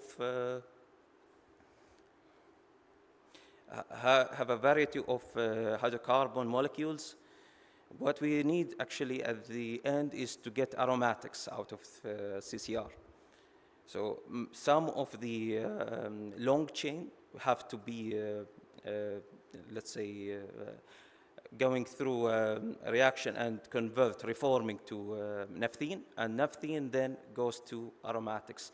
The first step, however, is very slow. The second step is much faster. Now, this is CCR key feature stream, and here in this scheme we have 4 reactors. It has the following 4 features. So it has a continuous catalyst regeneration, meaning that the catalyst itself is regenerated online. If it is not regenerated by any means, like the previous models of CCR, the early stages, it would have affected the yield and led to undesired reactions. We have a radial flow reactors, so meaning that we have less pressure drop. We have optimal contact between the catalyst and heavy naphtha to produce reformate. It has a high severity condition, so meaning very, very high temperature. And we have advanced catalyst advanced catalyst system. It's a platinum-based catalyst, and this catalyst itself, you need to engineer it in such a way that, because it is keeping moving, you have to make sure that it doesn't lose its, let's say, mechanical strength because of circulation. Okay. So moving on back, we want to touch upon why it is high severity condition, and this is the topic of our application here.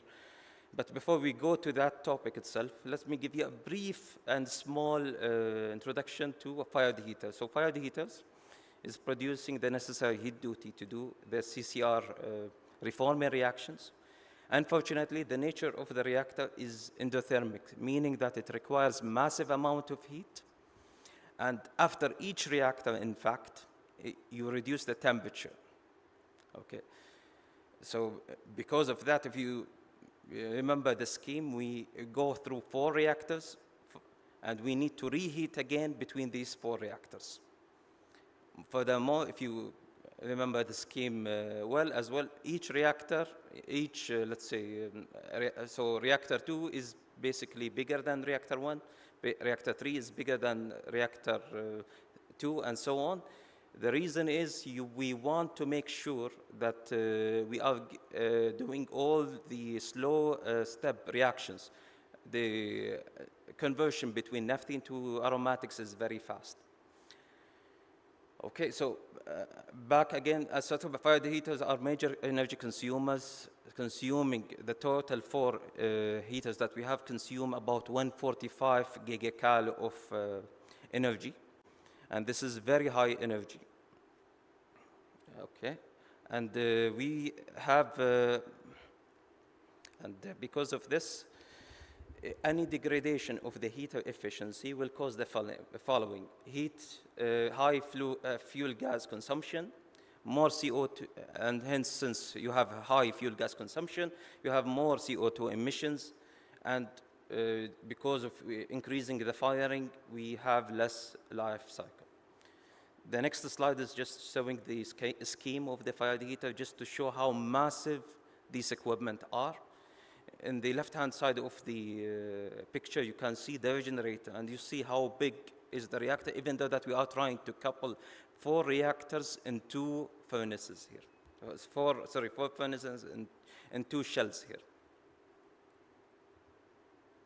Next, so CCR high severity operation. So this is exactly the topic of our, let's say, discussion here in this forum, is that because we have a high heat flux and high-intensity burner flames in CCR, coupled with targeting coil outlet temperature of 520 to 530, we are suffering from severe scaling spots and oxidation in the radiant coils. And because of these scales basically act as a barrier, so we need to increase the fuel gas. And once we increase the fuel gas, we increase the skin temperature of the tube. If we increase the skin temperature of the tube, this will lead to less life cycle of the tubes. So what we did, we looked into the international market, and we found that we had some companies offer ceramic coating for the furnace tubes to improve the furnace efficiency. So we, in 2023 turnaround, we have executed this modification by cleaning the surface of the tubes and applying the coating in all four heaters. And you can see from the pictures below is before and after. What you see in blue is actually not cold. The temperature basically is in between the range of 600 to 100. And it means that it has reduced from sometimes a spot of 1,000 to 600. Okay. The initial reception after this implementation was very positive, and we had a clear reduction in the tendency of the scale buildup, because the second picture that you see is actually after 4 months of operation. So analysis. So what we've seen that ceramic coating has reduced the fuel gas demand by a total of 8%, which is very good, and bridge wall temperature as well as the skin temperature has reduced by 50 degrees. And these were taking at least 4 to 5 months apart. Okay, so with the benefits of this modification, we extended the life cycle of the tubes by 8 to 10 years. We had successfully reduced the fuel gas consumption by 3.5 million USD per year, and had contributed, therefore, to less emission of CO2 by 48,000 tons per year. That's all. Thank you all.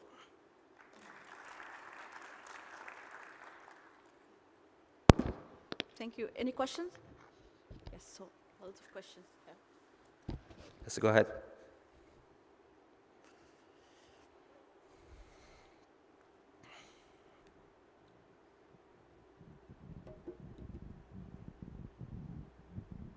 Thank you. This is very interesting. Can you tell us what's the payback period for the coating that was applied? The payback was 1 year. 1 year. So thank you, Zaki. Excellent presentation. I have seen with a keen interest, actually. I just want to understand, this coating was applied after cleaning, and you have done first, you cleaned the tubes, then applied this coating. How it works, actually, during applicability? Yes. So basically, you do sandblasting to remove all the already built up scales. Then you apply it with a spray. Normally, it depends on the company, what type of spray, thermal or slurry or whatever it is, to try to coat it fully. And what is the life of this coating? I'm sure it is not going to last forever. Yes. There must be some life. So this is exactly a good question. So it is supposed to last between 6 to 10 years. So next turnaround cycle, we are going to go and inspect the tubes to verify whether it is needing for another reapply of this spray, or we can keep moving from there. That's all. Excellent. Good luck. Thank you. Any more questions? Okay, so thank you, Engineer Zaki, for your insights about, thank you. For the coating of the fire heater for the CCR, where we will able to reduce the fuel and also reduce the CO2 emissions. So last but not the least, so we have our fourth presentation from Egypt. We have Dr. Ala Safwat. She is joining us online from Egypt. So she is going to present her insight on sustainable decarbonization solution in petrochemical sector. Dr. Ala Safot is certified engineer manager and ISO lead auditor with over 10 years of experience in energy efficiency, sustainability and management system in the petroleum and petrochemical sector. She currently heads the energy efficiency project department at ECAM, where she leads the development and implementation of the sector-wide energy efficiency master operational plan. Dr. Ala is also pursuing her master's degree in sustainable development planning with a focus on environmental, strategic, and policy integration. So, are you with us, Dr. Ala? Yes, yes. Thank you, Dr. Rahab. I'm here. Is the sound is clear? We hear Can you hear me well? We are live now, yeah. So just go on. Okay. Present. Yeah, thank you. Okay, thank you for your introduction, and thank you. It's a great honor to be here today with you and with all esteemed colleagues and expertise.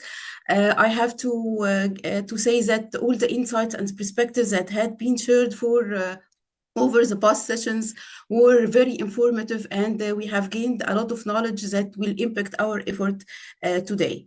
And today I will start to present a short presentation summarizing all over the technologies that we have already negotiated all over the 2 years ago, the 2 years workshop. About the sustainable decarbonization solution in petrochemical sector, and I will introduce the Egyptian Petrochemical Holding Company as it is reporting for the Ministry of Petroleum in Egypt. The Petrochemical Holding Company is assigned for the implementing the National Petrochemical Master Plan in Egypt. And we have to put a roadmap for the decarbonization in our sector. We have firstly to get that the petrochemical industry decarbonization is no longer become a choice. It has to be implemented by a strong forces pushing the sector for the further implementation of the low carbon industry. So we go through. Dr. Ala, go on. Excuse me, please. If you which slide are you working on? Table of content. Oh, okay. So can you please let me know that next, please, so I will turn on the presentation. I think I have making share screen. Okay.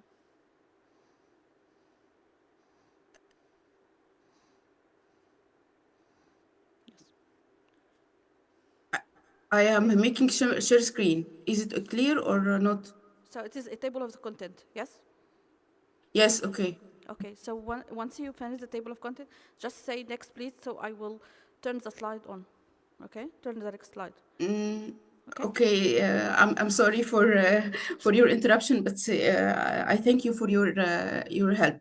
We will go through quickly for the petrochemical and the global carbon emissions and the decarbonization solutions, but go a quick headlines only.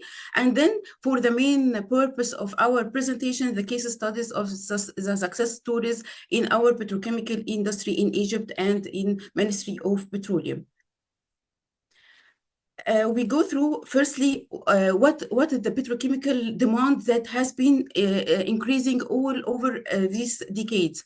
The petrochemical industry is a cornerstone for the modern economics, and it supply many supplies and many industries that have been a very principal in our energy systems, including solar panels, wind turbines, and thermal and electrical vehicles. We have to say that the global petrochemical demand has been increasing by 5 or 7% for the further decades.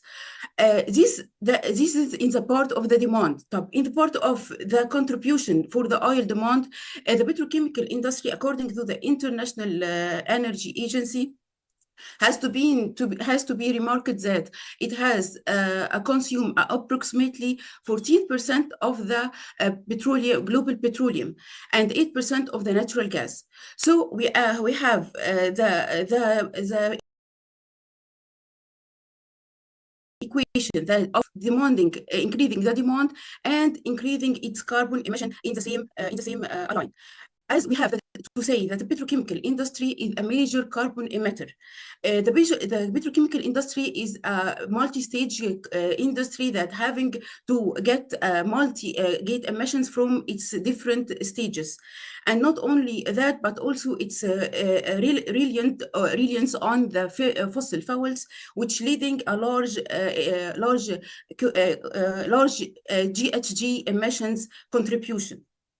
So we have to get the equation between balancing the economic demand for the petrochemical and the economic sustainability and our roadmap for having a decarbonization petrochemical industry. We can just say that according to the studies, when we want to meet the 1.5% target for the Paris Agreement, we have to decrease the petrochemical industries about 46% its emission target. So we are challenging for this decarbonization, where the decarbonization solutions has to be worked. I think, from my opinion, all the solutions have to be working on the same way with collaborative interaction between them. We will here just get information about the most possible decarbonization pathways that we have to put it, I think, align, not one before after. We have to need to put a strategy for the shifting to low carbon feedstock, energy efficiency improvement, and life cycle assessment, and carbon capture and utilization, and of course renewables that are being a part of all industries right now.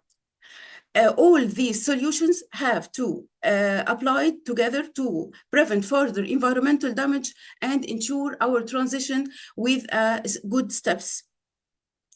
We will start with the energy efficiency improvement.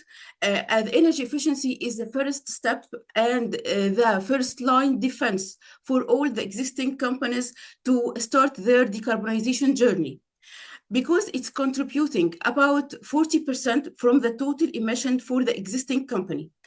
We have different stages of energy efficiency, process optimization and digitalization involving new technologies and innovations of AI, and to control firstly the energy consumption and minimizing it. Heating integration around the studies of the heat recovery and waste heat recovery, equipment upgrading, and energy management system. And I have to remark here the rule of Ministry of Petroleum, which has been implemented from past 10 years ago, when she is starting to commit it. Once that Ministry of Petroleum has to commit it for its energy efficiency and for their company. And we have, in cooperation of the European Union, have preparing a petroleum sector energy efficiency strategy. This strategy has been announced at November 2022 at COP27.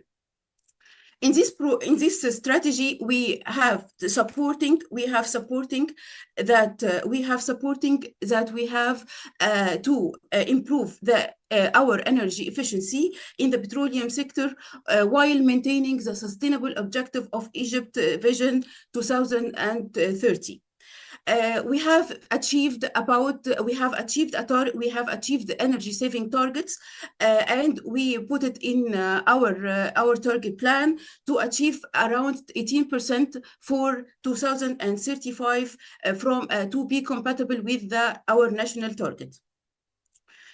this strategy has been being our roadmap for implementing these many energy efficiency projects. Around 340 projects has been implemented, with total saving $135 million per year, and emission reduction 1.2. These energy efficiency projects that has been implemented not only no and low cost, but also it's about medium cost and high cost, and high energy efficiency investment cost with global finance support. I will go through the carbon capture. No, if you don't mind.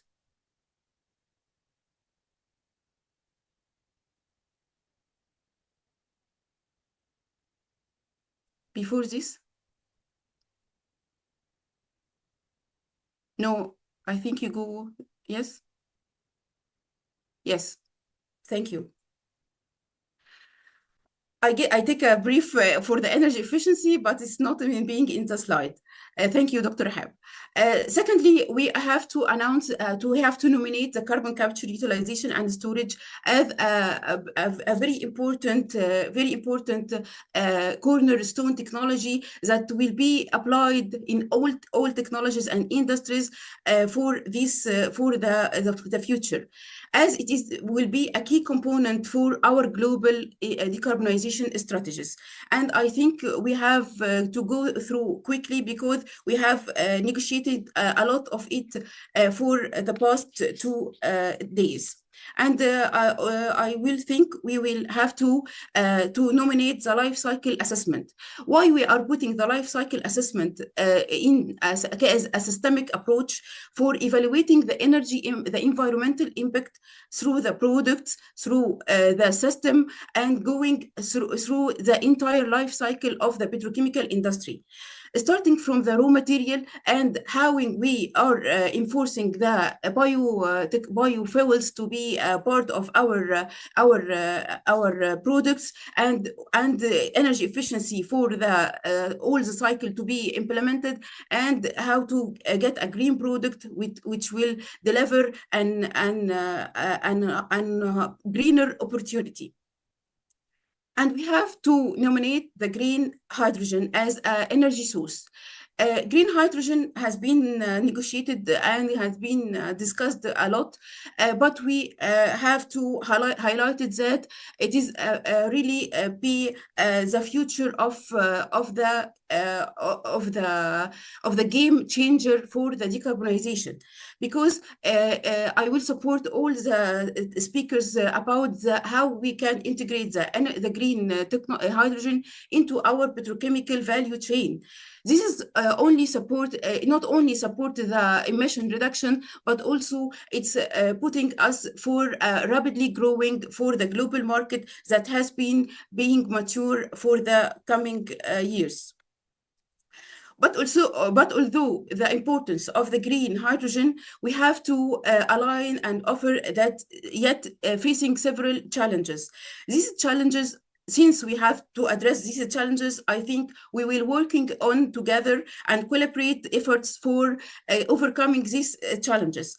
Challenges for the technologies, the electrolyzers, the policy incentives, and the local demand as well.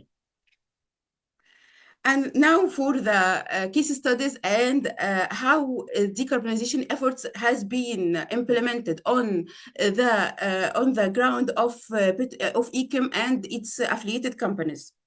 We will start with SADBIC. SADBIC, one of our affiliated companies that has implementing a strategic energy review and energy project since 2020. They have started their journey with a specialized consultant in an energy efficiency, KPC, and have starting to make an energy efficiency roadmap. This roadmap is containing the no and low cost and high investment cost. And when get to see the combined heat and power that has been implemented by SEDBIC, which generate 7.5 megawatt of electricity and produce 50 ton per hour of steam. This will contribute significantly in the decarbonization of and decreasing the carbon footprint of SEDBIC, like it has been aligning for border sustainable goals for the customers. And also, we have to admit that SEDBIC has started a carbon dioxide extraction unit since 2014 for the utilizing of the carbon dioxide, although it's a small scale, but we have to remark it because it is from 2017, they are advocating the collaboration to include the carbon dioxide emission reduction with the collaboration with Air Leak and producing a food-grade carbon dioxide. And now for the new projects that has been implemented and studied in ECOM, we have a Damietta green ammonia project. This green ammonia project, in the case of feasibility study, and having established a team dedicated for this study, and it has been remarked to say that will be with the collaboration of MOPCO and will rely on around renewable energy, not only solar but also wind, and it will produce 150 kiloton ammonia, green ammonia, with using 160 megawatt solar and 360 megawatt wind. Those will have to give a liquid ammonia for exporting, and we know all that Damietta in the port of we can export from Damietta port.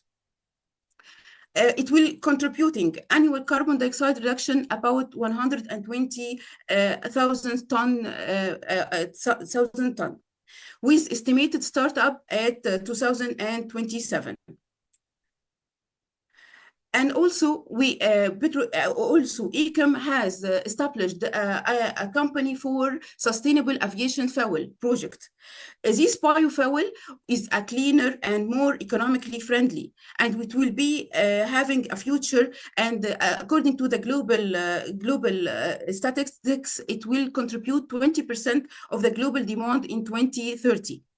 Aiming to produce 120,000 ton per year from 170,000 ton used cooking oil, converting it to SAF and green naphtha, which will have a high cost, yes, but it's really having a good opportunity for a greener and contributing the initiative promotion of the circular economy.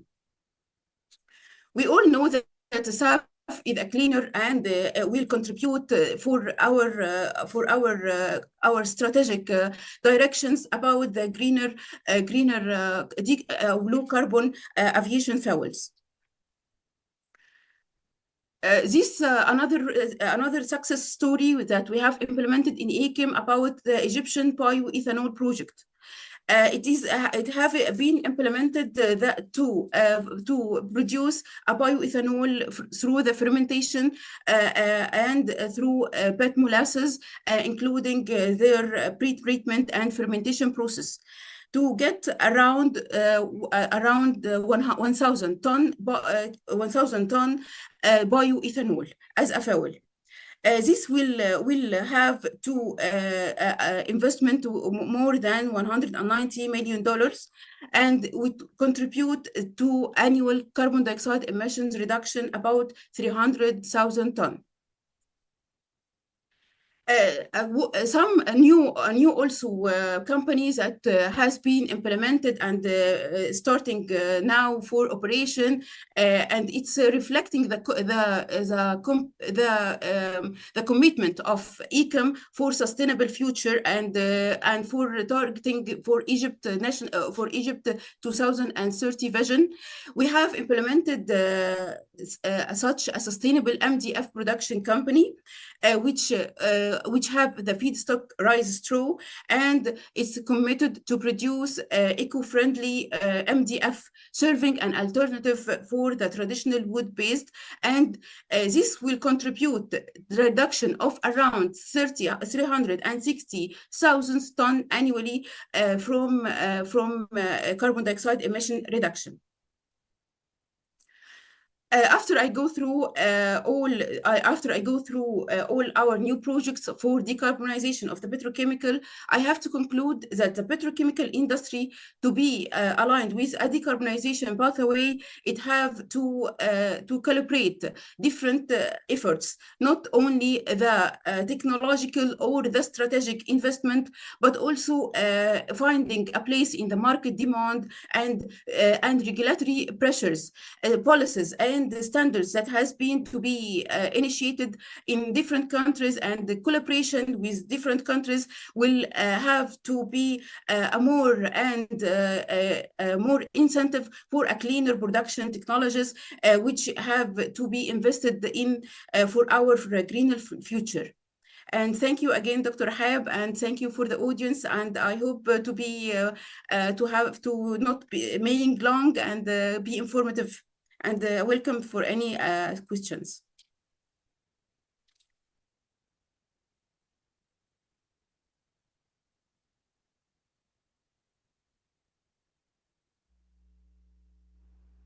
I'm not hearing you. Yeah. Thank you, Dr. Ala, for your insights. And actually, the green ammonia plant was one of the first plants in the region, so reflecting how the region is going towards sustainability. So if any one of you have any questions for Dr. Ala, please just raise your hand. Okay. So Dr. Ala, thank you for this interesting presentation, and I want thank you. So Thank I you, want Dr. to Rahab, conclude to thank our 4 expert presenters for giving their insights about just a small work of what is going on in the region, reflecting the work that is going on in Algeria, Kuwait, Saudi Arabia, and Egypt. Actually, this session under the umbrella of OAPEC, so giving us a hint that this session can bridge ambitious with action, tradition with transformation, under the umbrella of OAPEC. So I would like to present to you a certificate for appreciation on behalf of OAPEC for your contribution to this session. Thank you so much. Thank you for all the attendance.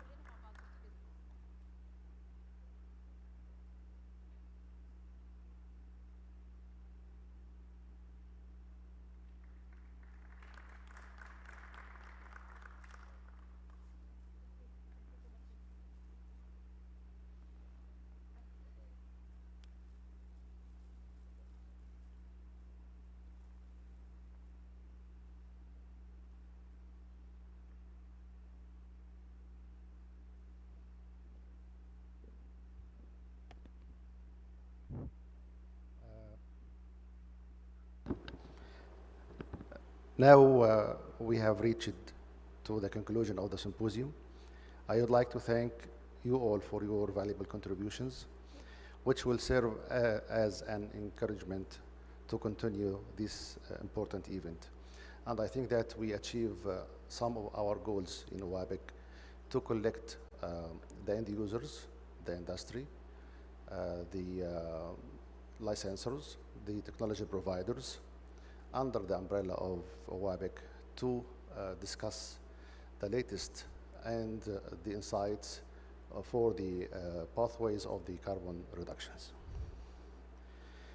Please allow me to invite His Excellency, Engineer Gamal Lugani, the Secretary General of OABIC, to deliver the closing remarks and to share the key recommendations that emerged from the discussions of our esteemed participants. Please, His Excellency.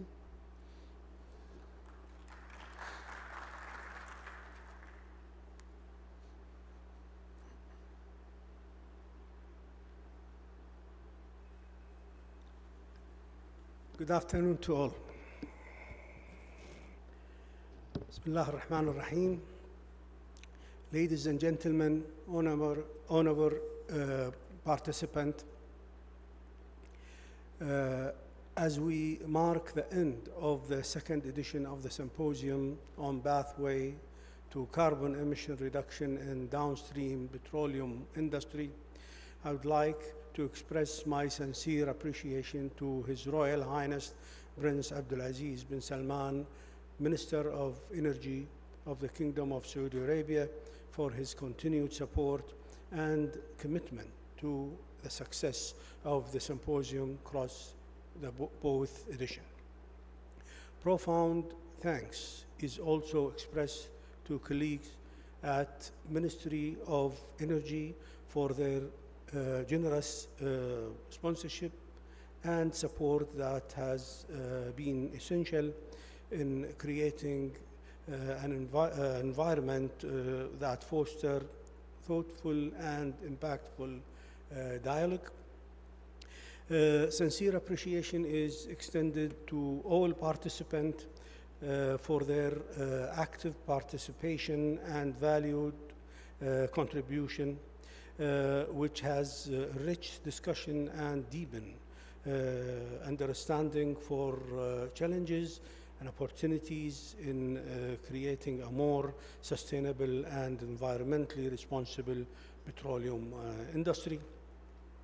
This year's symposium featured strong participation with over 140 delegates in person and online from both OABIC members and non-members countries.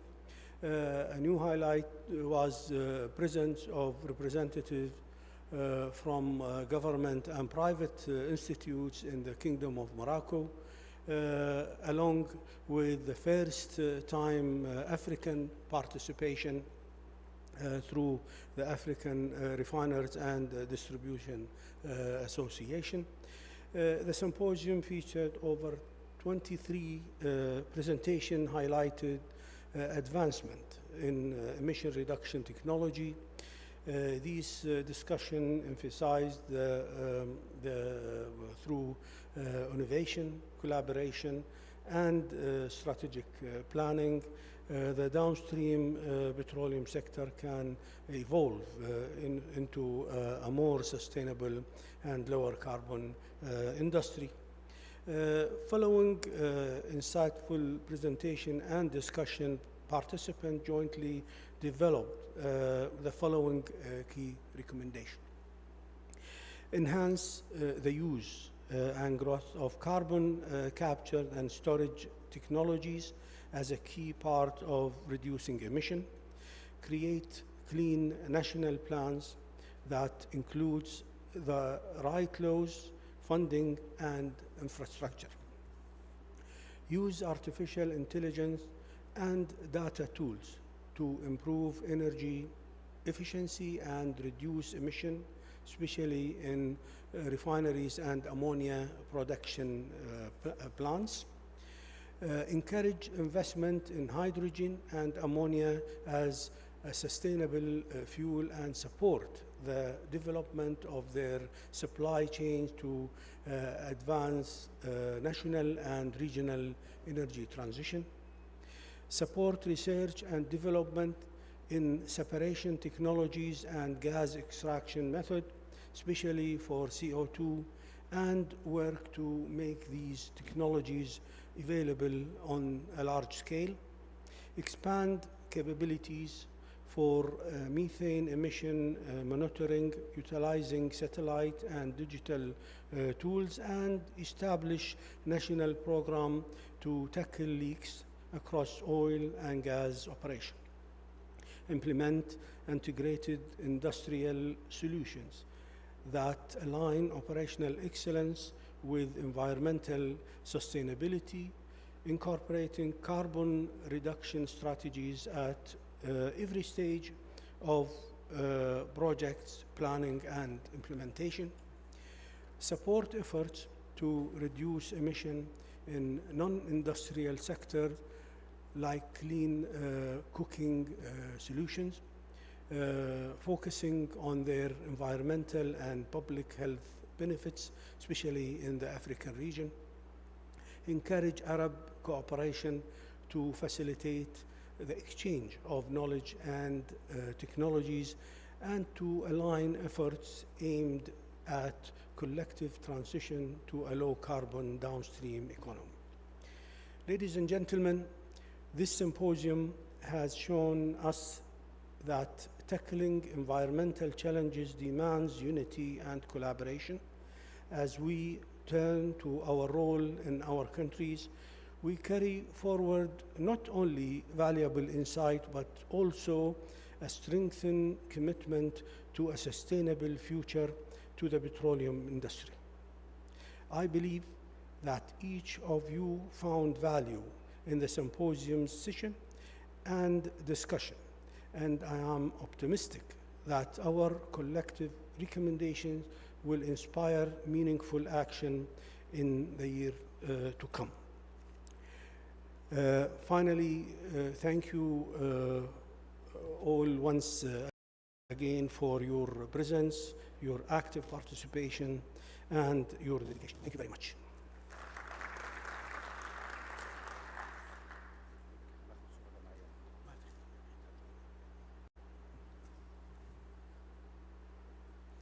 I would like to invite all of you to take a photo with His Excellency, group photo.